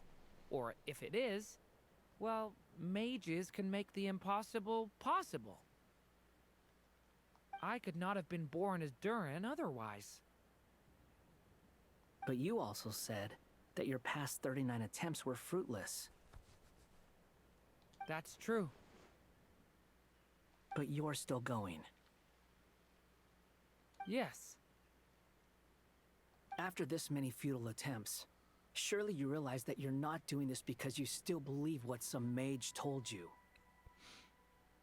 It's because you want her hypothesis to come true. Hiya, papaya! It's something you wish for deep inside. Welcome and thank you for the follow. Hope you're doing well. By the way, if anyone's new to the stream, my name is Christian. I stream every day on this channel. This is day 2,599 in a row of streaming. Mostly games like Fire Emblem and other Nintendo games like Zelda and Pokemon, but we do a lot of Hoyoverse as well, so Genshin, Star Rail, and ZZZ. But yeah, welcome and thank you for the follow.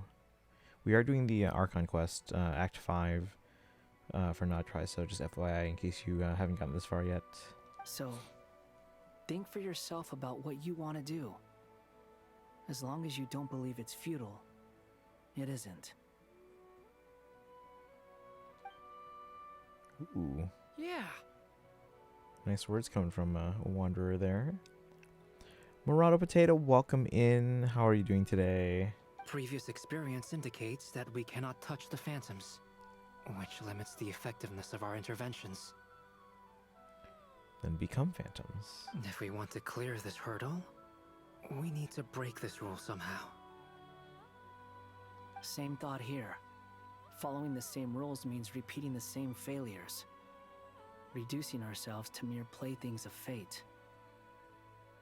So you mean we need to figure out a way to make contact with them despite knowing that we can't? Yes, and I suspect that's something only you are capable of. This music is pretty epic. Everything in Tevat is logged in Irminsul, but the withering that once occurred in Sumeru was a sign that the Great World Tree was being corrupted. This corruption allowed things that should not have existed in Tevat to appear. This is tantamount to rewriting reality to an extent. You're saying abyssal power might be able to affect those phantoms? No one's ever tried it before. If you're gonna try it, it'll take courage. And you have to be confident that you can control it. Is anyone there? Has anyone seen my daughter? She's missing. I have to find her. We're gonna save the daughter. I hear someone inside.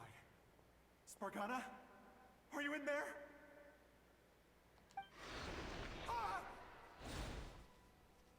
If I can use my abyssal powers to warn him that there is danger here, maybe it'll change his decision. Maybe he'll stay away. Yes. The important thing is not the nature of the power, but rather how you use it.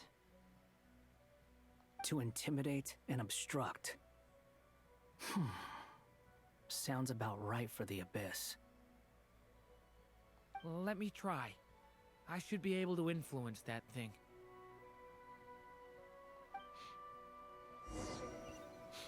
Have you seen a little girl? What? This isn't the time for that! Just run! Stone pillars. I hear someone inside. Spargana? Are you in there? Use the power of the abyss to affect the world in which the a phantom is located. For example, using it on a stone pillar will create a barrier with intimidate and obstruct attributes, which in turn will affect the choices and actions of the human phantom. LB and X.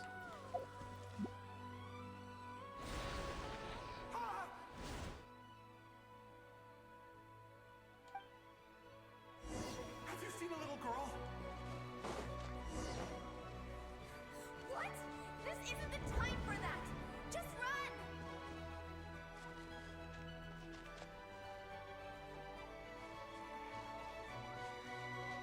I hear someone inside. Spargana? Are you in there? What is this? Looks dangerous. I should get out of here.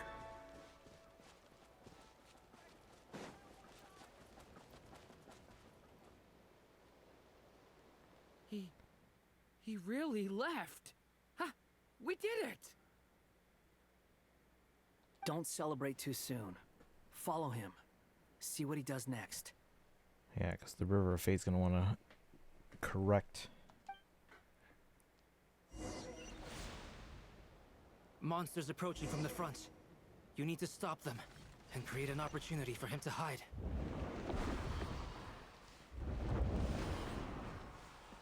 No! There's monsters ahead!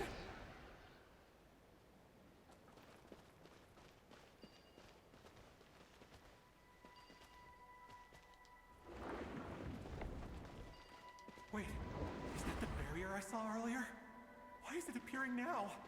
It's as if someone's controlling it. So now we unlock this.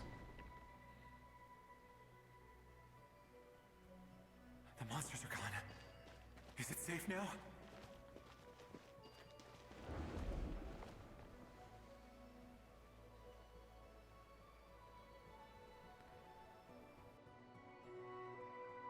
The barrier's gone too.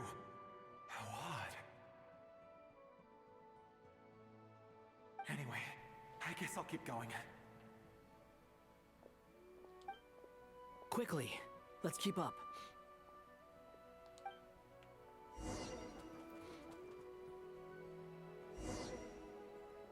Wait, there was someone else here? Explosives. Don't go any further. We've got anti-monster traps laid out everywhere. But my daughter must just be up ahead. I have to go. This way's blocked.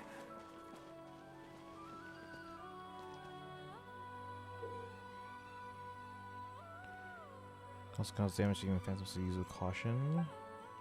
We might be able to use the explosives over there, but we need to take care not to hurt him. Get a barrier.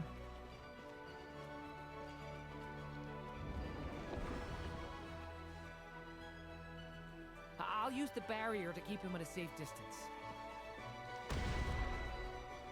This barrier seems to be helping me somehow.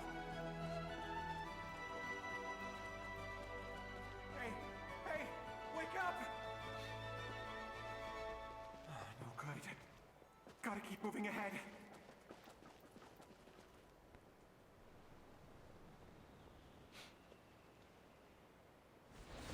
So many monsters! There's still a chance, Durin. Use the traps.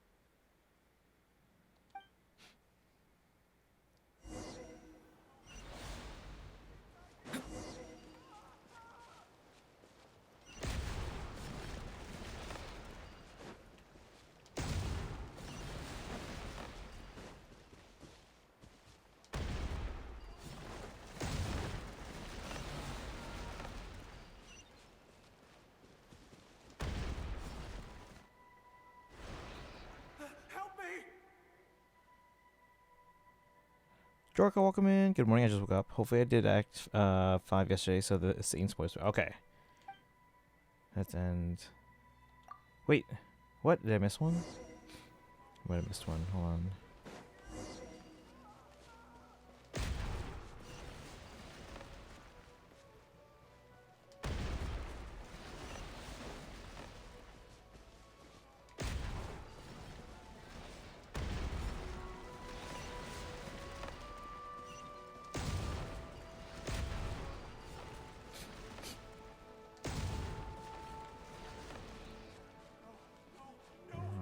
But hopefully you got a good night's sleep, Jorka. This is a new development. I've never seen this happen before. We might just be able to save this person.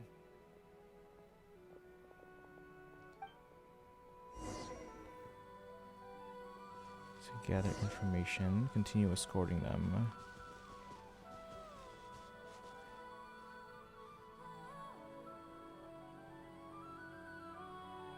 Hello there. Have you seen my daughter? Spargana's her name. She's carrying a large backpack. Get out while you still can, you fool. You won't find any survivors here. But I can't just leave her here. She must be so scared right now. Sorry. Wish I could help, but I haven't seen her. You'll just have to keep looking. Okay, thank you. If I do find her, I'll get her to shelter and come back for you. Don't bother. I've got nowhere left to go.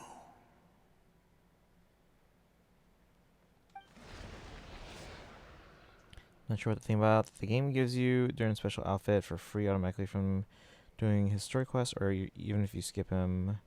It kind of feels like Hoy versus assuming and baiting players to pull him. I mean, I'm probably going to go for him at some point, but not right now. We got Yehoda, and that's all I needed, so. What's that noise? Because we're saving up for Varessa and Columbina and Escoffier at the moment. Monster! No, if he goes inside, he'll be walking into a trap. Let's try this once more. This time, we have to stop him. Rescue has reached the dead end. All that can be done is to wait for another chance.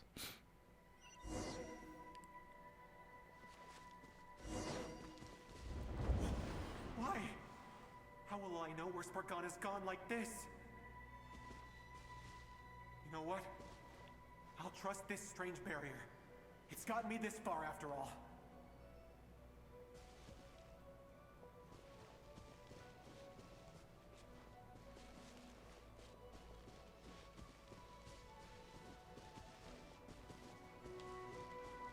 Was I supposed to block it? What? Hey! Let us out!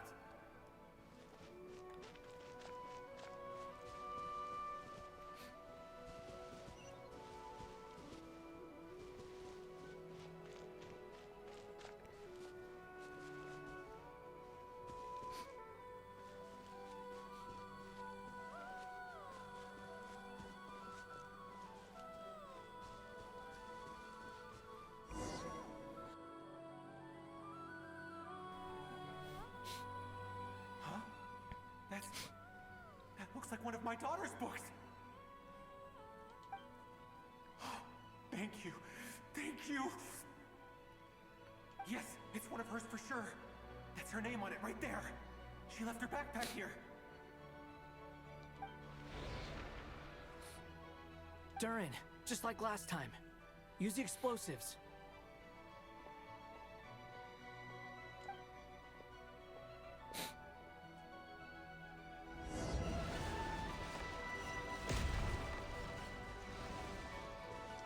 Oops.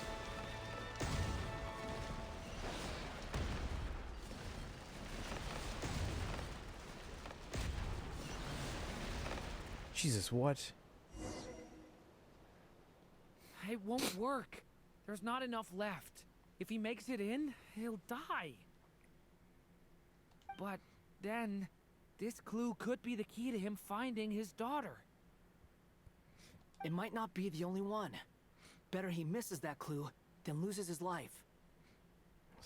Fair. I guess so.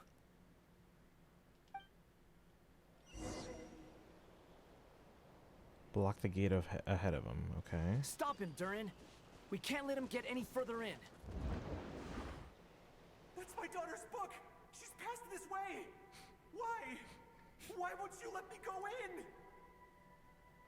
I've searched and searched and searched just for this. But how will I find her without any clues?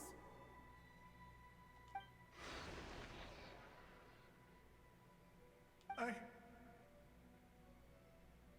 no longer have anywhere else to go.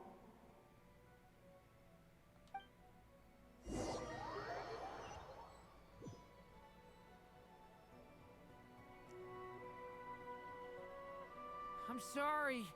I'm so sorry. He refuses to go anywhere else. Whether he opens this door or not, all that awaits him now is death. We couldn't change his fate.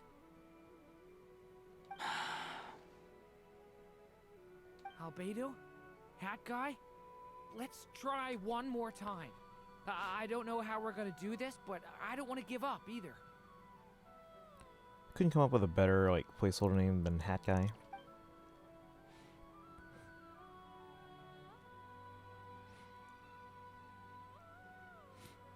Why am I here?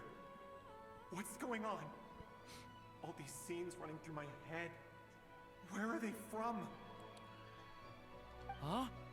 What's going on?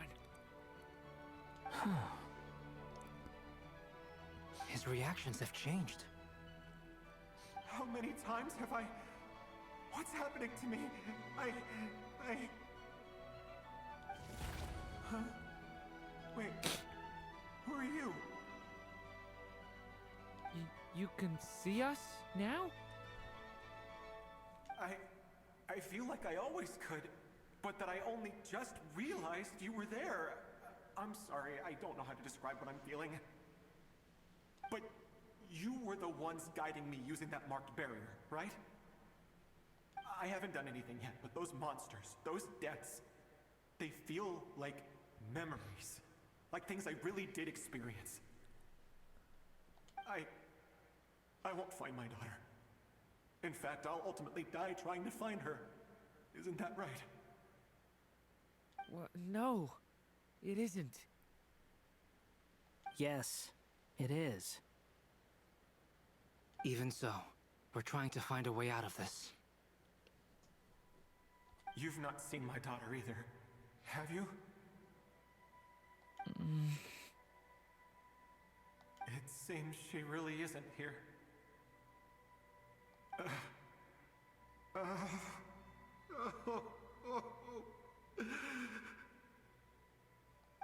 I'm sorry we couldn't help you. I'm just tired. Maybe this is destiny. Maybe it doesn't matter how hard I search. How long do I have left? Experience says 15 to 20 minutes. 15 to 20. Thank you for all your help. Let's rest a while. You look exhausted too. Now's not the time for you to start pitying us. It's not pity. I'm just realizing that I've only got 10 or so minutes left. You know?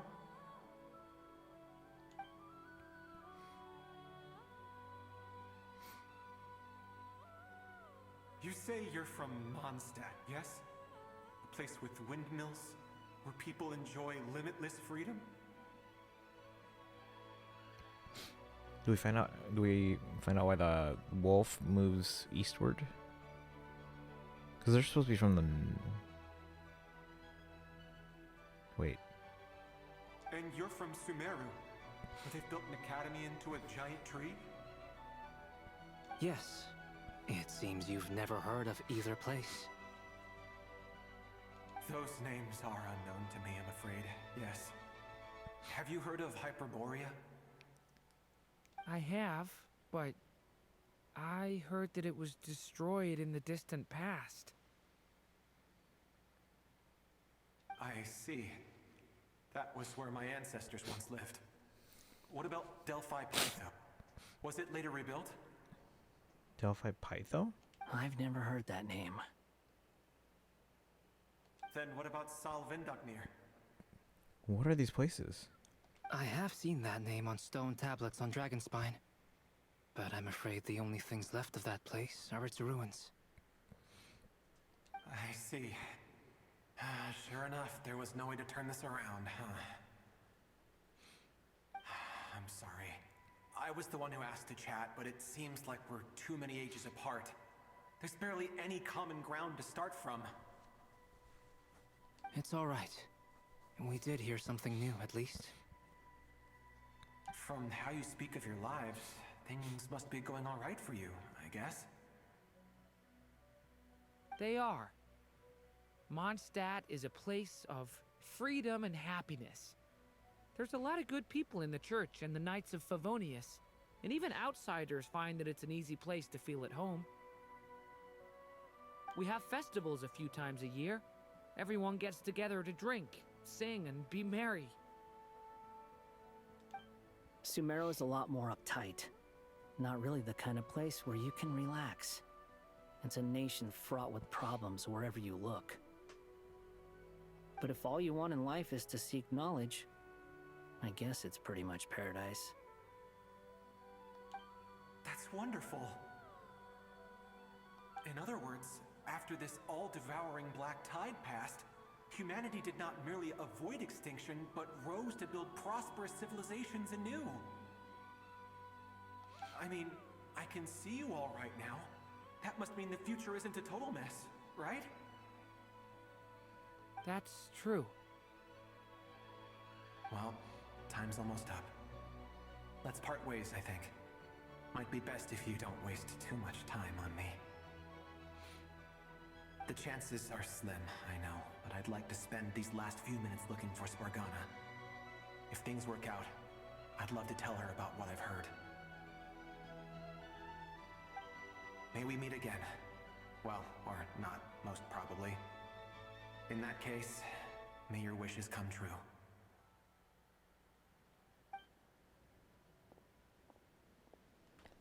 There he goes. He's gone. In a few minutes, he will meet the end that was his to begin with. The ending of this tale did not change, but I believe that we've just made the most progress we have yet. May your wishes come true. If only it were so simple. Hat guy, could I ask you a question? You've never talked about your past. It seems complicated, and it weighs heavily on you, too. Would you be willing to tell me about it? I mean, sometimes it's better to get things out in the open. Take that guy we try to help, for instance. At least he said goodbye with a smile, right?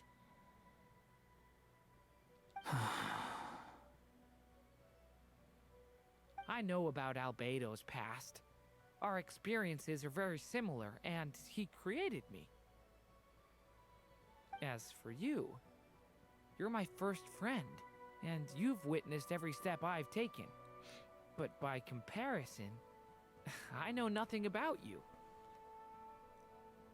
Either way, I mean, we're still best friends. But if I knew more about you, I might understand your thoughts a bit better. I've told you about myself. I'm a student at the Academia. And what did you do before that? Prepared for the entrance exam? Yeah, he's not giving me anything. All right. If you really don't want to talk about it, I won't press you any further. I was a puppet built from the branches of a white tree, using technology left behind by the Conrian schools of mechanical engineering. Yo, wait, that's not right. But built from the branches of the white tree, behind the Conrian schools of mechanical engineering. A white tree? You mean an Irminsul tree? Oh, okay, maybe. Yes, a branch of Irminsul that was once connected to the main tree. So you had a human creator too? Yeah, but my creator abandoned me after deciding that I was a failure. Yeah, that's true. After that, We're gonna go through the entire history here.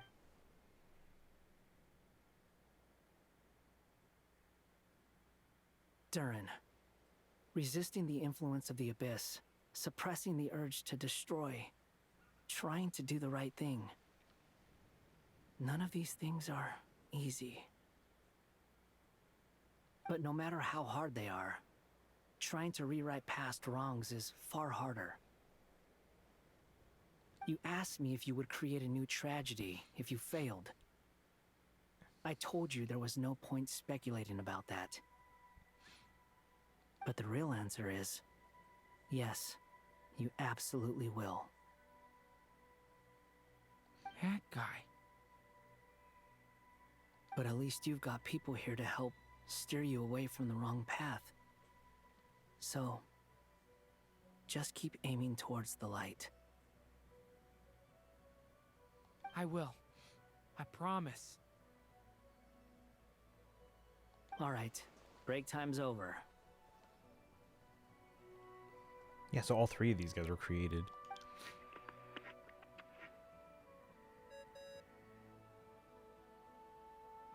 Hello?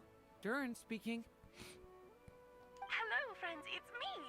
What have you been up to, I'm detecting some unmistakable fluctuations here at the border. The amplitude isn't particularly high, but they're completely different signals from the ones before, and the scale is comparable to those I've detected previously. Alice, we were unable to save that person. However, he appears to have retained a portion of the memories gained through that cycle, and was able to hold a conversation with us.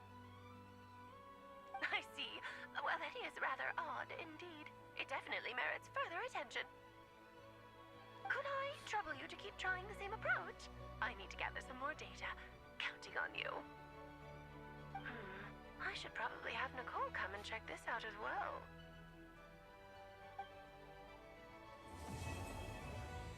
And that's the quest.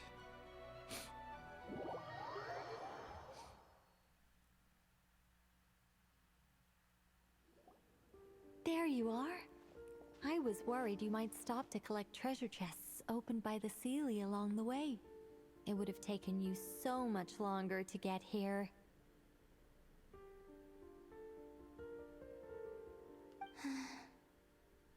Another conversation I cannot hear. I am delighted to see that you understand what takes priority, and that your adventurer's instinct has not swayed your resolve. Really, I must applaud you for it. You should know. Paimon's head. Okay, I'll try and keep it short. My senses are telling me that this is where we shall find the entrance to the ruins. Oh, cool! Well, what are we waiting for? Let's open it up and see! Patience. This was a sanctuary of great importance to the Hyperboreans. A special process is required to open the gate. Oh! Like the place that housed the Eternal Moon's Marrow? Seems like the ancients were very fond of making tricky gate puzzles. Okay, so what's the plan? Need us to do anything? And just the short version, if you can. Ah. Alright then. I was planning to start with some background on the invention of these techniques. Are you sure you don't want to hear it? It's quite informative. Remember what you were saying about priorities? Fine. Simply put, we need 3 human representatives to successfully undergo a process of Kuvaki resonance. Think of it as a test from the 3 moon goddesses to see if the entrants are qualified, with the most recognizable qualification being Kuvaki. Pretty sure Lauma would ace that test. Oh, wait. We need 3 people. I also have no doubt that the Moon Chanter would be qualified, but we would need 2 other people with the same constitution. Therefore, the most feasible method is not so much to follow the rules, but to figure out how the test functions and find a workaround. I've done some research, and it turns out the mechanism is rather crude. We'll simply need humans to stand before it who have sufficient Kuvaki energy within them. I'm with you so far. How do we get the Kuvaki in them? The easiest way would be transfusion. Take some Kuvaki from Nod Krai's soil, put it into the bloodstream, and get it circulating in the body. So we're going to cheat on the test? Precisely. There are other methods, but this is the simplest one. Cheating the system is much easier than trying to hide from it. Huh? Sorry? Does the idea of cheating upset you, Miss Lauma? No, that's not it. I suddenly had an idea. Oh, what is it? It's about Moon Prayer Night. I figured out a way for Kuthar to join in the festivities. Huh? But as Paimon said, we need to have our priorities straight. Let's get back to the test. I'll follow up with Nefer on the festival arrangements. Hey, Darth Krai, welcome in. How's it going? Force Ghost Combina. Yep. Have you done this already? This is Act 5 of the Archon quest. Or no, actually, it's the start of Act 6. We just haven't gotten to a stopping point. But I don't know how long Act 6 is. Oh, okay. Anyway, is this really the best method we have? A Kuvaki transfusion sounds dangerous, no matter how you slice it. If you think that's dangerous, wait till you hear the other methods. I'd be more than happy to go through them if you'd like. There are several. No need, we're good. Let's go with this one. Doing well. Hey, it's Nicole. Yes, it's Nicole. So I'm guessing you haven't done this yet. Very well. Kuvaki transfusion it is. Now, I should mention that the risks can be greater or lower depending on individual compatibility. Jorka, are you still here? Do you happen to know how long Act 6 is? Because it's 2 a.m. for me. So I was gonna wait till I got to a stopping point and then call it a night, but I don't know how long it is. If it's short, we could maybe push. It would be rash to simply infuse the Kuvaki and hope for the best. If the body rejects it, the reaction can be quite severe. The symptoms are similar to another condition that some people living here suffer from, known as congenital Kuvaki sensitivity. So, before we execute our plan, I will perform a simple test of my own to see who is compatible and who is not. Once that is done, we will have to complete the resonance process as rapidly as possible. The participants must remain stationary while the Kuvaki circulates and bonds with them, and they mustn't eat or drink anything. What? No eating or drinking? That's some hardcore fasting. They'll all be monks by the time they're through. How long will they have to keep that up? 3 days. Oof. Oh, that's so long! And we still need to find 2 more people who are not just compatible, but also willing to volunteer. Fasting? What are they talking about? Let's see, I'm willing to volunteer. Hey, Drolo, welcome in. It's kind of late for you, huh? Really? Don't you want to think this through? Haha, count me in too. 3 days without food? I can handle that. Miss Nicole has made it clear that this is the easiest way. The way I see it, there's nothing else to discuss. It's time to step up. Compared to having Columbine disappear completely, fasting for a few days is nothing. Yeah, you're right. In that case, Paimon volunteers to be captain of logistics. She'll keep the fires lit and grab some spare clothes to keep you comfortable. Good work, Paimon. Then we'll start with you first, Traveler. Please step forward.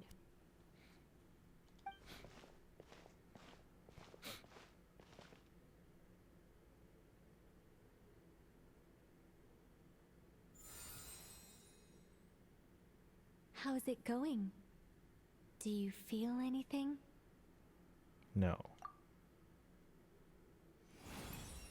How about now? No.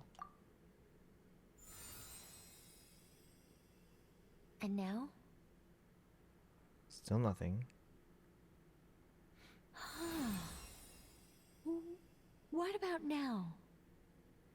Nothing at all. Did you do something? You guys, it's not a competition, you know.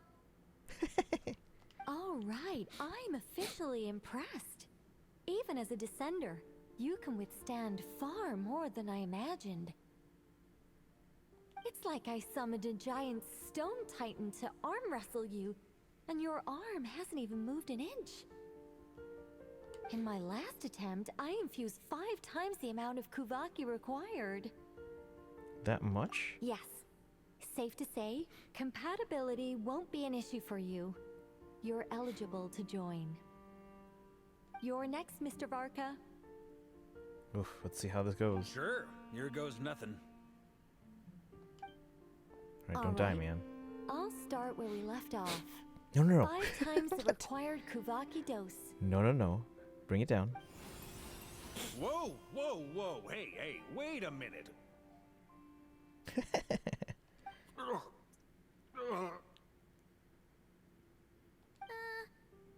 How's it going? Ooh, no, not great. I kind of want to puke. Feels like I've been drinking too much. A few bottles of wine and a big stein of Dark Horse. With some hard liquor from Liyue mixed in.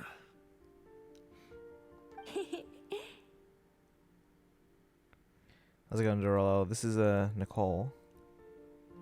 You think this is funny? I just lost to a young lady in an arm wrestling contest. I'm never gonna live that down.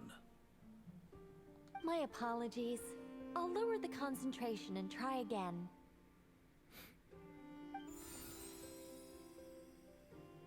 Oh. How's it going now? I'm not as dizzy as last time, but I can still feel it pulsing around. In that case, you wouldn't be an ideal choice, Mr. Varka. Let's try someone else. Who else do we got? No one else is with us. Okay. Let's go ask some of our other friends then.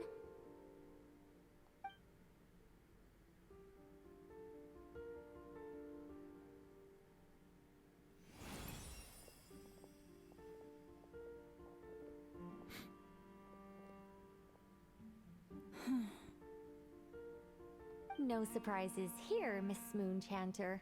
You're perfectly compatible. You may join.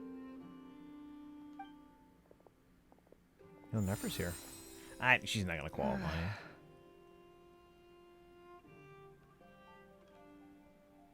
I'm getting a slight headache. Shame. You were so close.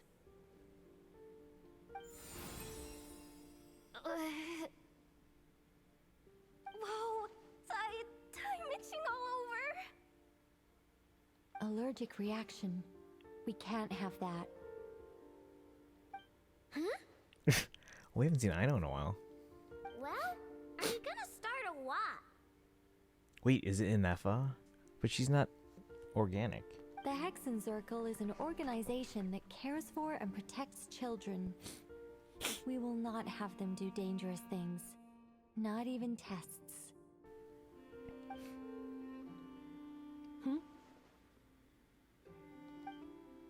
She has no bloodstream, though. Is something the matter? The candidates have to be human. Oh yeah, I forgot about that. I guess that rules me out too. Who's left? Huh. Everyone except the Moonchanter got beaten. Guess I don't need to feel so bad after all. I mean, looks like this isn't gonna be as easy as we thought. Perhaps I could ask for volunteers among the Frost Moon Scions. I'll see about talking to some trusted Lightkeeper colleagues. Itlua springs to mind. In fact, I think we had some former Frost Moon Scions join our ranks recently. Can you give me the scientific explanation for how the test works? I can probably make some kind of test bot. Then we can just zip through Nashatown, going up to people and pressing a button to check their status. Wouldn't that be way easier? No. Wow! No elaboration for once. How about I contact the Knights of Favonia's garrison in the Wave Chaser plane? Shame that Lohan's already left. And that guy's even tougher than I am. Strange. The moon goddess is clearly revered by many people. So why is she on the brink of disappearing? She mentioned that the world has rejected her from the very beginning. And when we fought the Rahir of Solnari, it seemed like she exhausted her power for our sake. Also, Paimon's not sure revered is the right word for how people feel about her. Gratitude, certainly. For my part, anyway. It's basic reciprocity. She helped us, so she deserves our help in return. Yeah. Even though she looked like she didn't care, she still saved a ton of people, including me. A review of the relevant data leads me to conclude that Miss Columbina is a good person. Yep, you bet! They really think so? Aww. I'm super surprised that Columbina isn't her actual name, though. I think it really suits her. It's light and graceful and... yeah, just a really pretty name. Is she gonna basically adopt it as her real name? The name that's been with her all along? I know, right? She said, I know. Unfortunately, that's not our decision to make. Aw. Columbina. That was the code name the Fatui gave me. But it also came up in the song I heard when I was born. What? Is that really all there is to it? What do I truly think of my own name? Is there anyone left who will still call me by that name?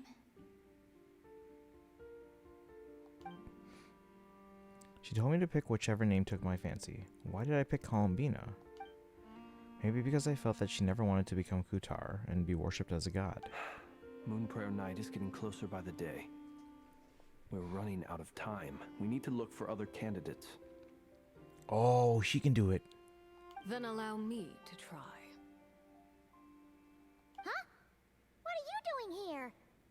Same thing we're all doing here. You contacted your friends via the Adventurers Guild. Sandrone has been keeping an eye out for something like that, so she informed me. Since I have the ability to accommodate a moon marrow, I should prove to be a suitable candidate. Arlecchino. When can we begin? I see. We can begin right away.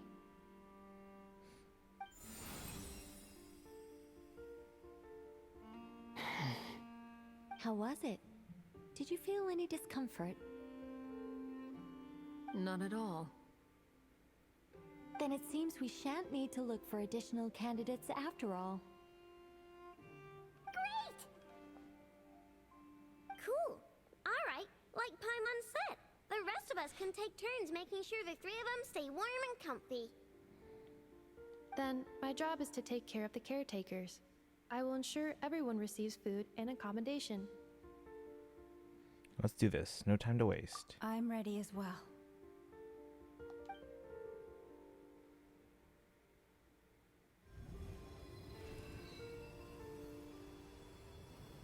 Are we just doing Act 6? Alright, I guess we're just doing Act 6. Alright.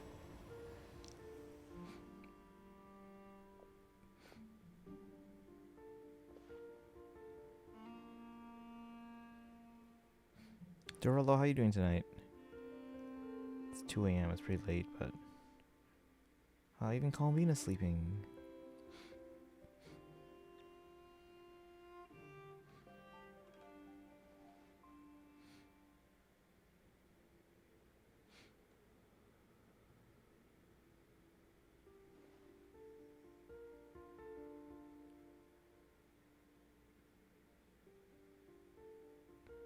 Aww.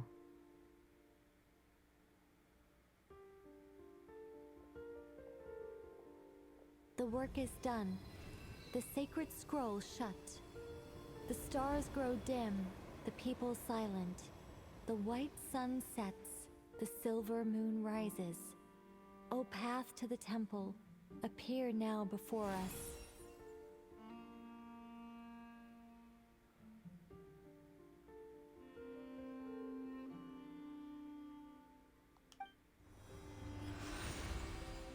Wow! It really opened! So that's what all this is about. They've been trying to open this gate. Come, let us enter. Wait. It might be best to eat something first. Take care to chew properly and swallow slowly. It will give your body time to readjust to the digestion process. They will head in soon. They will need to enter this gate. Oh, is she going in? Huh? I cannot pass through. Is it because I have no physical body?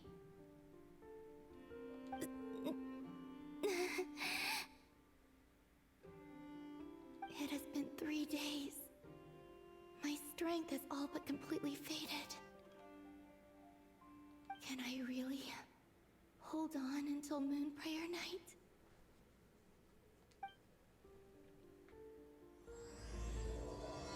Act 6 started.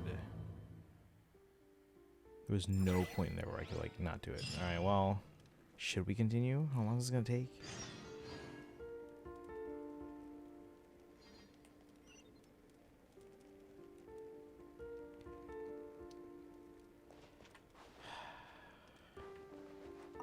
I have confirmed that you are all in good health. With that, my work is now complete. Congratulations are in order.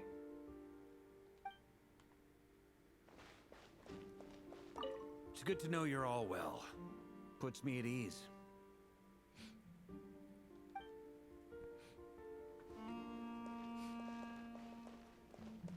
Where'd everyone else go?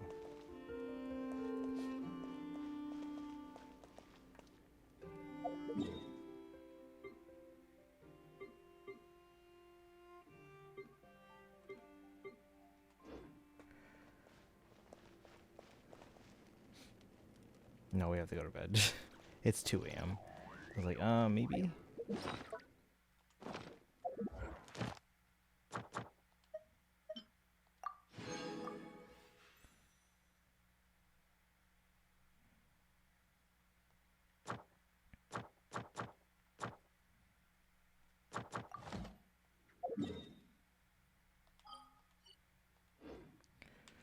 Alright, so we will continue this tomorrow. Probably even start like right from here.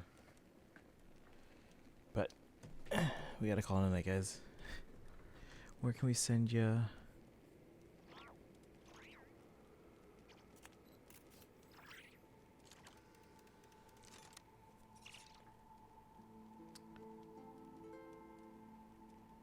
When you lose your way, gaining some altitude can bring some perspective.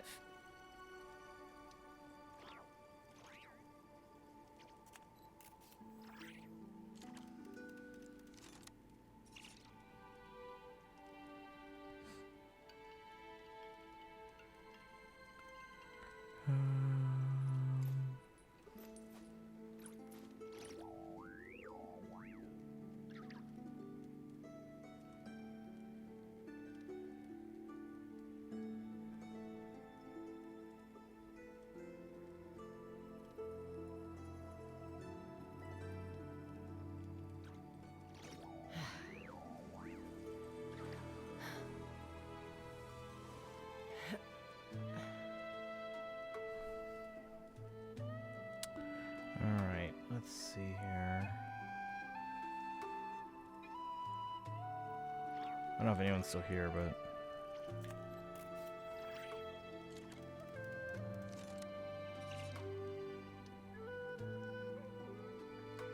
if you are, copy the raid commands.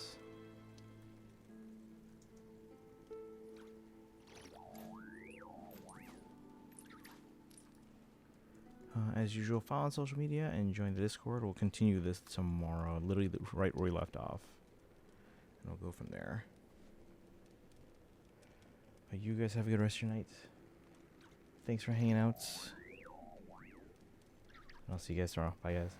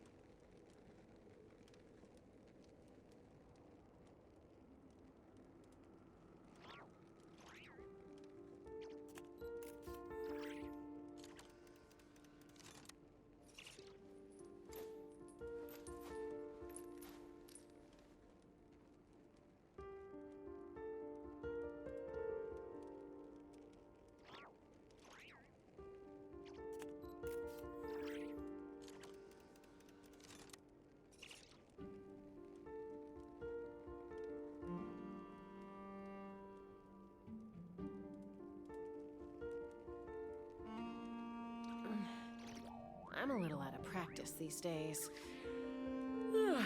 Any conflicts around? I'm in the mood for some peacemaking.